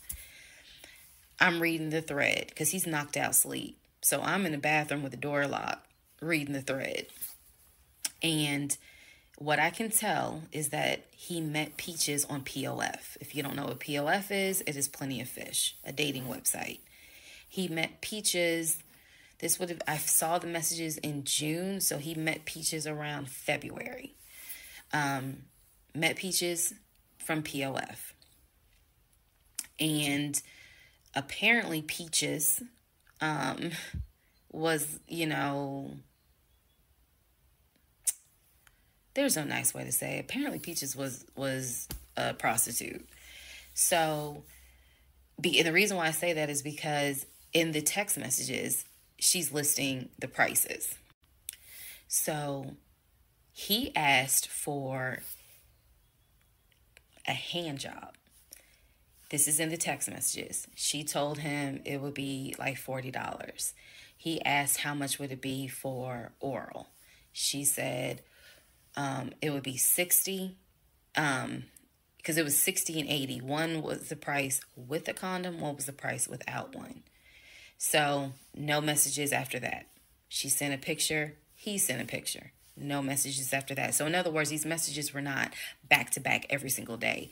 There's breaks in between the messages. So like a message was in March, the next message is in April. A message in April, next message is like 2 weeks later. So he's asking her the prices. Next message I see would have been from a few weeks prior to the date of this. So this was the beginning of June. The message is from sometime beginning of May, where he is thanking her and says to her, you know, thank you so much. That was really great. I hope I can see you again. Then there's messages where she said, hey, basically she was at a new spot. She must have moved. So he said, okay, I'm going to come through. I'm going to come see you. He's asking her to confirm the address. He was like, is it the house with the brown trash can with a white car in the front? She says, yes. So I'm thinking he was actually in front of the house when he's texting these messages. Then again, he does whatever he does, and he sends her a message a few hours later saying, thank you. That was great. I'm reading all this. And I will tell you guys something that you may or may not understand. Some women may or may not understand it. The cheating didn't even faze me. Didn't even faze me. I didn't cry. I did not feel like, what did I do wrong? I was relieved. The reason why I was relieved is because up until this point, I kind of struggled a little bit on whether or not, God, you know, I know, Lord, you hate divorce. But I can't stay with a guy that lies. So when I saw the cheating stuff, I was like, oh, shoot, thank you, Jesus. Okay, because I know my Father in heaven's going to forget the fact that I'm going to divorce him for infidelity. Go ahead. It's fine. Jesus will forgive me. So I was relieved, to be honest with you. Like, oh, okay. I got grounds now, bitch. That's how I felt. So saw the messages, forwarded the messages to my phone. Or excuse me, I had to take my phone because the phone was deactivated. So I kind of had to do a little ghetto. Hold the phone up, take my phone, and take pictures of what I see on the phone, so that I would have proof on my phone. Then I put the phone back and continued on.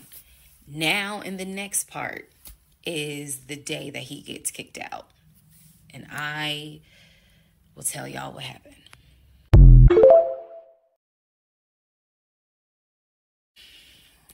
Part 33, Who the Fuck Did I Marry? June 17th, 2021. So, you guys have been on this ride. You now know exactly what information I did have. The morning of June 17th, which was his birthday, he was in the bed as usual. Powerade bottles all over the place because I wasn't in the mood to clean. And so I went in his room. He was awake. He was watching YouTube on his cell phone. He watched a lot of YouTube, watching these two guys that always were fixing Jeeps on YouTube. And if I saw them, I would know exactly who they are, but I can't remember their name. It's a popular show on YouTube. Anyway, so I go in there and I just calmly sit on the edge of the bed. And I was like, can we talk? And he was like, yeah, what's up? I said to him, I said, Legion. Obviously, I called him his name. Legion. I said, I'm going to ask you something.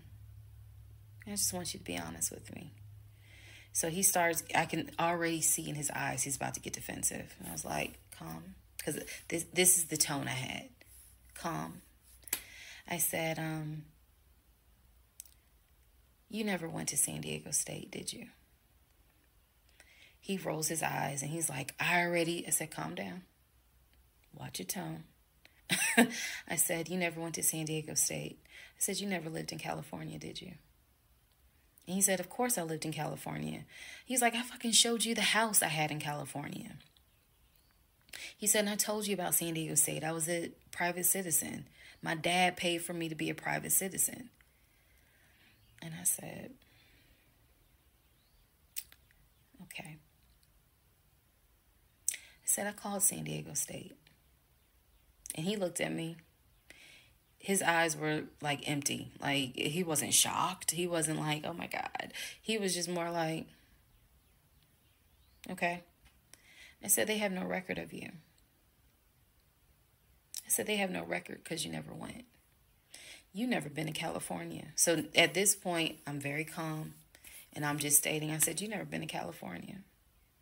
I said, I bet you've only lived in Georgia, Pennsylvania, and Rhode Island. At this point, now there's a little emotion behind the eyes. And I said, I don't think that this is going to work. And he said, what, the marriage? He was like, so what you saying? You don't want to be married to me anymore?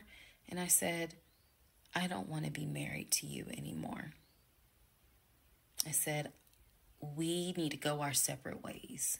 We tried, but we need to go our separate ways. The way that I am talking to you all is exactly how I was talking to him.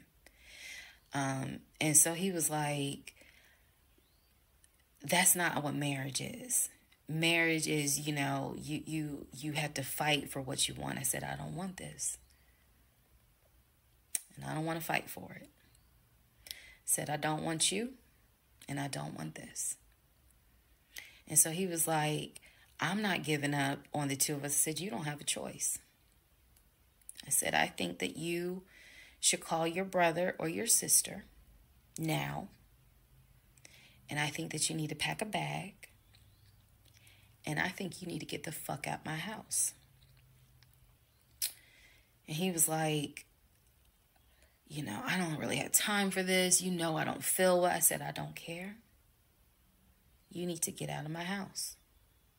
Again, the way I know y'all are going to be like, she's so dramatic. And I am actually a very dramatic person. But the way that I'm talking to you guys on this video is exactly how I was talking to him in the beginning of how this started. So I said, you need to call your brother or call your sister because she's in Douglasville. And you need to go stay there. You need to get out this house today. Basically what happened was at first he refused. He wasn't moving fast enough for me. And so he called his aunt. And his aunt was on speakerphone. Let me preface that. She was on speakerphone.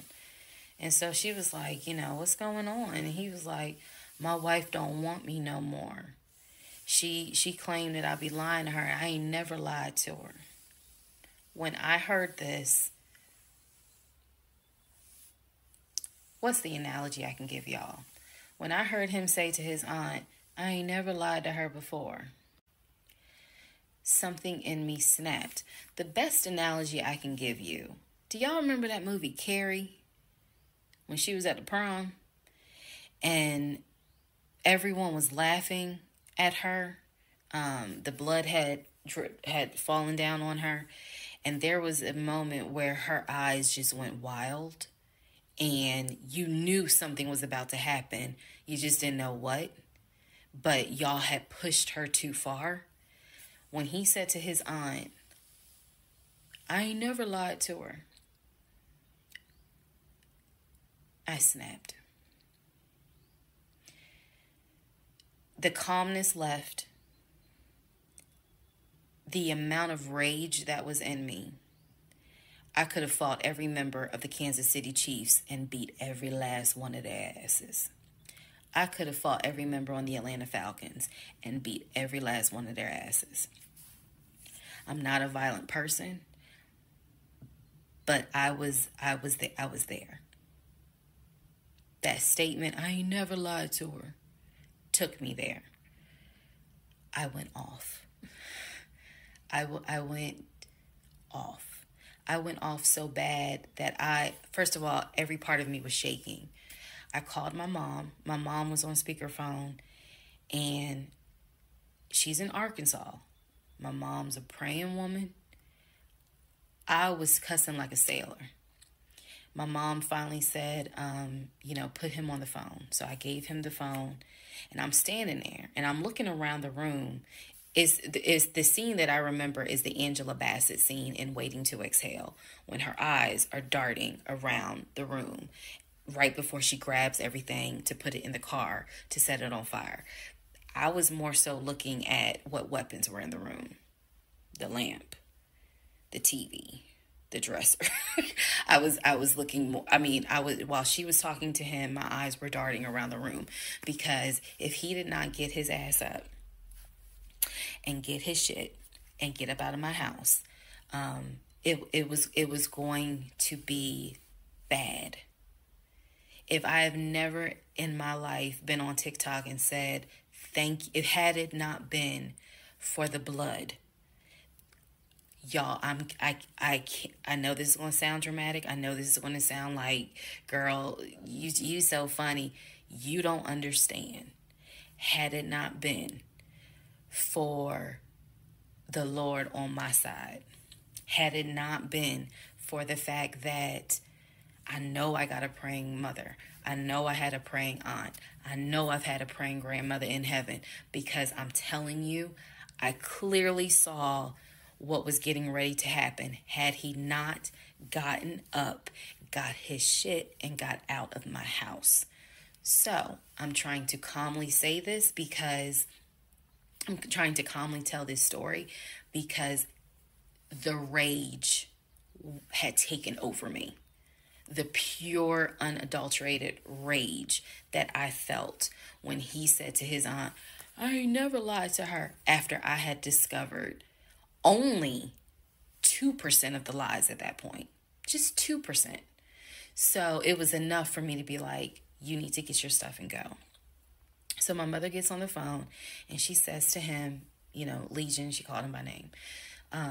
She said, I am not there to control my daughter. She said, in the name of Jesus, get your stuff and get out that house, because I think she might kill you. Get out of the house. She's on my phone. His aunt is on his phone. His aunt said, nephew, come home. Home for her was Philly. She said, I'll send you money. Come home. Leave that house right now, she said, because I think that woman is about to kill you. Let's go. Let's just go to part 34. Let's all just take a deep breath.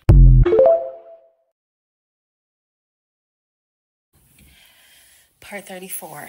Who the fuck did I marry? So the aunt told him, I'll send you money. Come home. I'm yelling in the background, by the way. I'm not standing there calmly. I'm yelling. I said, oh, he got money. Yeah, you got money. You got money in that offshore account, right? You got money in that Chase account. You got money to drive. So do what you got to do. I told him, and I'm not going to repeat some of the stuff I said, because my mom might see this TikTok.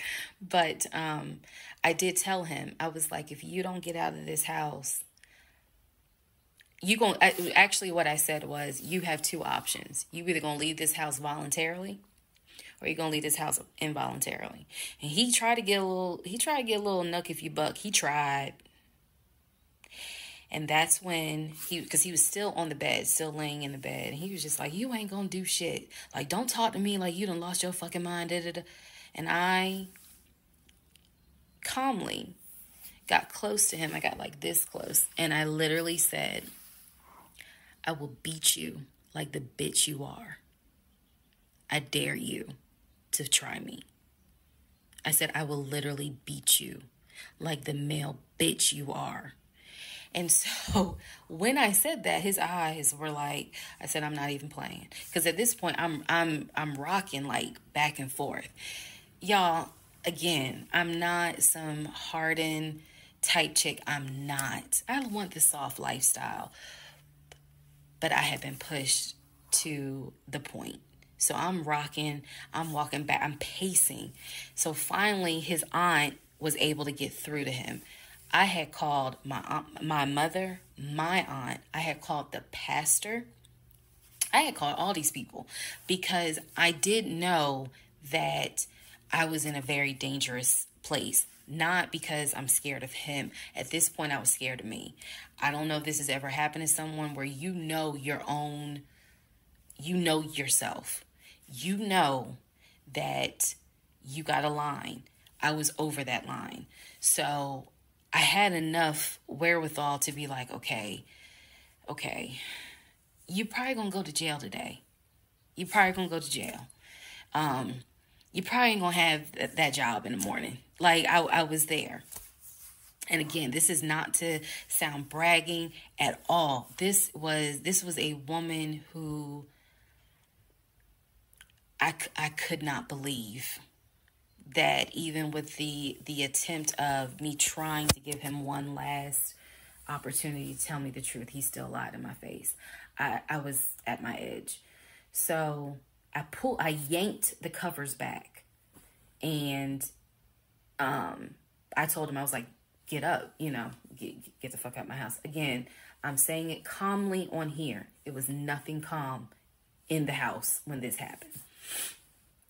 So I'm throwing stuff up against the wall. I remember I looked at the lamp. He looked at me looking at the lamp. And I think something in him realized, okay, yeah, I'm in pain, but if I don't get up, she's going to do something with that lamp. So he does get up. He is still on the phone with the aunt because the aunt was pretty much like, keep me on the phone. She did not want him to hang up. He throws some stuff together. Again, keep in mind, he has all his stuff in the house. So he basically packed like 2 bags worth of clothes.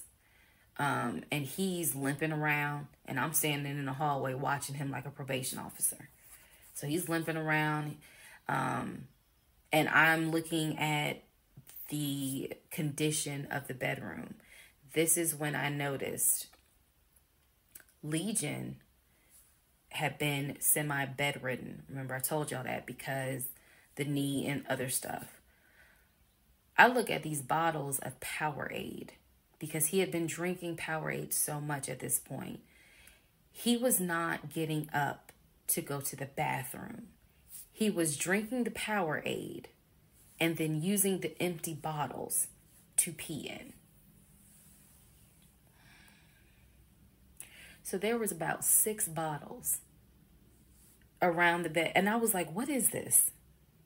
Because again, I hadn't really been going in that room. I was busy being CIA, FBI, and Homeland Security for the past 2 weeks. So I was like, what is this? He was like, I'm going to throw it out. He grabbed a trash bag, put the bottles in there. And I said, what are in those bottles? I said, tell me. And I think I started like twitching. Like, tell me. That is not piss in those bottles. He was like, I couldn't make it to the bathroom. I was in too much pain. So at this point, I'm even more like, yeah, get the fuck out.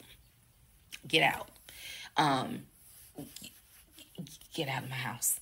So I helped him. While he was packing his bags, I went downstairs. I took the house key off of his keys. I went back upstairs. He had his 2 bags. I grabbed the 2 bags. Yes, I did. I grabbed the 2 bags. I had opened up the garage. I had already popped the trunk for his car and threw the bags in the car. I did that because I was like, you getting out of this house. You getting out of this house today. You can't come back. You can't come back ever. So it took him about 2 hours from the time of I will beat you like the bitch you are for him to actually leave the house.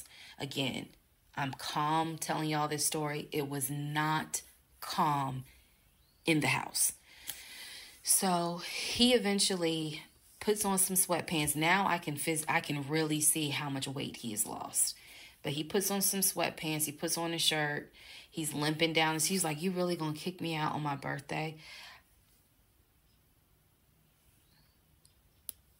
I just looked at him.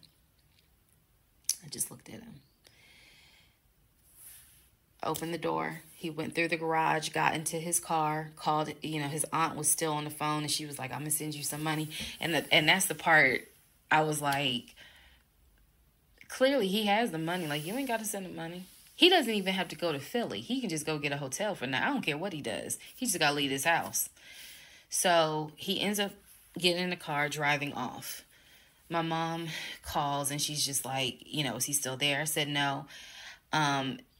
I had not told her what all he had lied about. Even in the midst of me being angry and me going off, I never told him that I spoke to the ex-wife. I never told him I knew he was lying about the stepdaughter, because then he would have asked how, what makes you say that? So I did keep my word. I never told him I spoke to her. So he eventually left. I text a friend of mine. I text my landlord. I said, "I have an emergency. I need to know if it is okay to get the locks changed." Landlord was like, "That's fine." My landlord was super cool. Shout out to Mr. Patel. I went to Home Depot, bought brand new locks, text a friend of mine, asked him, "When you get off work, can you please come by my house? I need the locks changed today." So he was like, "Oh, okay, what's going on?" I said, "I'll explain it later." So to give you a timeline of June 17th, when I asked him about San Diego State and I told him that I know you've never even been to California, that was about 8:30, 9 o'clock in the morning. By the time he left the house, it was maybe going on noon, 1 o'clock. So this happened pretty quickly. If you're wondering, why did you even ask him? I already knew that I wanted out. I knew that. But for some reason, a part of me was like, let's just see if he'll be honest just one last time. And he wasn't. And it sent me into a rage.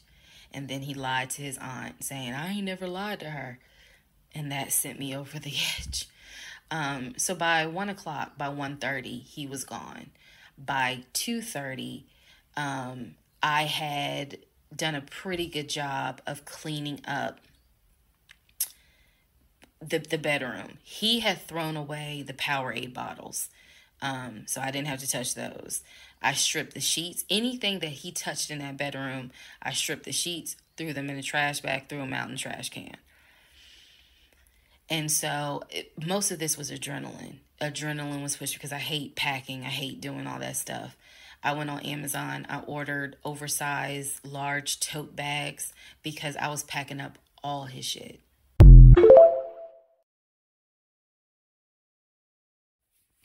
Part 35. Who the fuck did I marry? So I packed up all his stuff. Okay. The reason why I packed up all his stuff is because, so I had a 3-bedroom, 2.5-bath townhome. One room was the guest room. Obviously, there was a master bedroom. And then we had a TV room that he had made like his Philadelphia Eagles man cave.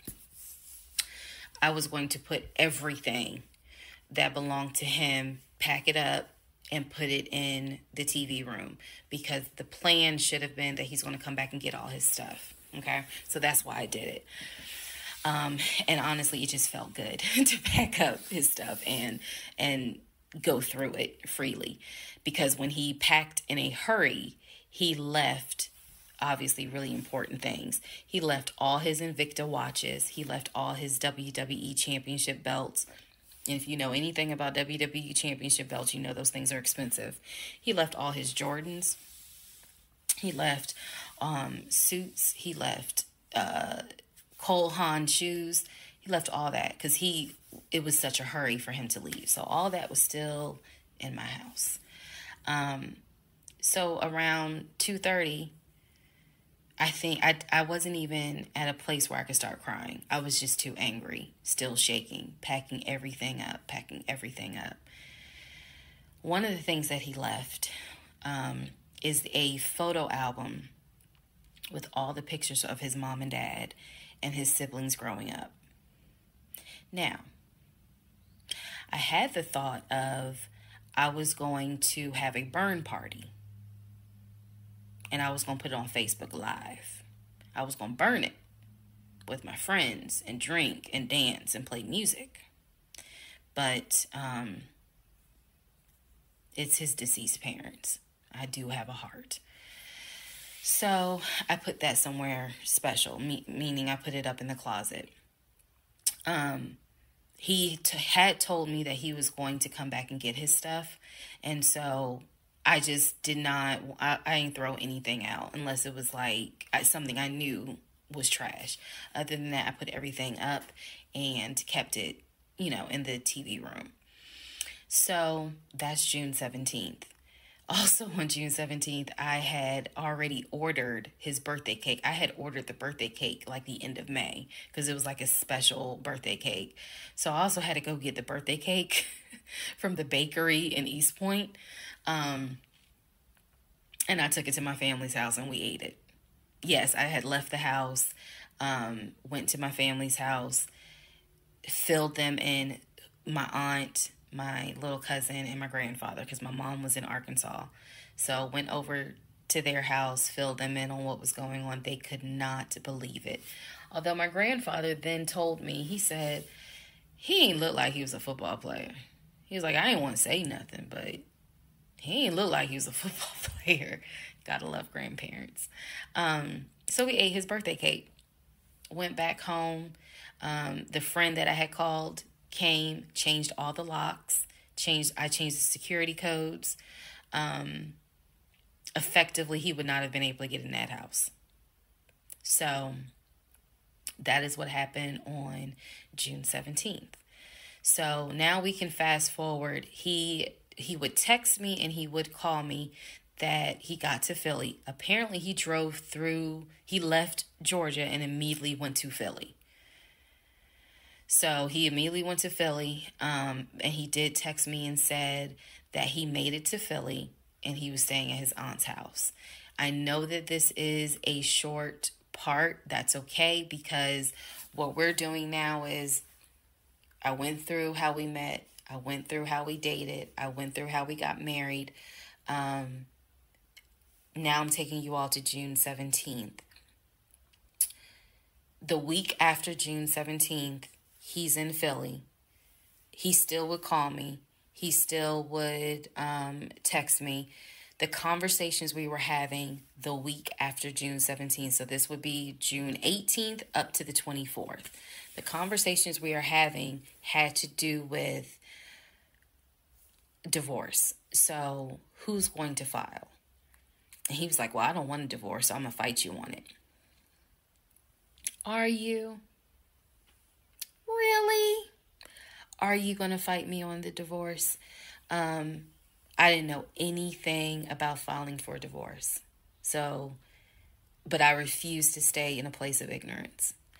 So I went online. There's a website that you can go to where you pay like a $200, $239 fee. And you fill out basic information and you choose your state. You choose your state and they will but they will make all your documents. All you got to do is print it out and take it to the court. And it is step-by-step directions. We didn't have any property with each other. We didn't have any kids with each other. So by the state of Georgia's standards, this should be an uncontested divorce. So the conversation that last week, the week of June 18th to the 24th, was about divorce. What stuff do you want to keep? Well, I'm going to come and get all my stuff. I just don't understand why you couldn't talk to me about it. I said, there's no room for talking because you've been lying to me since day one. But even still, keep in mind, as of June 17th, June 18th, June 19th, I did not know what I know now. So the lies were really only like 5% of the whole story. So June 24th or 25th is when I had printed my documents. And I'm laughing because at this point in time, I've read y'all's comments about how that man will print out stuff. I know. But I used the website, typed all my stuff in, got my documents, and then I went, I took a day off from the job because I was getting ready to transition into the new job. So I left work early, went to the courthouse, and filed for divorce. I filed. I paid. And then I already had the documents where he would have needed to sign so that it could then be entered into for a divorce settlement agreement.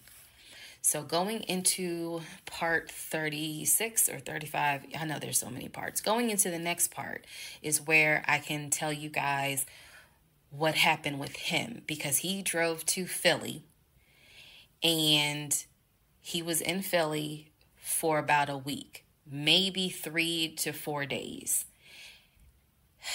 Then I get a message on Facebook Messenger from a woman claiming to be his cousin. Lord Jesus. So the cousin tells me, actually I can tell y'all. So the cousin tells me that he's there. He's telling the family that I kicked him out. He's telling the family that I kicked him out after he walked in on me having an affair. That I stole his money and I then kicked him out.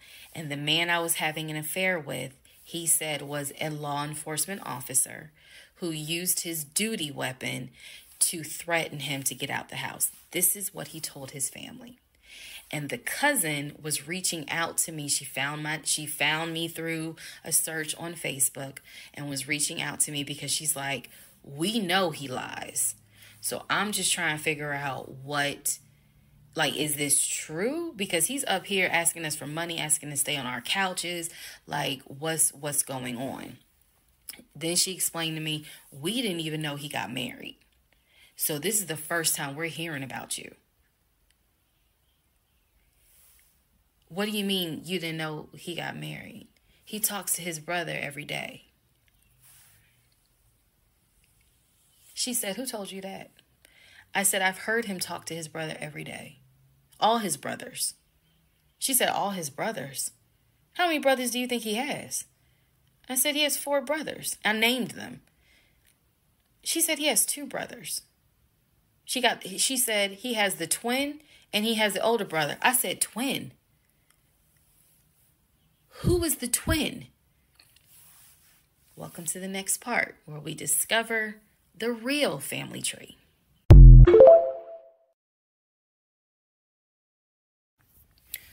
Part 36, who the fuck did I marry? The family tree.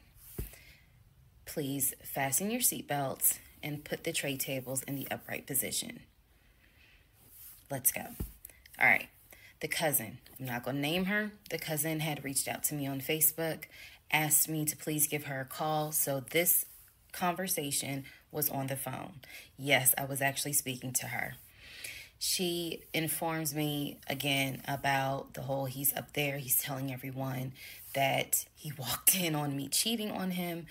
It was with a law enforcement officer, and that the law enforcement officer used his duty weapon to threaten him to get him out of the house. The reason why I'm particularly mentioning the fact that he said it was law enforcement is because he was trying to get a family member, like one of his cousins, to call the agency of the law enforcement officer and file a complaint, which in hopes would then start an internal affairs investigation. Yeah. So, female cousin's on the phone with me. She's telling me everything that he is telling them. She's like, look, we know he a liar. We don't fuck with him. He's been a liar since a kid, but he's also family. She said, we didn't know at all who you are. So I thought that was interesting because I was like, you didn't know who I was, but his brother knew who I was. And so, again, that's when I said to her that I was like, I've talked, he's talked to his brother every day. So why wouldn't the brother tell y'all that he had gotten married? And so she said, what brother? And so I told her the brother's name. And she said, he told you that? I said, he was having the phone calls in front of me. So at this point, what the cousin said was, she was like, okay, I'm going to confirm that with him. She was like, he lives up the street, so I'm going to just confirm that with him. She was like, because I'm pretty sure that they have been beefing for a while. I was like, I can only tell you what I saw, what I heard. That's all I can say. So then when she asked me about, well, how many brothers do you think he has? And I said, he has 4 brothers. Again, I listed all of them. This woman was like, he has 2 brothers. She said he has the twin, and he has the older brother, the one that he was on the phone with every morning, blah, blah, blah, blah, blah. I said, twin? Who's the twin? So this is where she explained to me. She said the parents, mom and dad, had the older brother. The older brother is about 5 or 6 years older than Legion. Legion and the younger brother, who lives in Nashville, they are twins. So when he kept saying the younger brother, my younger brother by 2 years, it's his older brother by 20 minutes. They are twins. I have seen a picture of this brother. Yes, they do very much look alike, but I didn't know they were twins. It doesn't even matter. I didn't know they were twins. But definitely they had the same mom and dad. So she was like, no, that he's older than Legion by 20 minutes. They're twins. She said, so the parents had 3 boys. Brother in Philly, the older brother, and the twins. She was like, who the hell are these sisters that you're talking about? So I tell her, I was like, Shantae and Kim. She said, I don't know who Shantae is. She said, Kim is my daughter. Kim is not his sister. Kim is my daughter. And she said, that's his cousin. She was like, and they haven't spoken in about 20 years. So, no, that's not his sister. He does not have any sisters. And I said, well, then what about the other 2 brothers? She was like, what other 2 brothers? I said, the brothers from his dad. She was like, you mean to tell me this man is going around telling people, I know somebody's going to quote Nicki Minaj, lying on your dead mama, but try not to. She says, you mean to tell me this man is walking around lying on his dad, saying that his dad had kids outside of his mom? And I kind of stuttered like, yeah. She was like, he does not. She said, I have no idea who those 2 men are. She said, those are not his brothers. But if y'all remember, I've met those 2. And he introduced them as, man, this is my brother John. This is my brother Matt, type thing. And so they both were like, oh, my sister, it's good to meet you. It's good to meet you. Remember that, because obviously I do eventually talk to those 2 men again. So she says to me, the family tree is mom and dad, the 3 sons. She was like, there are no sisters. She said, I don't have a clue who Shantae is. She said, Kim is my daughter, so that's just their cousin. But again, they ain't spoken 20 years. I said, okay, and then there was the grandmother. She said, yeah, she named the grandmother. She was like, yeah, she died in like 2008. I said, yeah, he told me that she died in 2020. And that, all of you were coming down for the memorial service. And she's just like, she died in 2008. I said, then there was the uncle who also died from COVID. She was like, which uncle is that? I told her the name. She said, he's been dead since, 2010?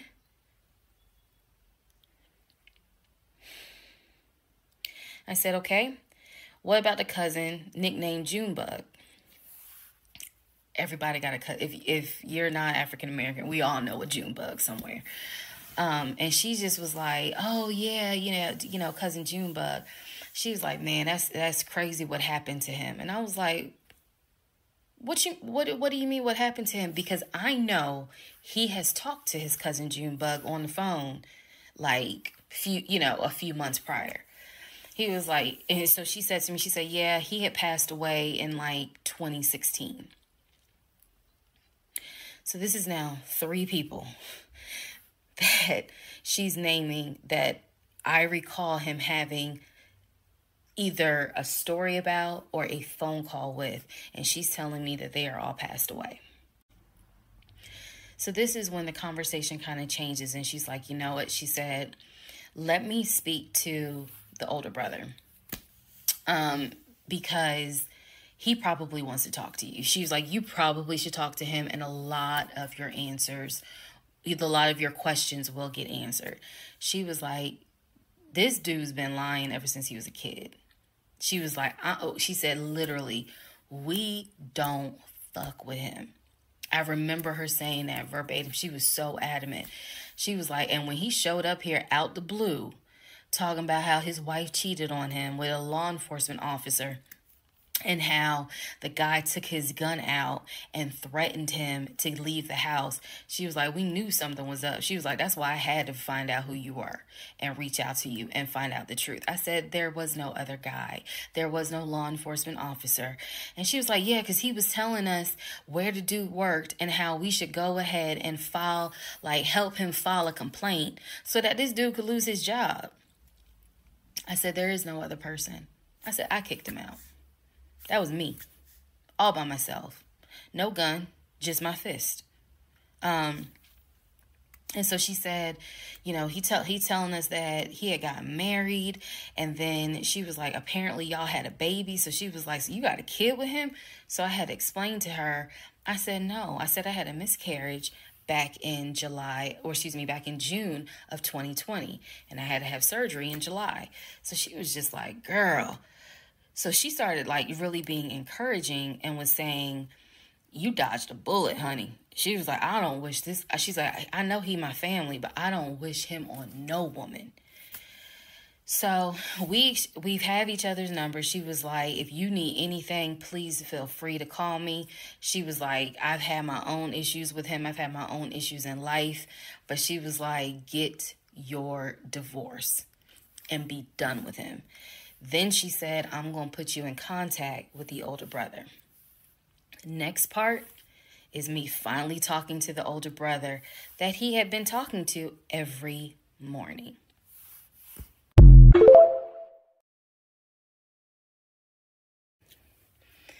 Part 37, who the fuck did I marry? So at this point in time, I have filed for divorce. I paid for the filing fee. I'm representing myself pro se, and it should be an uncontested divorce. During this time, Legion had driven to Philly, lied to his family, and said I had cheated on him, that he caught me, and that the guy I cheated on him with was a law enforcement officer who used his gun to threaten him to get out the house. None of that was true. At some point while he was in Philly, he ran out of options in terms of where he could stay. Family members did not want him to stay with them. Apparently, a lot of bridges were burned, according to the female cousin I had talked to on the phone. So he left Philly and went to Augusta. Yes, what you were hearing is correct. He drove from Georgia to Philly, stayed in Philly for about 3-4 days, left Philly, drove back to Georgia, went to Augusta. Keep in mind, if you have lost your notes at this point, he was raised in Philly and did high school in Augusta before he went to California. So he has family in Augusta. So at this point, he's on his way to Augusta to stay with a new set of people. The reason why this is important is because what I have is a divorce settlement agreement. That divorce settlement agreement has to be signed by the two of us, where we are basically telling the court, look, this is what he's keeping, this is what I'm keeping. I need his signature. Let me repeat that. I need his signature because I wanted a very quick and painless divorce, as much as it could be. So by this time, this is now around June 25th. So around June 25th, he's now in Augusta. He had left the house June 17th. So between June 17th and June 24th is the trip to Philly, then leaving Philly, coming to Augusta. My aunt and my little cousin get in the car with me, and I drive to Augusta with a rag on my head, some sweatpants, and a tank top because it's July, so it's hot. But we ride to Augusta. I had spoken to him. I had said, I just need you to sign this piece of paper. And he was like, I'll get to it when I get to it. No. We're going to get to it as quickly as possible. So if that means I got to drive to Augusta tomorrow morning at 7 o'clock, I'm going to do that because I need that signature. I ain't tell him this. This was my attitude. Sure enough, went ahead, drove down there. I met him at the UPS store in Augusta. It's in the same Kroger shopping center. They had a notary there because I needed the papers to be notarized. So he pulls up. It's only been a week since I last saw him. It has been months since my aunt saw him. Okay? She had no idea of the condition that he was in. Again, I'm telling y'all, when I met him, when he met my family, he was like a size 3X. In just a short span of time for a week, he easily could have been in an extra large, maybe even a large, but was wearing 3X clothes. So he has told me this whole time, he didn't know I had spoken to his family. Okay, probably need to put that in there. He did not know I had spoken to his cousin. So he was telling me that he had a place to stay. He was staying with some family members, and everything was cool. He told me he was going back to Augusta because he had a job. That's what he told me. The family member, the cousin, told me, oh no, it's not that he had a job. We kicked his ass out because he's still lying. And we don't want anything to do with him. So when I saw him get out the car, I immediately knew, you probably have not washed in 3 days. I'm not overreacting. His nails had not been cut, so his nails were a bit long. He smelled like the Chattahoochee dump on a hot summer Georgia day. He stunk so bad. And for a moment, I did not recognize the man that I was legally married to. I did not recognize him. He almost looked, what's the word? Emaciated? I may be mispronouncing it, but the way someone looks when they have lost so much weight and it's almost like your skin and bones. He looked homeless. He smelled homeless. And my heart just kind of broke. It kind of did. I'll be honest, it kind of broke. It did not break enough for me to not get that signature, though. So when he walked into the UPS store, you clearly could see that some of the people were like, let me get away from him. Me, I just was like, okay, so I just need you to sign right here, and I just need you to sign right there. Okay, and then a woman named Lauren came over and notarized the papers, and then we were done because he signed the divorce agreement. He didn't even read it. Reason why I'm pointing that out is because he didn't read the part where what's left in the house now belongs to me. Where he took technically what he was going to take. Everything else in that home belongs to me. Remember, I told y'all he had left all his Invicta watches. He had left all his WWE championship belts, his Jordans, a lot of his clothes, his Cole Haans. He had left all that stuff. He never even read the divorce agreement. So he signed it. I signed it. Lauren notarized it. We leave the store, and I said, have you eaten? And he was like, yeah, I ate. It's just, my knee. So, again, he's talking about the knee, but if you saw him, you would know there's way more to it than the knee. So I said to him, look, since you met me here, let me give you some money so you can get you some chicken nuggets. Yeah, that's what I said. You can get you some chicken nuggets. So I believe I gave him like $5 or $6. Go get you some chicken. I think I Zelled it to him, actually. Just go get you some food.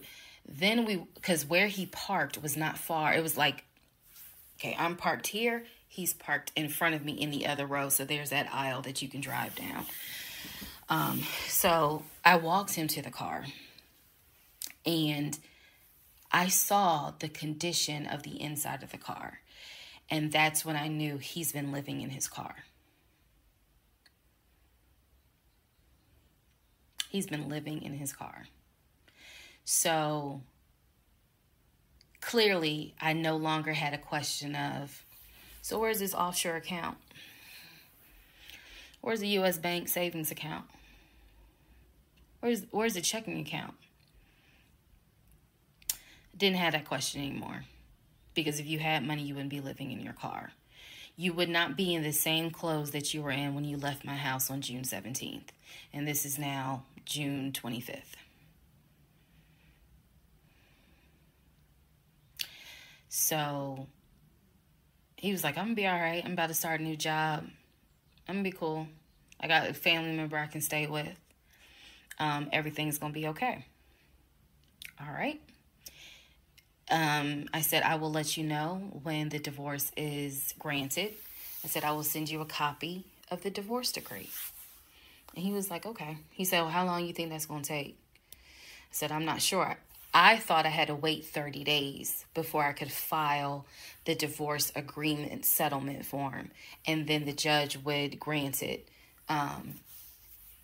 in 30 days. So basically, this is like June 25th. I'm looking at the end of August that it would take for the divorce to be granted, assuming there were no hiccups, assuming he didn't decide he was going to pull a fast one.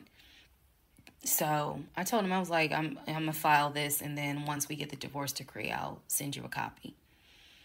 He said, okay. He got in his car. I got in my car. I drove all the way back home, and he went to wherever he went.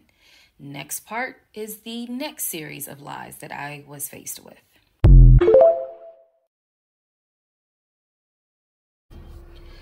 All right, part 38 of Who the Fuck Did I Marry? I'm going to call this housekeeping and missing pieces. So, housekeeping. First and foremost, as much as I know you all have enjoyed this series, and some of you have told me how entertaining you have found it, the story will be done this weekend. So, in other words, I don't care how many parts I gotta film, it will be done this weekend. We're not going to drag it into the new week. So I just want to let everyone know that. So please be sure to tell your sisters, your mamas, your aunties, your cousins, your best friends, hey y'all, go ahead and watch all the parts, because she's saying she's wrapping it up this weekend. But I'll leave the playlist up, so don't worry. Also, let's see. I'm sorry for the people who were like, I keep talking really slow. I didn't know that I was, and they're like, you're just long-winded. I'm very detailed. So that's probably what you're feeling, is that I'm detailed, and I'm trying to get everything out, again, in a responsible manner.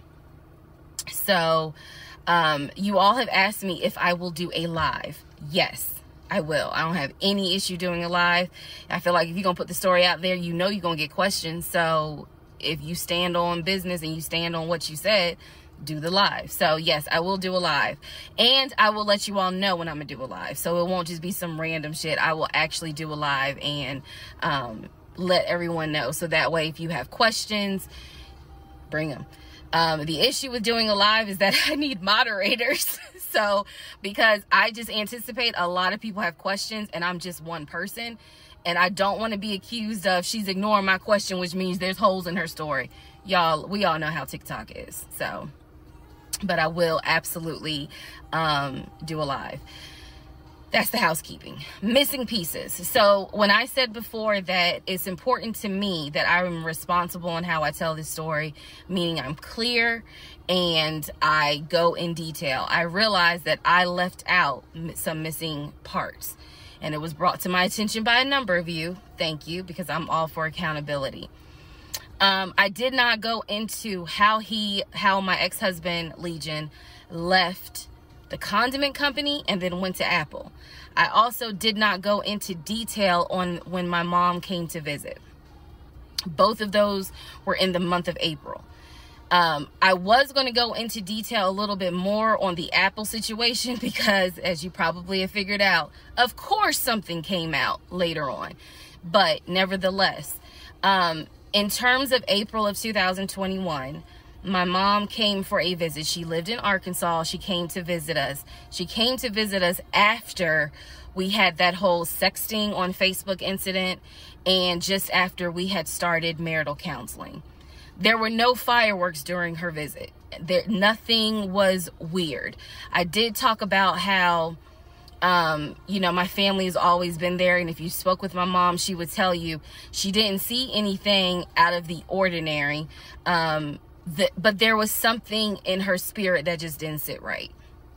She didn't talk to me about it at the time. She did not raise her concerns.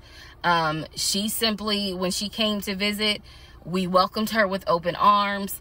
Legion was excited to meet her. She was excited to meet him. We took my mom out to eat. It was a typical, very quiet, non-active visit.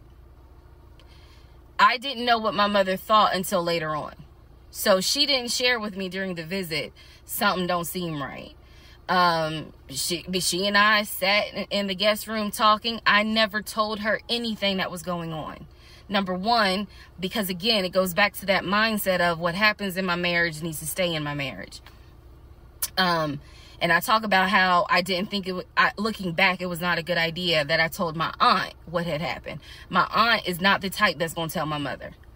In other words, if you confide in her, she keeps it between you and her. So my mom never knew that there were any issues. And so there was nothing for her to be on mama bear mode. Had she known, this would have been a very different trip. But she didn't know. So she did come to visit. Everything went fine. He and I put on a united front. Oh, we're so happy. We're so, in love. And yes, behind the scenes was a whole different story. He talked to her about how he was looking to buy a house and how he told her how work was going, how his job, how his job was going, bragging as usual, which I did tell my mom, look, he's going to talk about himself and money a lot. So, just change the subject. If he brings up a house, change the subject. That was my instructions to her because I was like, I don't even want to get into the whole house situation. So other than that, uneventful. Now, once my mom left, this is still in April, everything was fine with him at the condiment company. As far as I knew, everything was fine. What ended up happening is he randomly came home one day and starts complaining about changes that are going on at the company. When he started complaining about those changes, it was things like, keep in mind, he is not VP of the company. He was VP of, I keep getting it wrong, but I think it was VP of production is what the memo says. So he was not the second in command for the company. He was upset that he was being blamed for production stats, that the production was down. He was upset that his plant manager apparently had resigned.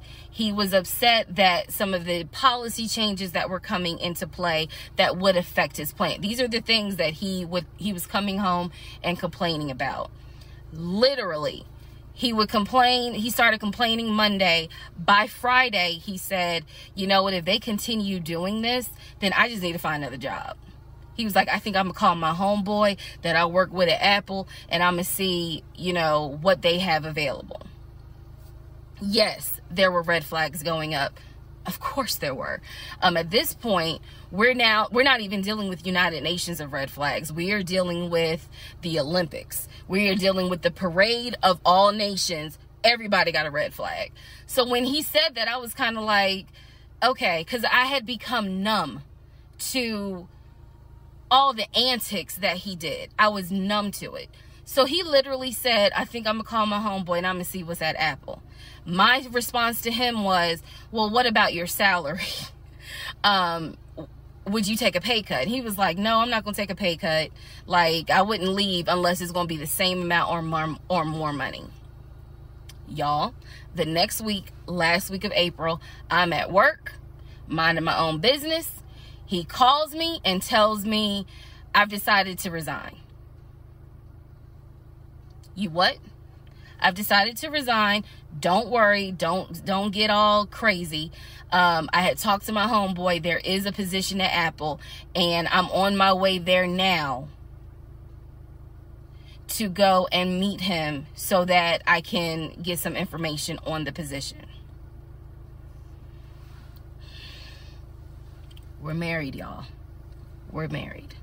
So what I said to him was, well, will you get all this in writing? His words to me were, of course I'm going to get it in writing. I'm not stupid. You know what? I don't even want to talk to you no more. Click. That's the end of April. So that is how I was introduced to this Apple job. Again, if you stick with this series, you will find out exactly what happened.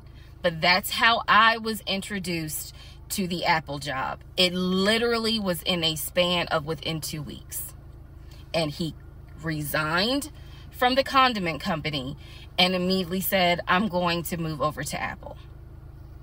Just wanted to clarify that. So, we will continue on.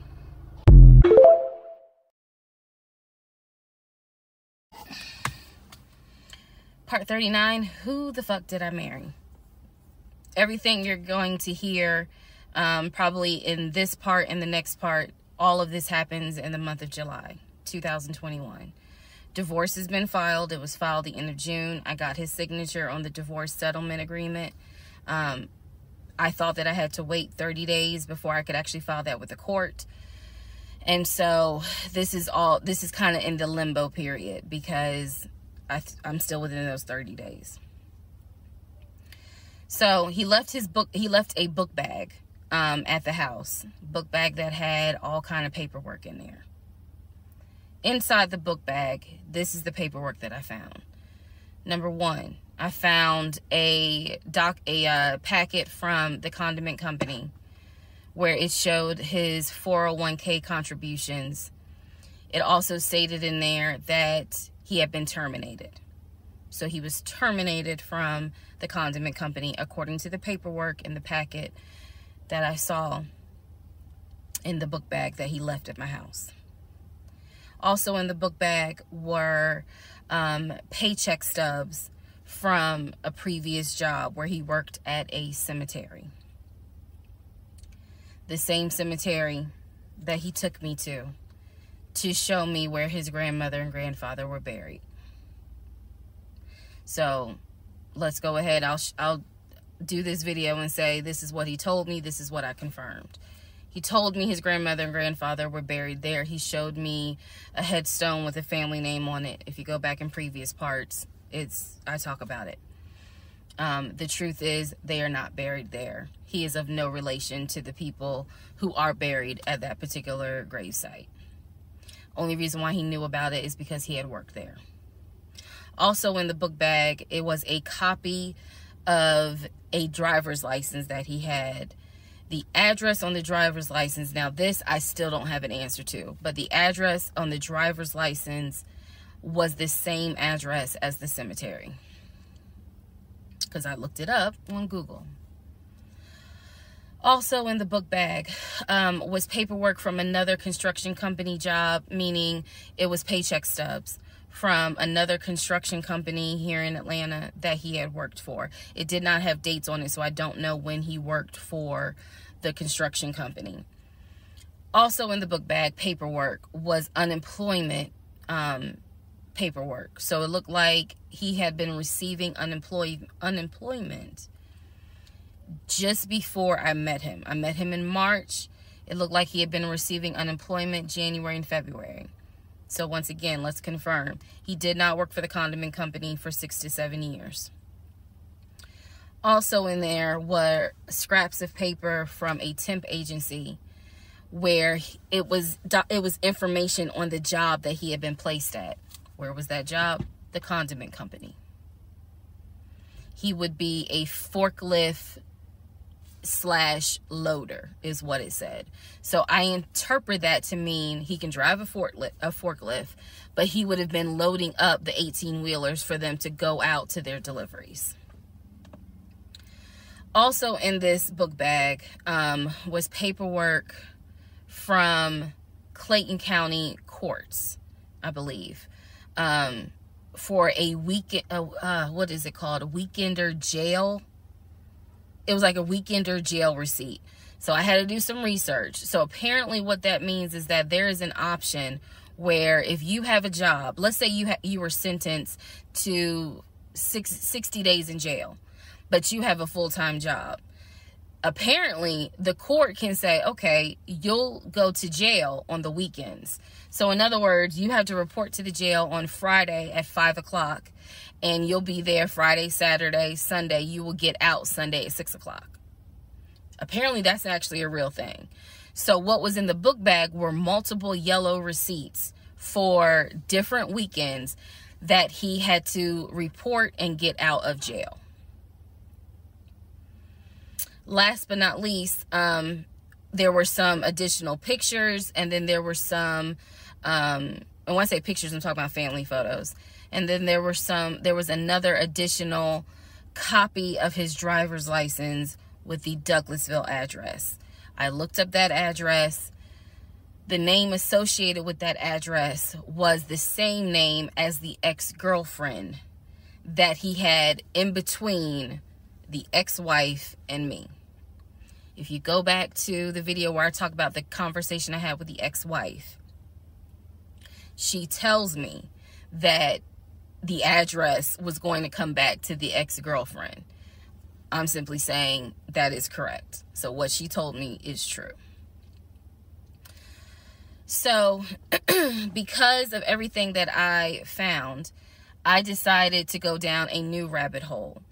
Again, just recapping what I said in previous videos. Ex-husband was always a stickler about law enforcement. His dad was a retired police officer. I'm just telling y'all the story. His dad was a retired police officer. Mom was a retired teacher. After his dad retired, they moved to Augusta, started a church. He took me to that church in Augusta. The same day that he took me to meet his aunt who lived in Augusta. So these are now things that he actually took me to, just like he took me to the cemetery. So that's what I found in the book bag. The weekender jail receipts.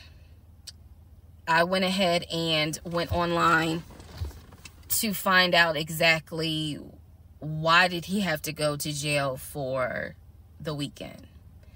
And I'm going to end this part here. The next part has to do with his criminal history.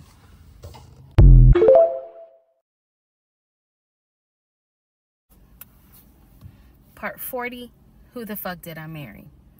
So we are now at the point of July 2021. We're at the point where I've spoken to the female cousin, and she gave me the phone number for the older brother. For the purposes of this video, we're going to call him Chris. Chris was very nice. I called him. He was gracious. He was willing to answer whatever questions I had. And what he said to me was, he said, my brother has always been a liar. He's always been a liar. He said, but ask me what questions you have, and I'll confirm what's real and what's not. First question I had was, when was the last time you spoke to him? Without missing a beat, Chris says, 2015, just after our mother's funeral. I explained to him about the phone calls. The fact that Legion would be on the phone for 35 minutes, laughing, talking to Chris, relaying messages from Chris to me, and relaying messages from me to Chris. Without missing a beat, Chris says he was never talking to me. And he said, now I am going to say this. maybe he was on the phone, but he was not on the phone with me. He said because he knows that if I ever see him, I'm going to whoop his ass. And I'm laughing because obviously Legion loves to say I'm going to whoop somebody's ass. So for the people who are confused, like, wait, what does this mean about the phone calls? What this means is every single time that my ex-husband was on the phone, holding his phone like this, talking, laughing, cracking jokes. Hey, my wife said that, you know, we can go later on this evening and all this other stuff. Every time they were doing things like that, every time he was having a phone call or conversation that he claims to be with Chris, no one is on the phone. No one's on the phone. That is what that means. So I'm on the phone with Chris. My mind is spinning. It is blowing up like a volcano. I mean, I'm going crazy. I'm going crazy because what this means is that for the past 4 or 5 months, every morning that he is having a phone call with his brother Chris, I am now understanding in real time that that phone call was completely fake. So Chris tells me maybe he was talking to somebody else, but it wasn't me. He said the only family member that Legion actually talks to is the twin. And that's only because for some reason, I guess it's their twins, he helps him out when he needs it. Legion only calls the twin when he needs money. And the twin, according to Chris, now this is the part that might blow some minds. The twin brother, the one that is older by 20 minutes, is VP of his company, is married, drives a luxury car, and lives in like a 4 or 5 bedroom house in Nashville. So Chris is saying to me, he was like, it sounds like he took the identity of the twin and was trying to act like that's his life. And it's not. He was like, that nigga ain't never had no money, ain't never kept a job a long period of time. And he was like, and you're telling me that he claims he was VP of a company? And so he was like, did you ever see anything? Did you ever meet people like Chris? I respect the fact that he was asking me the same questions y'all are asking me. Did you ever meet any family members? And I told him, I said, I met your aunt. Well, what aunt is that? I told him her name. He said, that ain't our damn aunt.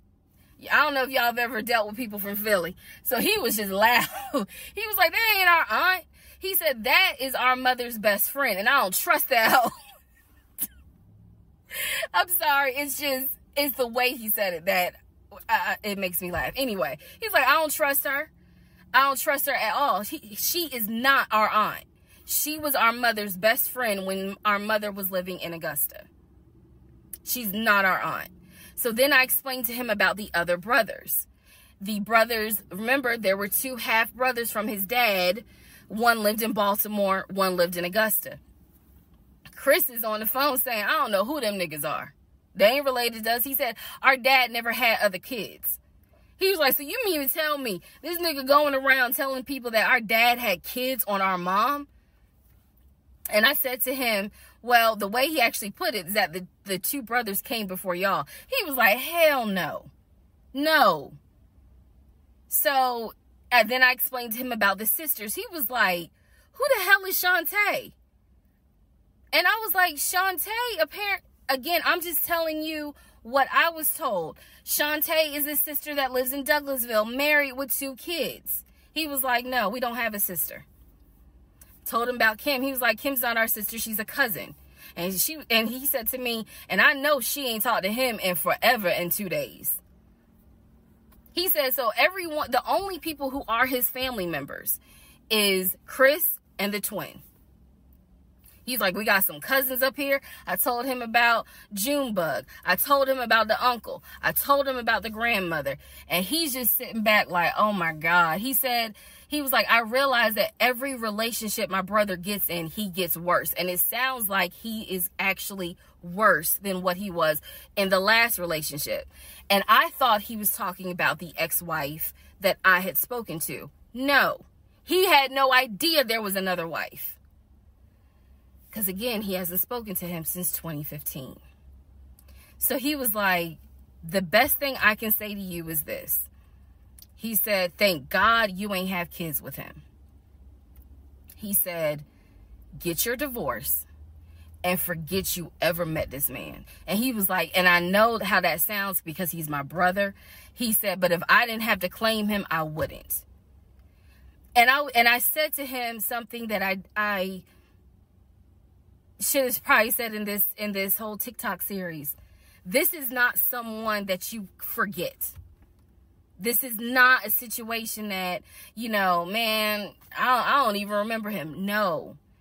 What I don't remember is the version of myself before I met him, because nothing so far has turned out to be true. The only thing that Chris was able to tell me is true is that, number one, yes, there is a brother in Philly, him. Yes, there is a brother in Nashville, the twin. Yes, both parents are deceased. That is what I was told from the beginning. Those pieces of information are true. The grandmother did die in 2008. He was like, no, she didn't. She definitely didn't die in 2020. I told him how I found the obituary. And so he was like, and the uncle, he said, which uncle is he talking about? Because if you guys remember, back in one of the parts, I talk about where he said his uncle was giving him advice on why he should not open up his savings account to let me see it. He would not let me see it. And so I'm telling Chris about the uncle, and he was like, that uncle been dead for years. I told him about Junebug. He said, Junebug been dead for years. And I said, Chris, he was having conversations with Junebug on the phone in front of me. He was like, it wasn't Junebug. He said, it sounds like my brother was making up the conversations. He said, he definitely was making up the conversations with me. He said, hell no, I ain't going to be on the phone at no 6 o'clock in the morning. So the conversation with Chris solidified that this is the actual family tree. And no, there were never any conversations with his brother every morning when I was getting ready to go to work. They had never talked. On to the next part.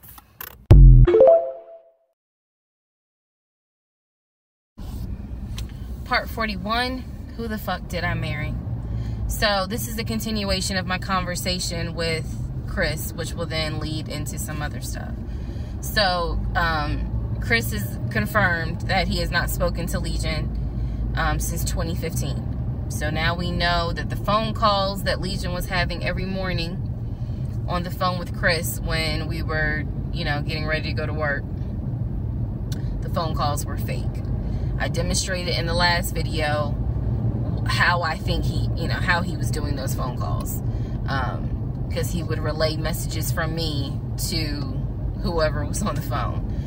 So Chris and I also then talked about their parents. So if you remember in the beginning, I told you from the get-go, this man was, you know, very respectful of law enforcement because his dad was a retired Philadelphia police officer. The mom was a retired teacher. And so he had the utmost respect for law enforcement. That's what he used to always say. Because, again, there's a lot that he lied about. So I'm trying to only highlight the big things because, truthfully, it got to a point where when he would say that as a VP in his company, he had a meeting with the local sheriff. Child, we know that's a lie. So I don't even need to go into detail about that because, again, why? So I told Chris what Legion said about their dad being a retired police officer. And I was explaining how he said the mom was a retired teacher. So Chris listened. Again, very gracious, very nice guy. He listened and he was like, so are you ready for me to tell you what's true and what's not? And at this point, I was already convinced I was going to be drinking heavily that night after this phone call. So I was like, go ahead. All right, so here's what Legion said. Legion said, my dad was a retired police officer with Philadelphia PD, when he retired, he and my mom moved to Augusta. I was there for high school, and they started a church. He took me to that church in Augusta and showed me where the church that they started.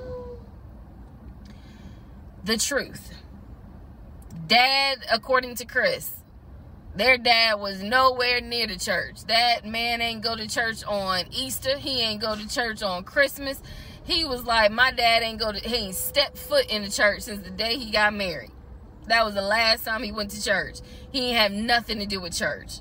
He said that their father was the furthest thing from a pastor. And he was like, I love my dad, but that man drank, smoked, and he was not a pastor. The mom was not a retired teacher. She did substitute teach at one point, but she was not a retired teacher. The dad was a truck driver. And not only was the dad a truck driver, at one point, he was a correctional officer. And so I said to Chris, I was like, I said I had no idea, of course. I had no idea. So now we know the truth. The dad was never in law enforcement. And I'm not knocking correction officers. I want to make very clear, because I know that sometimes people that work in law enforcement feel like, look, when I'm out there patrolling, that is not the same as being a correction officer. And correction officers may feel the same. So I just want to give the distinction between the two. So the dad at one point was a correction officer. However, his primary career was a truck driver. And so the dad would do long hauls. So Chris is explaining, no, he was like, now that's funny. He said, if you knew our dad, you would understand how funny that is to even insinuate that he was a pastor. And so I told him about the church that we went to. He was like, oh, okay. So he took you to a church in Augusta and told you that was our parents' church. He was like, now, our mom used to go to church, every now and then. But he said, our dad ain't been to church since the day he married mom. So, the church that Legion took me to and said that his parents started that church, that was not true. So, he just took me on a field trip for nothing, basically. So, I told him about the weekend, because I did tell Chris where I worked.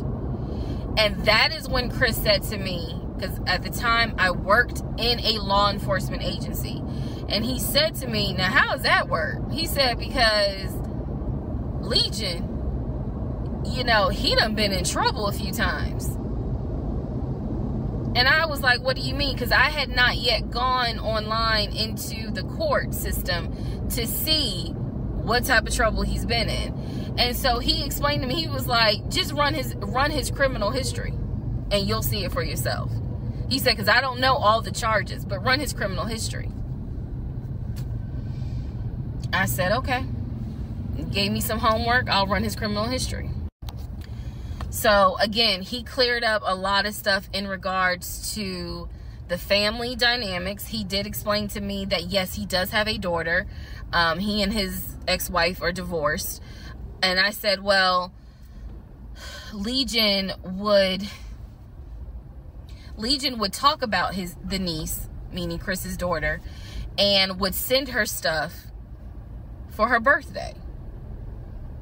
And he was like, he said, I'm almost positive my brother never sent anything for my daughter's birthday. And I explained to him, I said, isn't your daughter's name Egypt? He said, no. Who the hell is Egypt?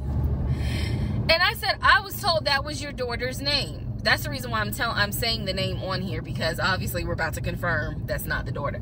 So I said, I was told that's your daughter's name. I said, I went with him to Rack Room Shoes and bought shoes for what I was told was your daughter. And she lived in St. Louis with your ex-wife. He said, no.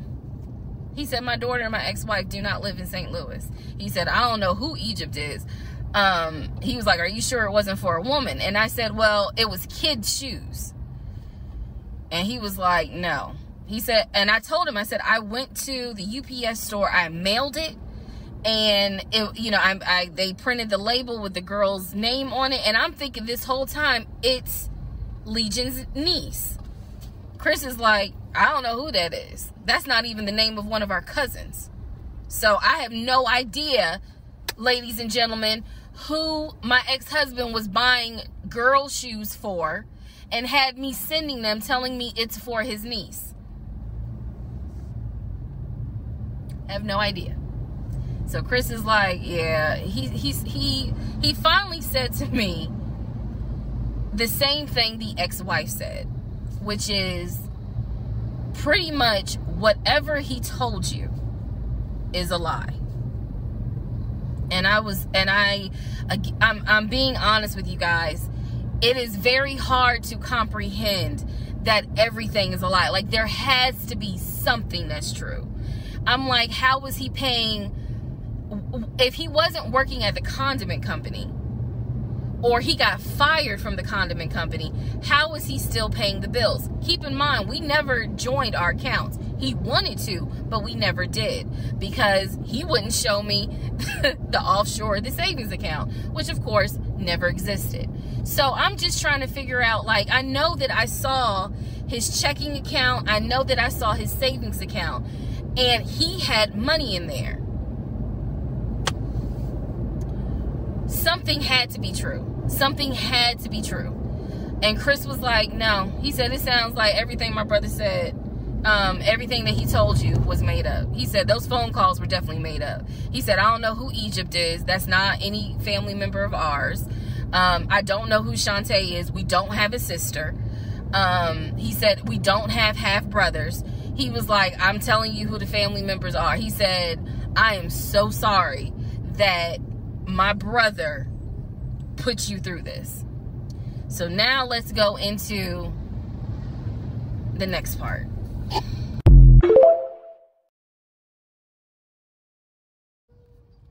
Part 42.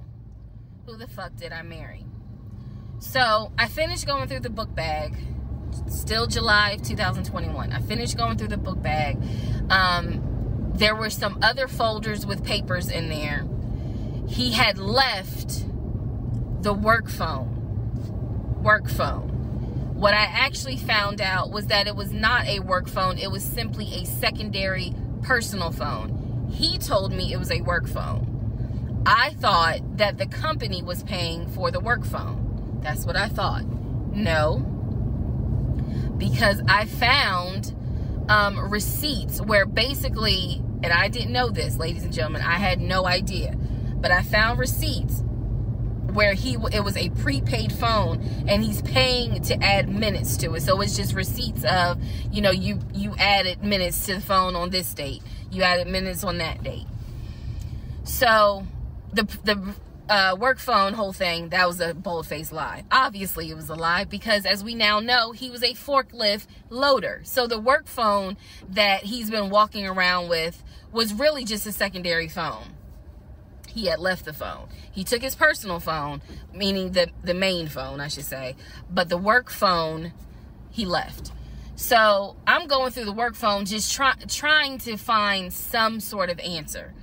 Now what is really burning in my mind is how is it that he had all this money in the accounts, but again, the last time I saw him, he's living in his car. Like, the math is not mathing. I go into not just the photos of the work phone, I go into the deleted folder. So ladies and gentlemen, if you're gonna go through somebody's phone, which I will never do again, but if you're gonna go through the phone, don't just go through the text messages and the pictures. Go into the deleted folder, because sometimes you find a gold mine. In this case, I went into the deleted folder of the pictures in the work phone. I keep saying work phones because, again, this is just a secondary phone. It is deactivated. There's no minutes on it. So I go into the deleted pictures, and what I see is what looks like a screenshot of his checking account, the one that I saw with the available balance. Then there's another photo of the screenshot of the savings that he showed me. Now, one of two things it could be. Either one, it's not real and it was pulled offline, or two, he took a screenshot of his own account and saved the photos. So this is when I got introduced to reverse Google image search. I did a reverse Google image search. Sure enough, as you probably have figured out, some of you, because I read it in the comments, what he showed me when he turned his phone around showing me his available checking account balance was nothing more than a screenshot that he had found on Google. When he showed me his savings, turned the phone around, because remember, I demonstrated for y'all how he was, and then, you know, showed it, turned it around and showed it to me as if he was signing in. When he did that, he was simply showing me a screenshot that he had taken from Google Images. Because when I did a reverse Google image search with those two photos, the checking and the savings, it came right up. It was nothing more than just Google Images. In my phone, I still had, I didn't even need this because, again, I already knew that he was not a VP regional manager, but still, for shits and giggles, I did a reverse image search of the charcoal BMW. Remember, I told y'all he had sent me pictures of the company car. Nothing more than a screenshot he had taken off of Google Images. The house that he showed me that he had in San Diego, Google Images.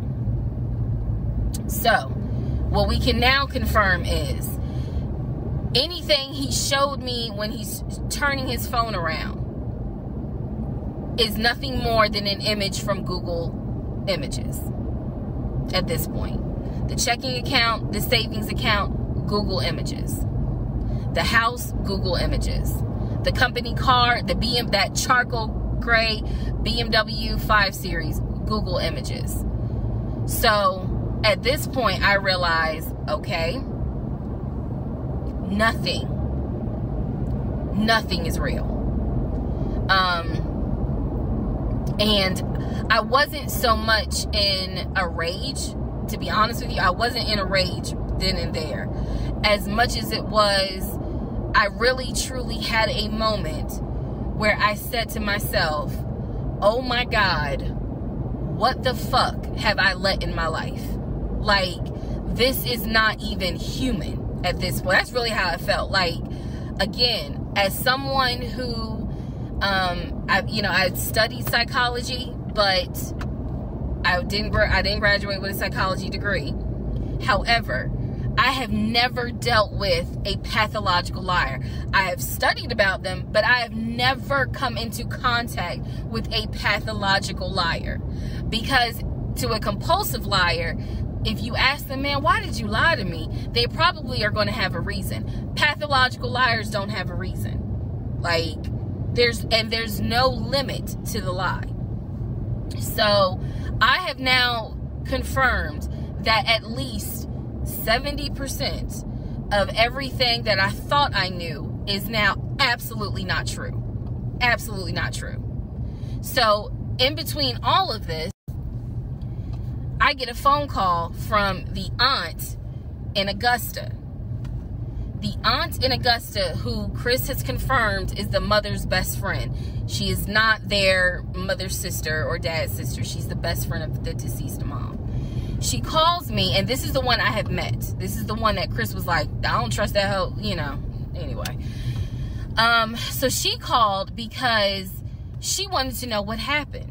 She wasn't trying to be nosy or messy or anything like that. She's just trying to find out what happened because apparently Legion is trying to come stay with her. So she asked me, sweet lady, but she said, you know, what happened with you guys? And I told her we're getting a divorce. I said because he lied to me a lot. He lied to me a lot. And so what breaks my heart about the conversation with her is that she said, so whatever happened to the baby? Mind you, we went to Augusta, told her I was pregnant. I thought he told her that I had had a miscarriage. He didn't. He never told this woman I had a miscarriage. So she informs me, this is what she tells me. So now we're confirming something else.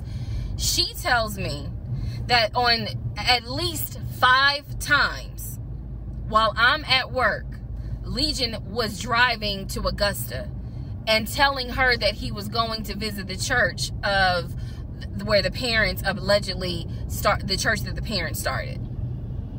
And I was like, what do you mean he went to Augusta? She said, I've seen him like 4 or 5 times. He's come down here, and each time I've asked him to bring the baby.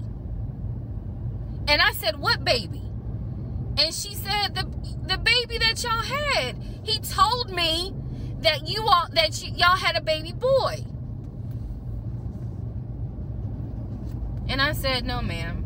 I said I had a miscarriage in June of 2020. And she said, oh my God. Oh, you know, she was doing that whole thing. She said this whole time he told me that y'all had a son in January. And I have been asking him for pictures. I have been asking him to bring both of you down here so I could meet him. And he always had an excuse as to why he wouldn't bring the baby. And the last time he was in Augusta, he said that he was leaving you and he was taking the baby with him and that you were at work. I am not making this up. That is what that woman told me. And I just was like, no, ma'am. None of that is true. There is no baby. I said I had no idea he was going to Augusta. Next part.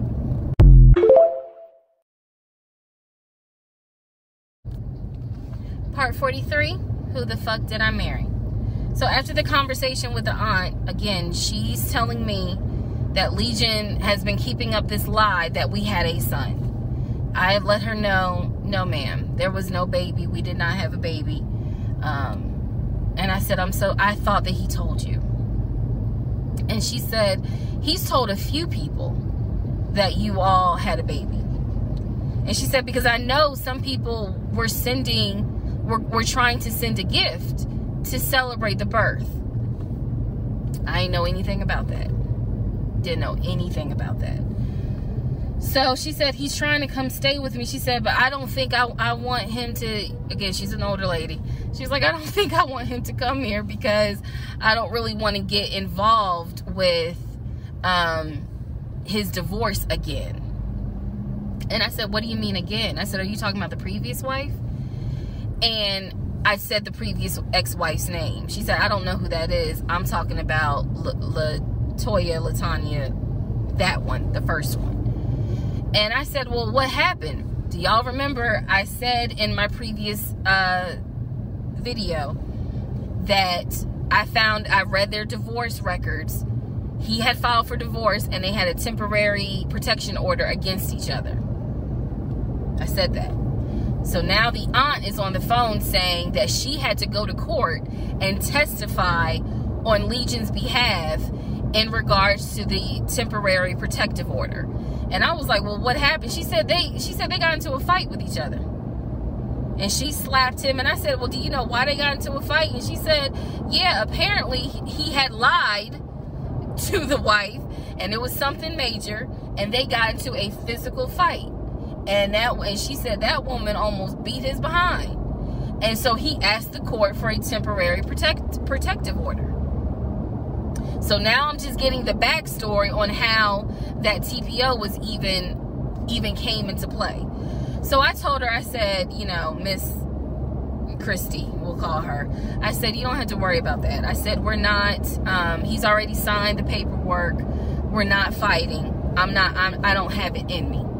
I don't. So I said, I'm not going to tell you not to have certain people in your home. But I am going to tell you that I'm just barely kind of discovering exactly what the lies are in regards to Legion. So if you feel comfortable having him in your home, then do it. I said, but I am going forward with this divorce, and once the divorce is final, I will have nothing to do with him. And I said, and I'm so sorry, you know, that he lied to you, and kind of pulled at your heartstrings in regards to a baby. I said, there is no baby. So she said, so y'all are really getting a divorce? I said, and I didn't want to cuss to the older ladies, but I said, yes, ma'am, we are.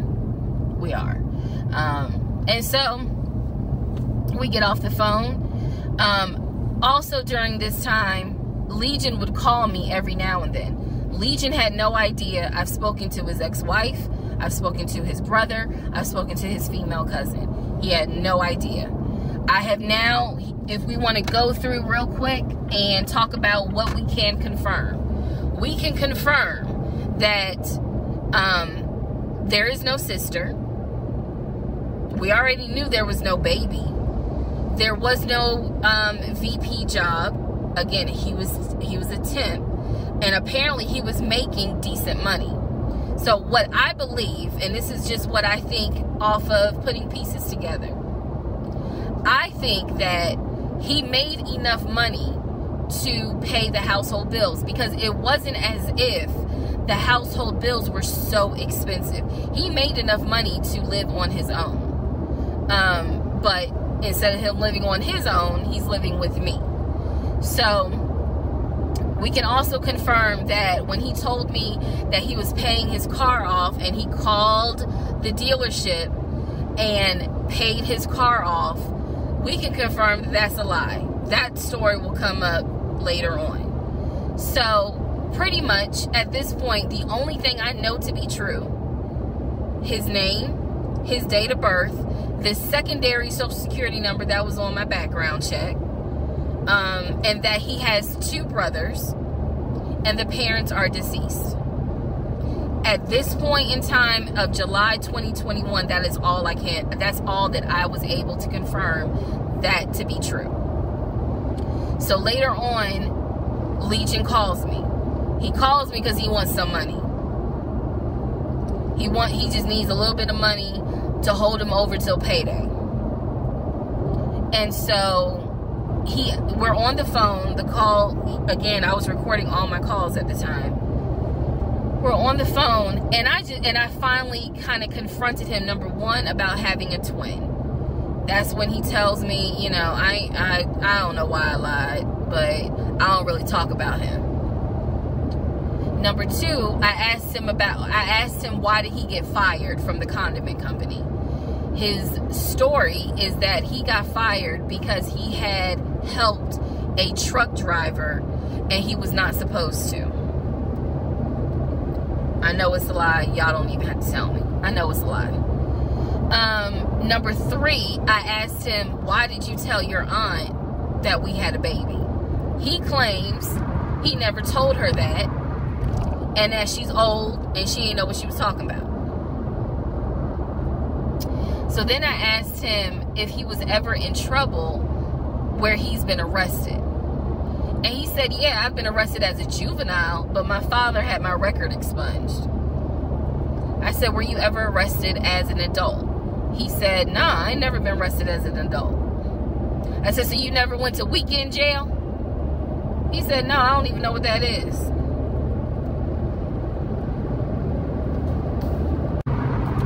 So he doesn't know what weekend jail is. That's his story. And so he was still standing by the lies he told me. So finally, I just asked him, and this is where let me just say it. I asked him, why the hell did you even marry me? Like, why? Why did you even marry me? Because you easily could have just stayed dating or been the boyfriend or just moved on with your life. Like, you didn't have to marry me. You didn't have to pull me into a marriage and make me think that this is what you wanted. This is what he said to me on that phone call. He said, I had to marry you. And I was like, no, you didn't. He said, yes, I did. He said, I knew full well from day one that there was no way you were going to stay my girlfriend for longer than a year. He said, I knew it. He said, I knew in order to keep you, I was going to have to marry you. Y'all, my jaw hit the ground. I could not believe he said that. And he said it so matter of fact. And I was like, that is the most fucked up thing you could ever say.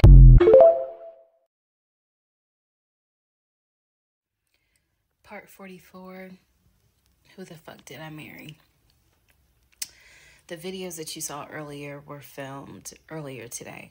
And yes, I'm aware. It was brought to my attention. I had to make a decision whether or not to finish, keep my word, or stop, disappear. I mean, disappear. Okay.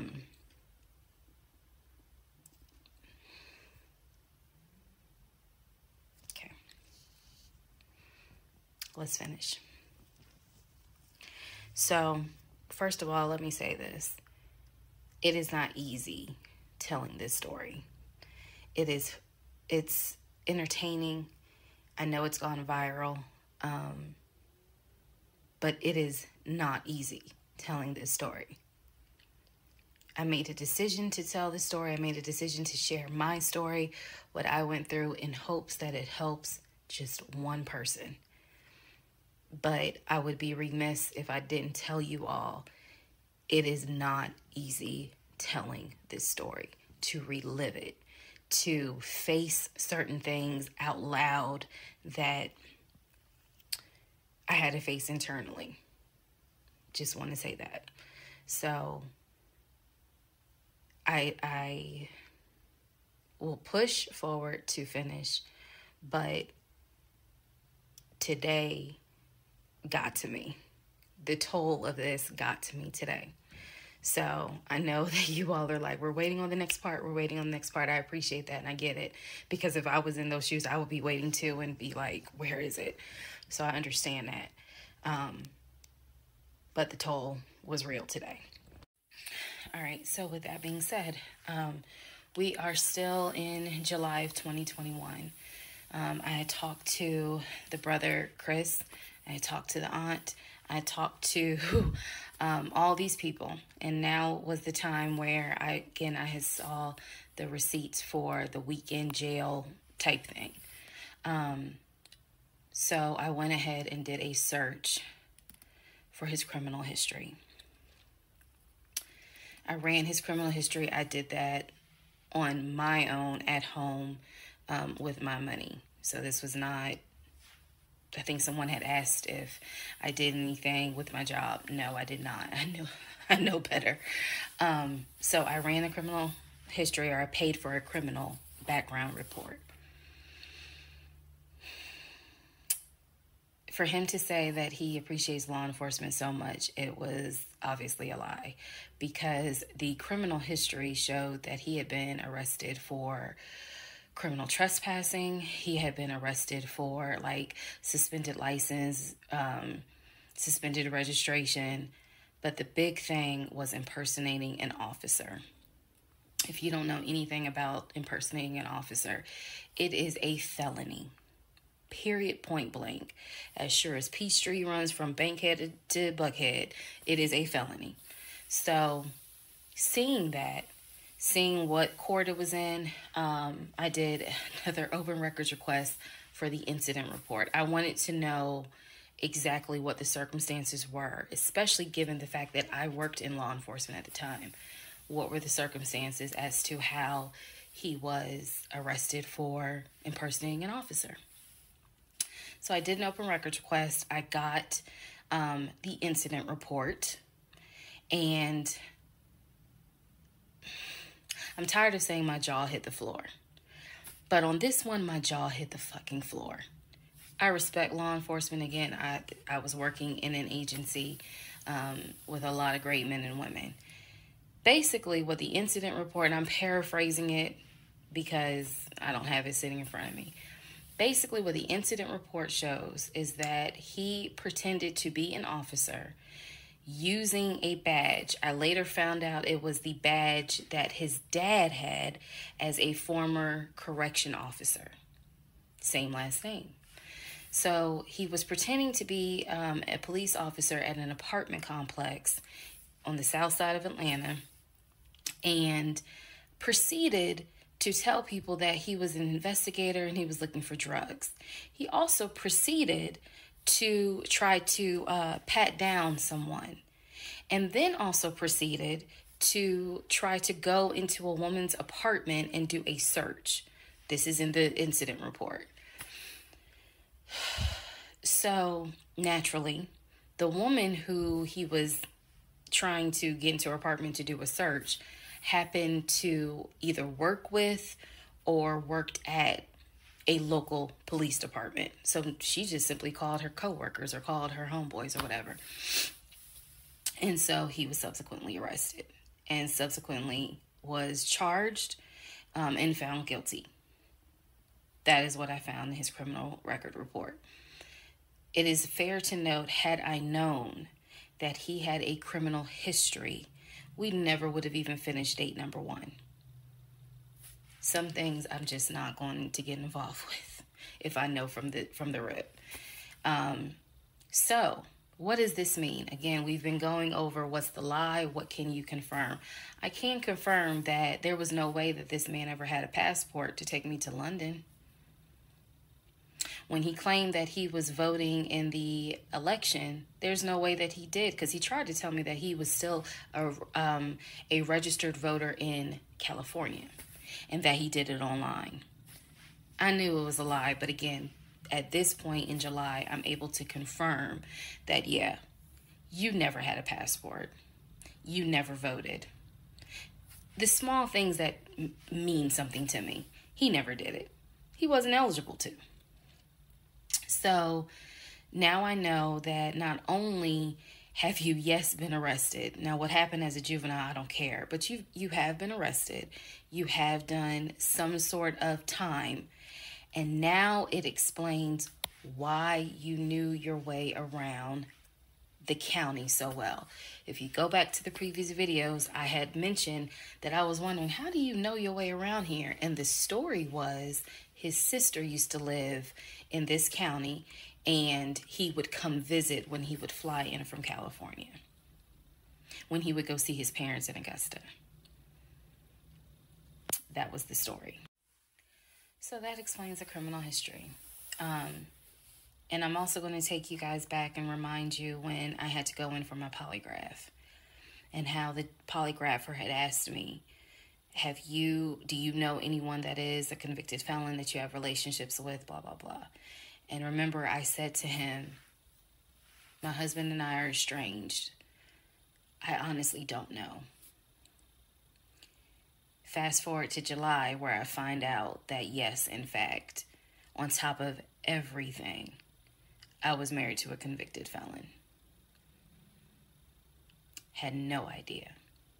No idea whatsoever. And it's nothing but the grace of God that I was honest with the polygrapher and telling him, look, I don't know what's in this man's background.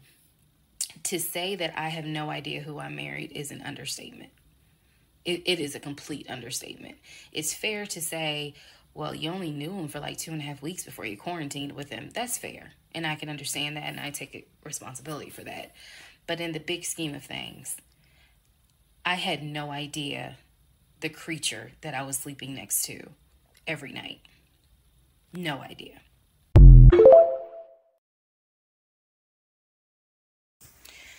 All right, part 45, who the fuck did I marry?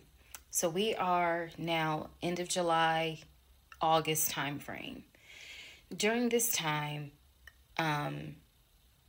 Legion basically disappeared.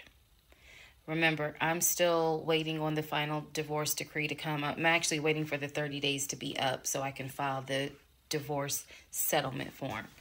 So I'm waiting on those 30 days to be up. I'm playing nice with him. I'm being cordial. I have uncovered all kinds of stuff. But just in case he was going to act a fool, I was trying to be cordial. So I had spoken to him on like a Monday, and I was trying to get a hold of him for something. But I'm the one that initiated a phone call in the coming days. Never heard from him. Never heard from him at all. His phone was dead. It was going straight to voicemail. And I genuinely was worried. A few days turned into a week. By the time I hadn't heard from him in a week, because I knew he was not living anywhere but his car. I knew that. So this is what happened, y'all. I first reached out on Facebook.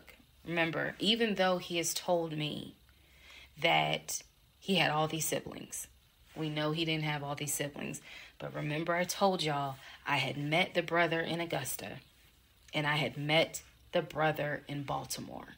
These are people I've met. The brother in Baltimore I talked to on FaceTime. The brother in Augusta I've actually physically met, hugged, shake hands, all that. So I reached out on Facebook to people that I remember him talking about all the time. The friend Omar, the brother in Augusta, the brother in Baltimore, another cousin in Augusta. I was doing a search for these people's names, just like, hey, have you heard from Legion? The brother in Augusta told me, no, I haven't heard from him. I've been trying to reach him, but the phone's going straight to voicemail. I knew he was living in his car. So my brain was doing everything it could not to go on the deep end. I reached out on Facebook to the brother in Baltimore. And I said, hey, gave him my name. And I said, have you heard from Legion? Now, mind you, the brother in Baltimore and him have talked on speakerphone. I guess it's important that I make that distinction. They have talked on speakerphone. So I know that they have talked at least in 2020. So I said to him, again, according to Legion, they talk all the time. But I have heard them on the phone in 2020. So I said, have you talked to him? The brother from Baltimore informs me, no, I ain't talked to him. He owes me money. So I ain't got nothing to say to him. And I said, wait a second, he was telling me that y'all are brothers. He was like, man, he's like a brother. But I don't fuck with it. I don't fuck with him because he owes me money. So they had not spoken. This is now July 2021. They had not spoken in well over 6 months. So all the phone calls, this is what it means, guys. All the phone calls that he had with the brother in Baltimore in 2021 were not real. Then I reached out to the Omar guy. And I remember the story was that he and him known each other's years since California, worked together at the condiment company. I reached out to Omar and said, have you heard from Legion by any chance? Explained who I was. He responds with, and I'll never forget it, he responds with, no, I have not heard from him. I have absolutely no contact with him whatsoever. We are not friends, and I would appreciate if you do not reach out to me again about him. The stories I was told was that this dude is supposedly his best friend. Shocking moment. So they had not spoken in years. They're not cool. He does not fool with him. Okay. Went on to the next person, a female cousin I had met. She said, no, I have not heard from him. Why would I hear from him? We don't really talk. I think she was genuinely weirded out by the fact that I'm reaching out to her out of the blue asking, hey, by any chance, have you talked to my soon-to-be ex-husband? So what I discovered because he ended up being gone for 2 weeks. What I discovered in those 2 weeks, let me be very clear with the statement I'm getting ready to make. I reached out to every person I know who apparently has had some form of relationship with him. Either he said that they were friends, they talked on the phone, he said they hung out. The brother in Baltimore, I was told, had been to the house while I was at work. Brother in Baltimore said, no, that never happened. I've never been to your house. All these people knew that Legion was a liar. And I think that they all felt bad, with the exception of the Omar guy, felt bad that I was kind of just discovering what they've known for years. In those 2 weeks, I found out every single person I reached out to, not a single one of them gave a shit if that man was dead or alive. All of them had the attitude, some even said it, no, I haven't heard from him. I don't care to hear from him. It was as if,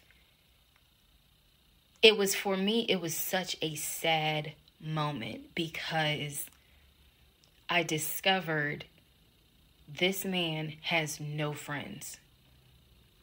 Fuck whatever he has said.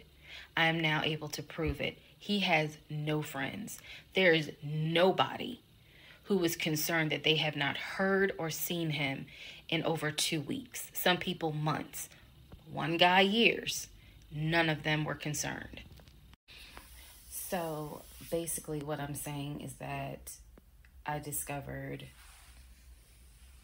he had burned bridges with everyone. Burned bridges with family, burned bridges with so-called friends, burned bridges with fake brothers, fake sisters, fake aunties, uncles, everything. He had burned bridges with everyone. And for me, that was more telling than anything else. Yes, I knew he was a liar. Yes, I knew he had made stuff up. I was genuinely surprised to discover nobody gave a shit about this man. No one. I had never met every single family member, but the fact that he was living in his car, the fact that he wasn't bathing and was just had disappeared was shocking to me. So, where was he for those 2 weeks? Glad you asked. He had checked himself into a behavioral hospital in Augusta. Why? Not to get help. No. This is July in Georgia. It's hot as hell. It's sweaty. It's damp. It's humid. It's everything. He checked himself into a hospital so he could stop sleeping in his car for 2 weeks. When he checked himself in, they took his phone, and that's why no one was able to get a hold of him. And by no one, I mean me. He checked himself into a hospital so that he could have a bed for a couple of weeks.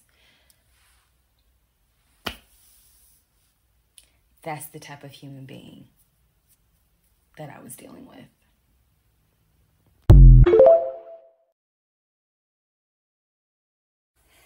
Part 46, who the fuck did I marry? So after the whole missing in action debacle where he disappeared for a couple of weeks, Legion started calling and texting me, telling me that he was ready to come home. Yes, you heard that correct. So apparently someone had told him that legally he did not have to leave the house when I kicked him out because it was a marital home and he had just as much right to be there as I did. So he started harassing and calling the shit out of me. He was calling, 30 times in 1 hour. He was Facebook Messenger calling me. Let me be clear. Facebook Messenger calling me. He was calling me so much. He was messaging me saying, I'm coming home. I'm going to get some money and drive up from Augusta. You have to let me in the house. It's not fair what you're doing. All this other bullshit. It was non-stop. He would start calling at 7 o'clock in the morning. He would not stop calling until 10 o'clock at night. He was calling so much, leaving messages, like I said, just straight up harassing me. So I reached out to attorney friends. I reached out to local law enforcement.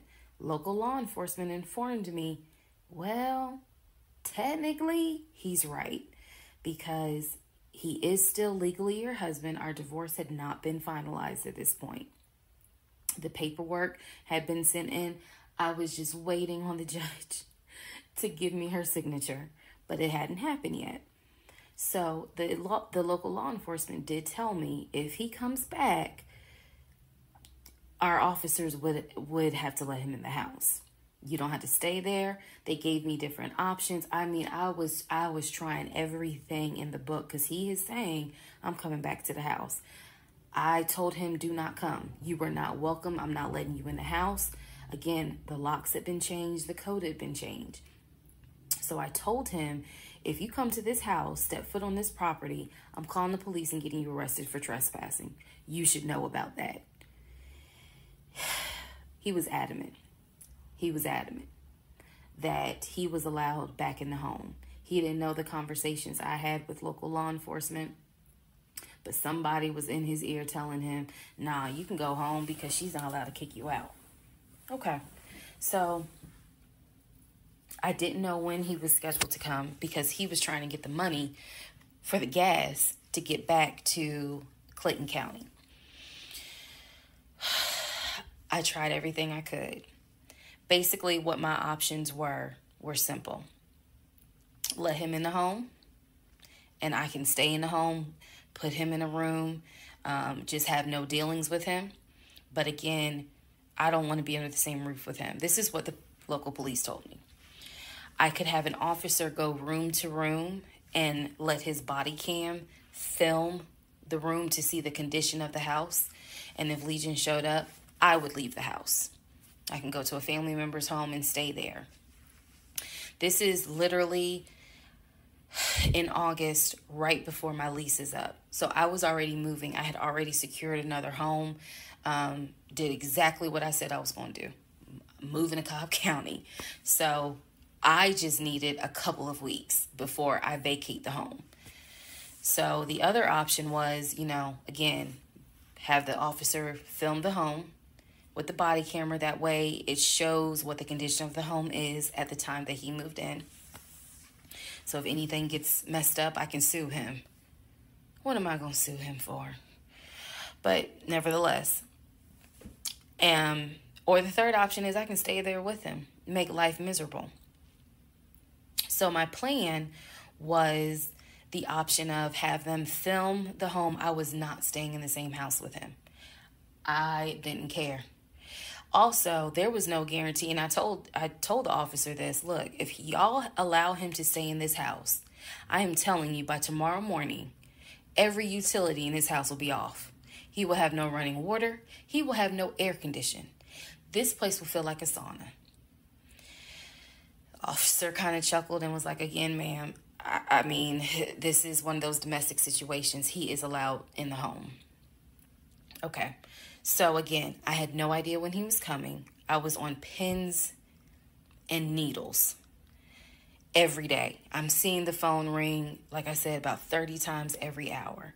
I'm seeing the messages. I'm seeing this. I had reached out to a police captain. I had reached out to the chief of police. I was trying to get all kinds of help. Like, it ain't what you know, it's who you know. So he eventually tells me, I'm going to be there on Wednesday. This is just an example. I'm going to be there on Wednesday. I had been calling a police captain who was really gracious, really kind, and was trying to help me because I was like, bro, I just need 2 weeks and I'm out of this house. And we already knew he legally could not go to the new house. I was trying to see if I could move in early to the new place. The landlord was like, I really can't let you. So I felt like I was running out of options. He's saying he's coming. He's saying he's coming. He's adamant he's coming.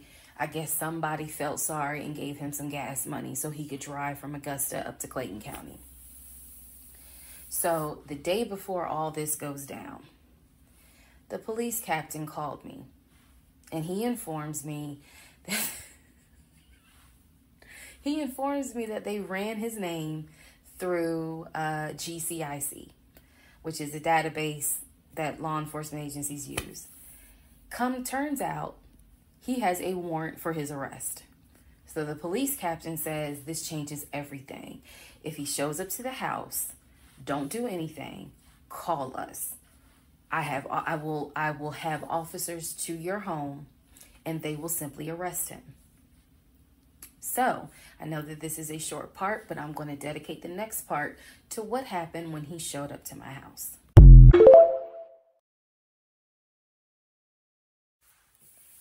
part 47, who the fuck did I marry? So here's what happened. This was mid-August. Went to work as usual. It actually happened on a Friday. I had to look at the dates. It happened on a Friday. Went to work. Still, he was calling me, texting me, messaging me that he was on his way. And so I was a bit on pins and needles all day. I was dreading going home, and that is a horrible feeling, to dread to go home. So he had called me and said that he was at the house in the driveway. I guess he had to use the restroom, so he decided to go to the Walmart up the street to go use the bathroom. I wasn't answering phone calls. I wasn't answering text messages. I simply called the police captain. I said, hey, he's saying that he's at the house. The police captain himself drove by the house, but I believe he drove by the house when Legion went to Walmart to use the bathroom.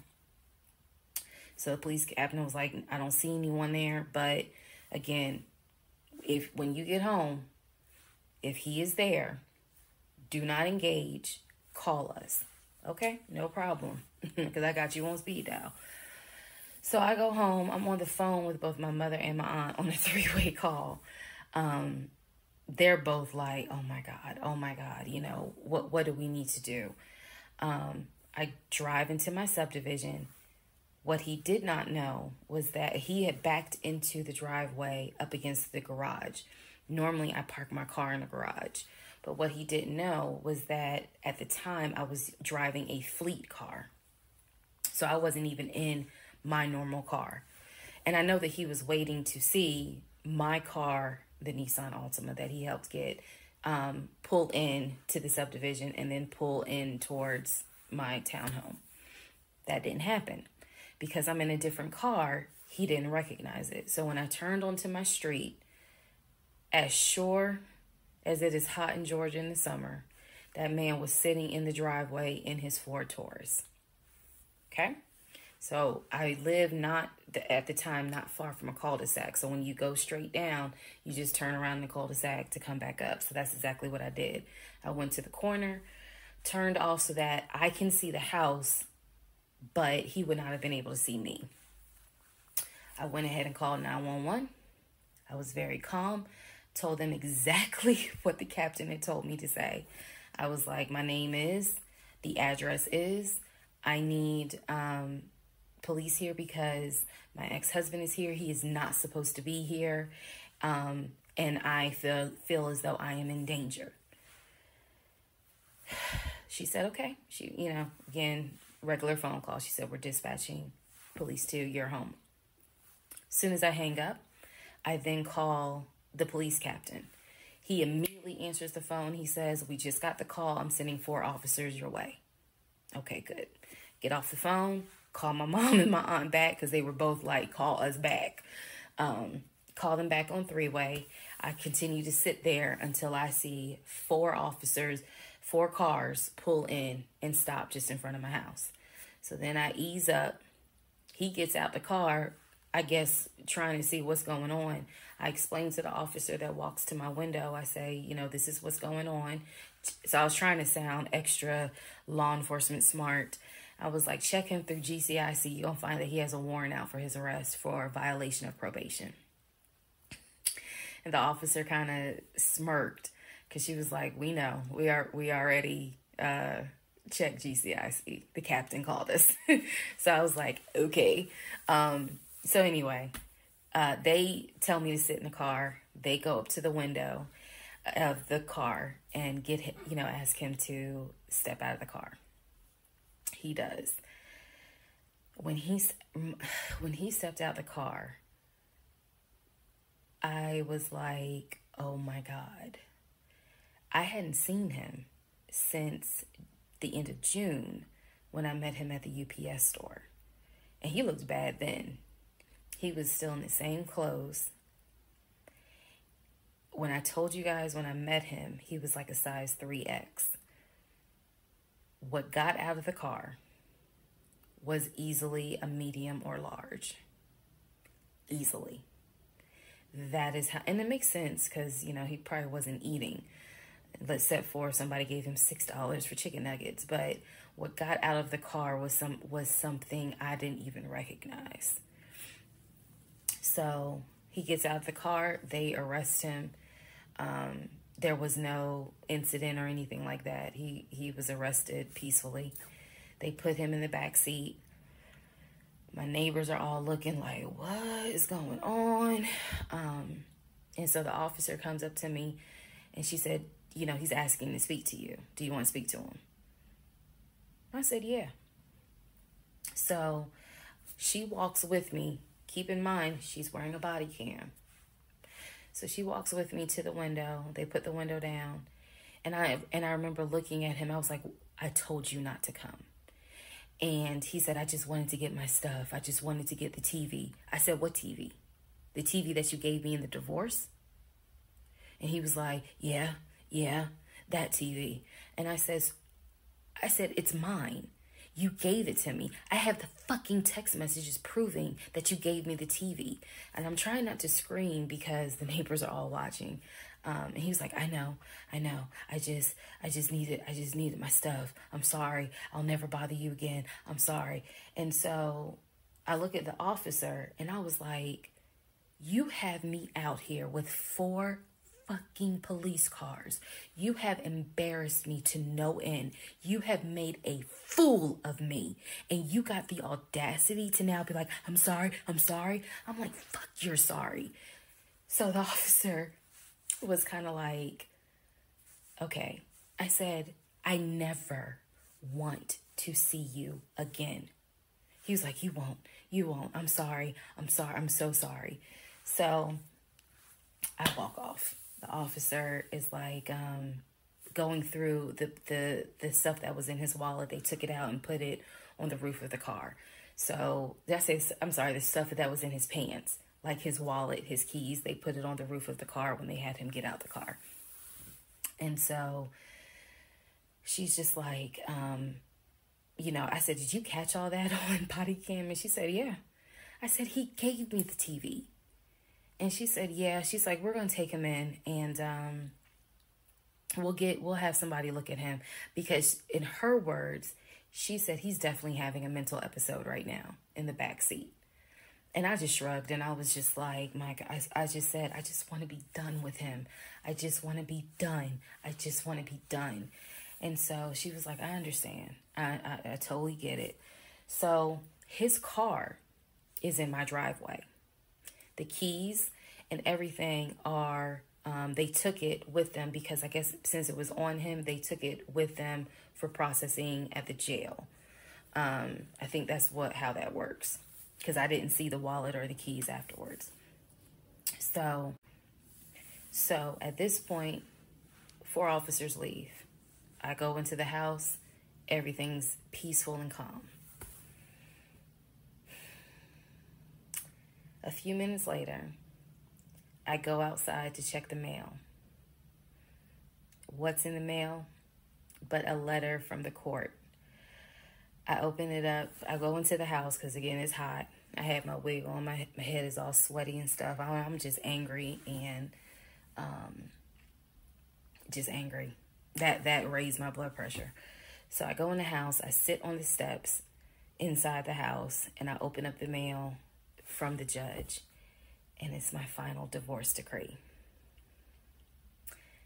And I'm smiling right now, but y'all, when I got that divorce decree sitting on the stairs, I broke down into ugly Oprah tears. I broke down. It was as if a year worth of weight came off of me. I broke down, and I mean, I wailed. I broke down. I broke down so bad. Next part.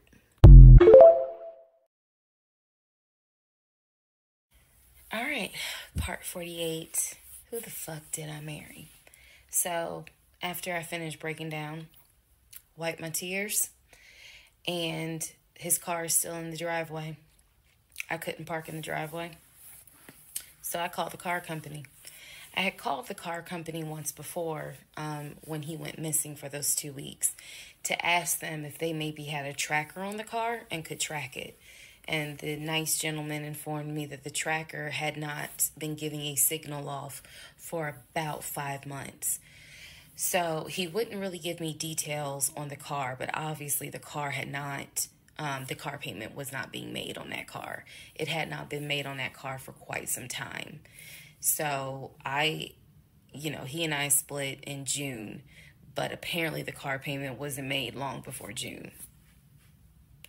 Can't speak to that, but he still had the car. So, called the car company. I told them, I understand that y'all looking for this Ford Taurus. And the lady said, yes, or you can make a payment. I said, no, y'all can come get it.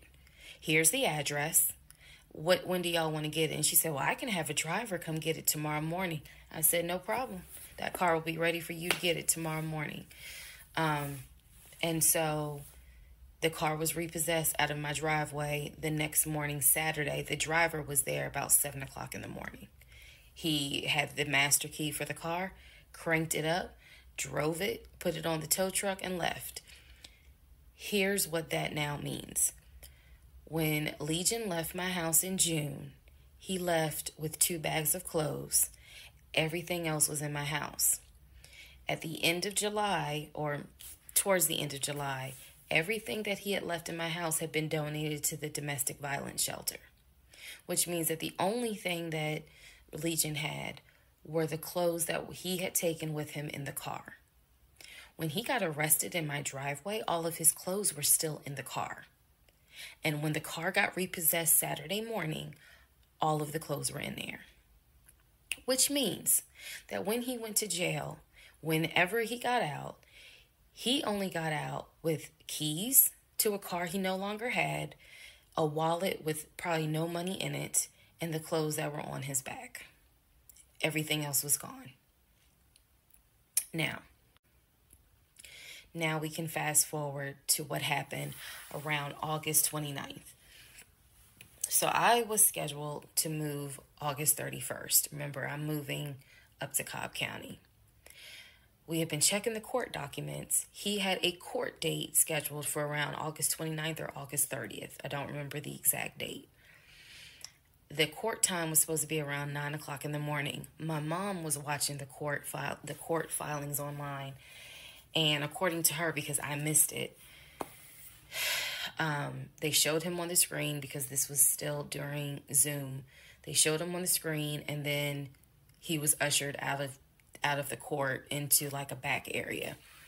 And an attorney spoke on his behalf.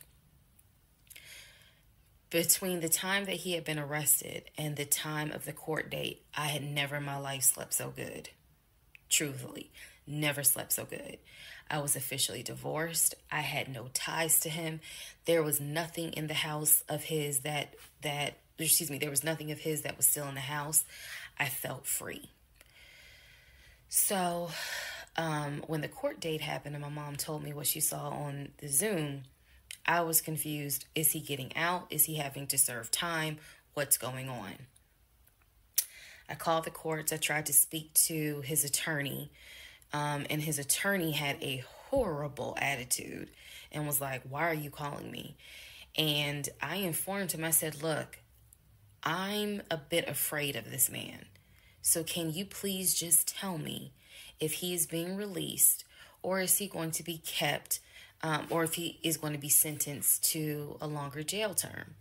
He said, no, he's not being kept in a longer jail term because the warrant had expired. So when the police arrested him, yes, it was a valid arrest, but the warrant had expired. So I believe the warrant had expired like 6 months earlier, but of course it wasn't put in the system.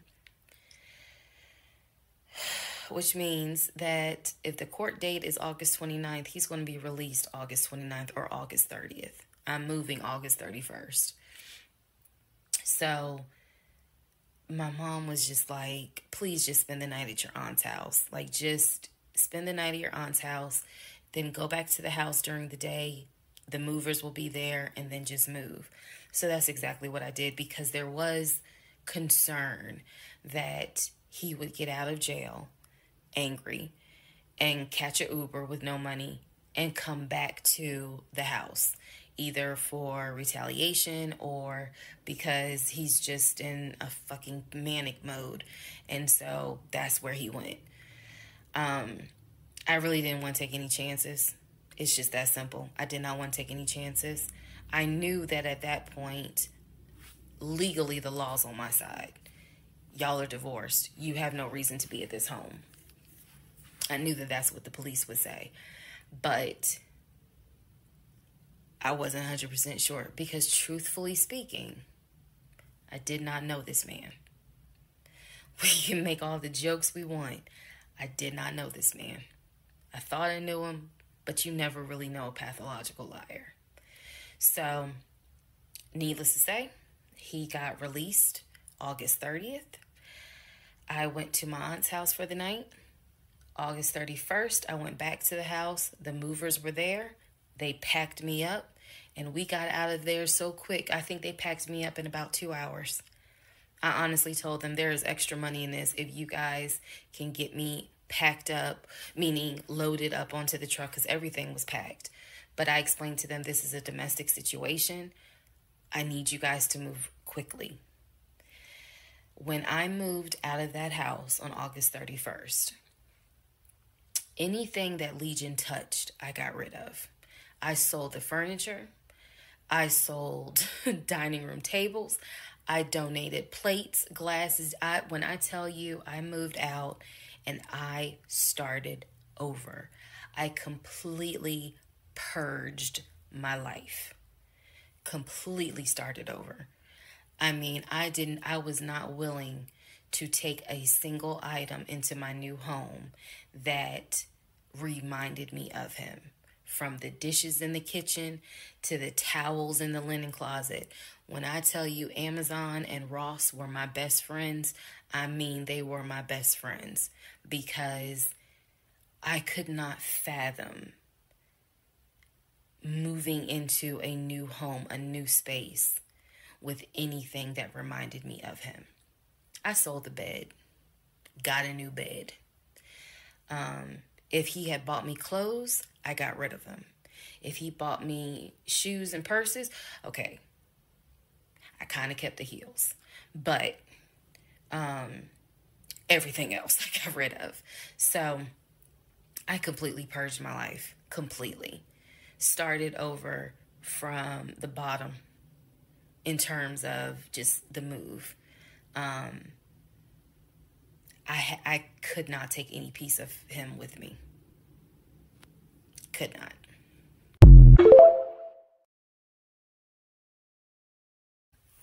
Part 49, who the fuck did I marry? So after the whole, I moved and I started over, basically, completely started over. So there was a period of time where different people had reached out to me, people who knew him. Apparently, he was still trying to find a couch to sleep on. And so one guy in particular had reached out to me because I guess Legion had asked him if he could come and stay with him and his family because he was homeless and had nowhere to go. And so he had lied and told the guy, because again, he's a liar. So he had lied and told the guy that, you know, I had kicked him out. We're divorced. I had taken all his money. And so that's why he's homeless. So the gentleman simply was reaching out to me on Facebook to confirm what is actually true. And he and I talked, because he ended up calling me. He and I talked for a while. Very respectful, really nice guy, very compassionate. And so I told him, I was like, I said, we are divorced. So I have nothing to do with him. I said, I wouldn't bring him in my house with my family if I were you. But that's just me. And so the guy was like, lady, you know, he didn't say lady, but he was like, lady, you dodged a bullet. He was like, I know you may not see it now, my sister, but you dodged a bullet. You dodged a bullet big time.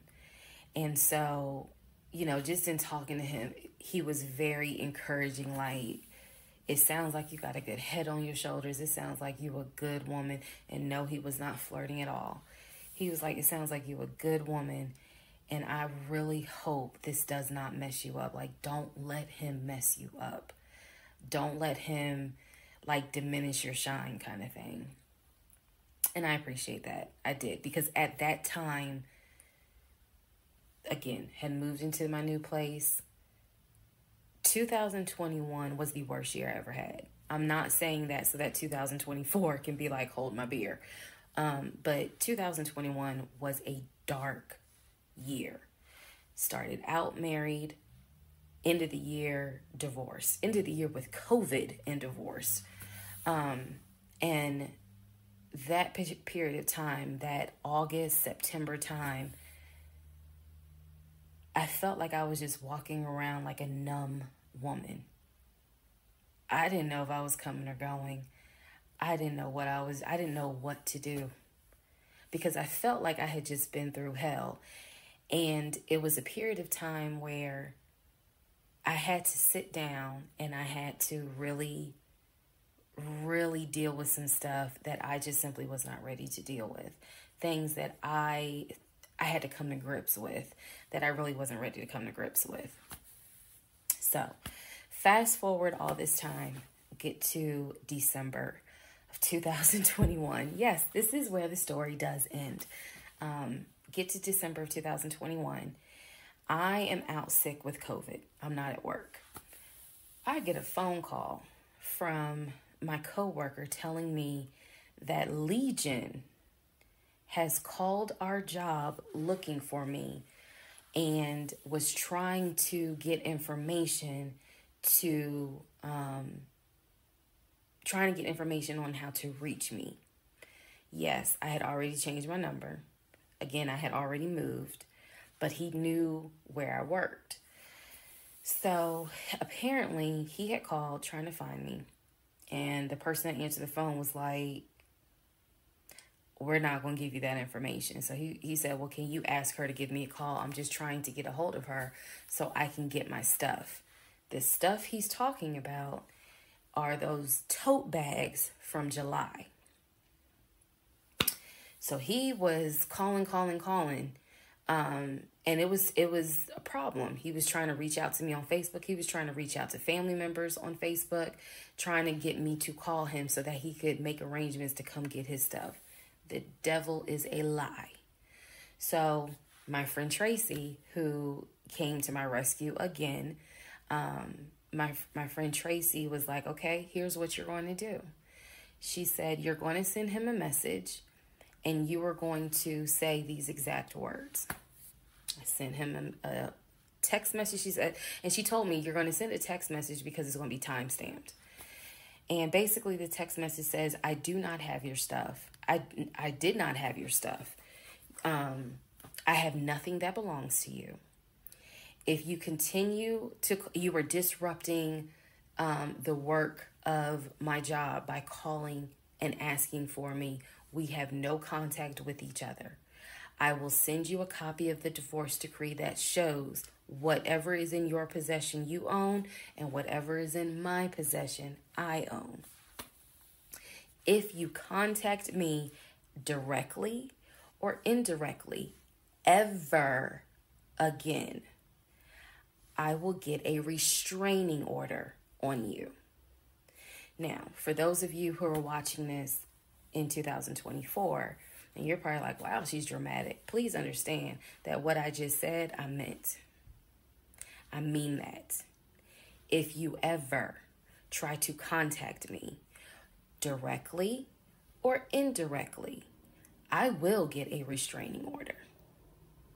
I have it in writing. I've always had it in writing. And if I need to rewrite it again in 2024, I will, because the boundaries still stand. And that, ladies and gentlemen, is the last time I had any contact whatsoever with my pathologically lying ex-husband.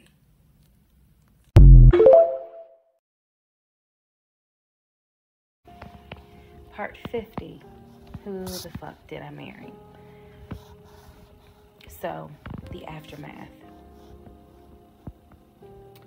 There are some realizations I had to come to after the divorce and everything had passed. One, Legion never loved me. He never loved me. He doesn't love himself, so I know he didn't love me. Number two, he didn't even like me. He watched me get excited about things that he knew I was not going to get. And not even just the possession stuff. Like, of course, we know I was excited to be the woman whose husband is like, I'm taking my wife to London. I was excited to be the woman whose husband was like, yeah, I bought my wife a brand new BMW X5. You have to understand, as all the jokes that we make about the BMW, it was the time and effort that he spent in taking me to dealerships and being sure to put me in the car and test drive the car and, you know, oh, I can see you in this. I like this for you. It seems safe. It was the effort to really make me believe that he was going to get this just for him to fuck with me. The effort in taking me to all these homes, to see my face light up as a woman who grew up on welfare, to be able to walk into these 4 and 5 bedroom homes knowing that he didn't have any money to buy it. Imagine if he had just been honest and said, hey, I like in my free time to go to open houses and just see how the other people live. Imagine if he had just said that versus wasting not only my time, but the wasting the time of the realtors who did nothing wrong. There's a level of cruelty to my ex-husband that I had never experienced before. And God knows, I pray I never experience it again. That's the word that comes to mind when I think of him. He is cruel. And it wasn't just me, he did it to the ex-wife. So, do I trust? No. No. I trust the people who were in my life before him. If we were friends or if we were in a relationship or whatever and I knew you before him, I trust you explicitly. But if you're somebody I just met, I don't trust you. I don't. There's no point in me getting on here and saying and making it seem like, oh, I'm so strong, I'm so brave. I struggle big time. Because on one hand, I want to like someone. On the other hand, I'm immediately thinking, what if it's a repeat? And I'm going to be honest with y'all, I can't go through that again. I can't. Every single thing in our relationship was a lie. It took me a while to realize every single day this man lied to me. Every single day he lied to me. Every conversation he had was a lie. I will never know how much he lied to me. I'll never know. I've made my peace with it. I will never know how deep it really truly goes. I only know what I experienced, and I only know what God allowed me to see. But I'm willing to bet that there's a lot I still don't know. When people say, oh, you dodged a bullet, like you just, and I've read a lot of the comments on this, and people have sent me a lot of the comments. And so I need to make one thing very clear. I am fully aware I dodged a bullet. I am so grateful to my God that I did not have that man's child. I'm sorry if that offends some of you, but it's the truth. I'm grateful that we didn't buy a house and that I'm not financially tied to him. in any way, shape, or form. But I am also grateful for the fact that there are things about my ex-husband that I discovered in terms of how he is when it comes to other women. And I'm grateful that God has kept me and protected me. That's all I'm gonna say. So when I started out making this series and I made the decision to tell my story, my motive was I just want to help one person. If there is a woman out there who's like, God, I want to be married and I met this guy and something don't seem right, but maybe it's not that bad. My advice is, honey, just go ahead and do your research, because I can honestly tell you, being single sucks, okay? In my opinion, sometimes it sucks, but being married to the wrong person is a type of hell no one should have to go through. You should not have to be married to someone that does not like you. You should not have to be married to someone that doesn't even love you. And I know what that is like. I know what it's like to be told, hey, babe, I love you. And yet, I swear, I think that man sat back in the recliner with his WWE Championship Roman Reigns belt and laughed his ass off at me every day. Like, damn, she really believed it. Ha, ha, ha, ha, ha. I do. I really do think that. My radar was broken because I am an intelligent woman, and I know that I know better. And I still sometimes ask myself, how the fuck did you let this happen? How did you let this be your story?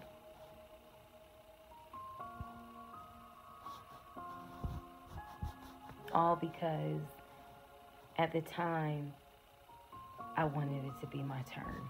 And I hoped it was my turn. And when people say, well, what do you mean by that? I just meant, we all see it, whether it's social media or real life, we all see where the woman she done been through some stuff, but she finally met someone who appreciates, loves, and respects her. And it is a beautiful thing. I had hoped that when I met him, it was my turn for that. And instead of being obedient, I wanted to be right, and I wanted to do what I wanted to do. And the cost of that decision was heavy. The toll of reliving this whole scenario was heavy. It was. I'm almost surprised at how hard it was to actually finish this playlist. Not because I couldn't remember stuff. I probably remember way more details than what I actually put out. But it's just the fact that it's like I'm reminding myself, how did you let this happen? So, therapy is real. Therapy helps. Stella Rosa Black helps too. And yes, I will one day get to London. I will get my dark blue BMW X5 with a cognac interior. I believe I will get those things. Just got to get them a different route. So, thank you all for being on the playlist of Who the Fuck Did I Marry? I promise I will go live, and I will let you all know when I go live so that we can have a wine night full of question and answers.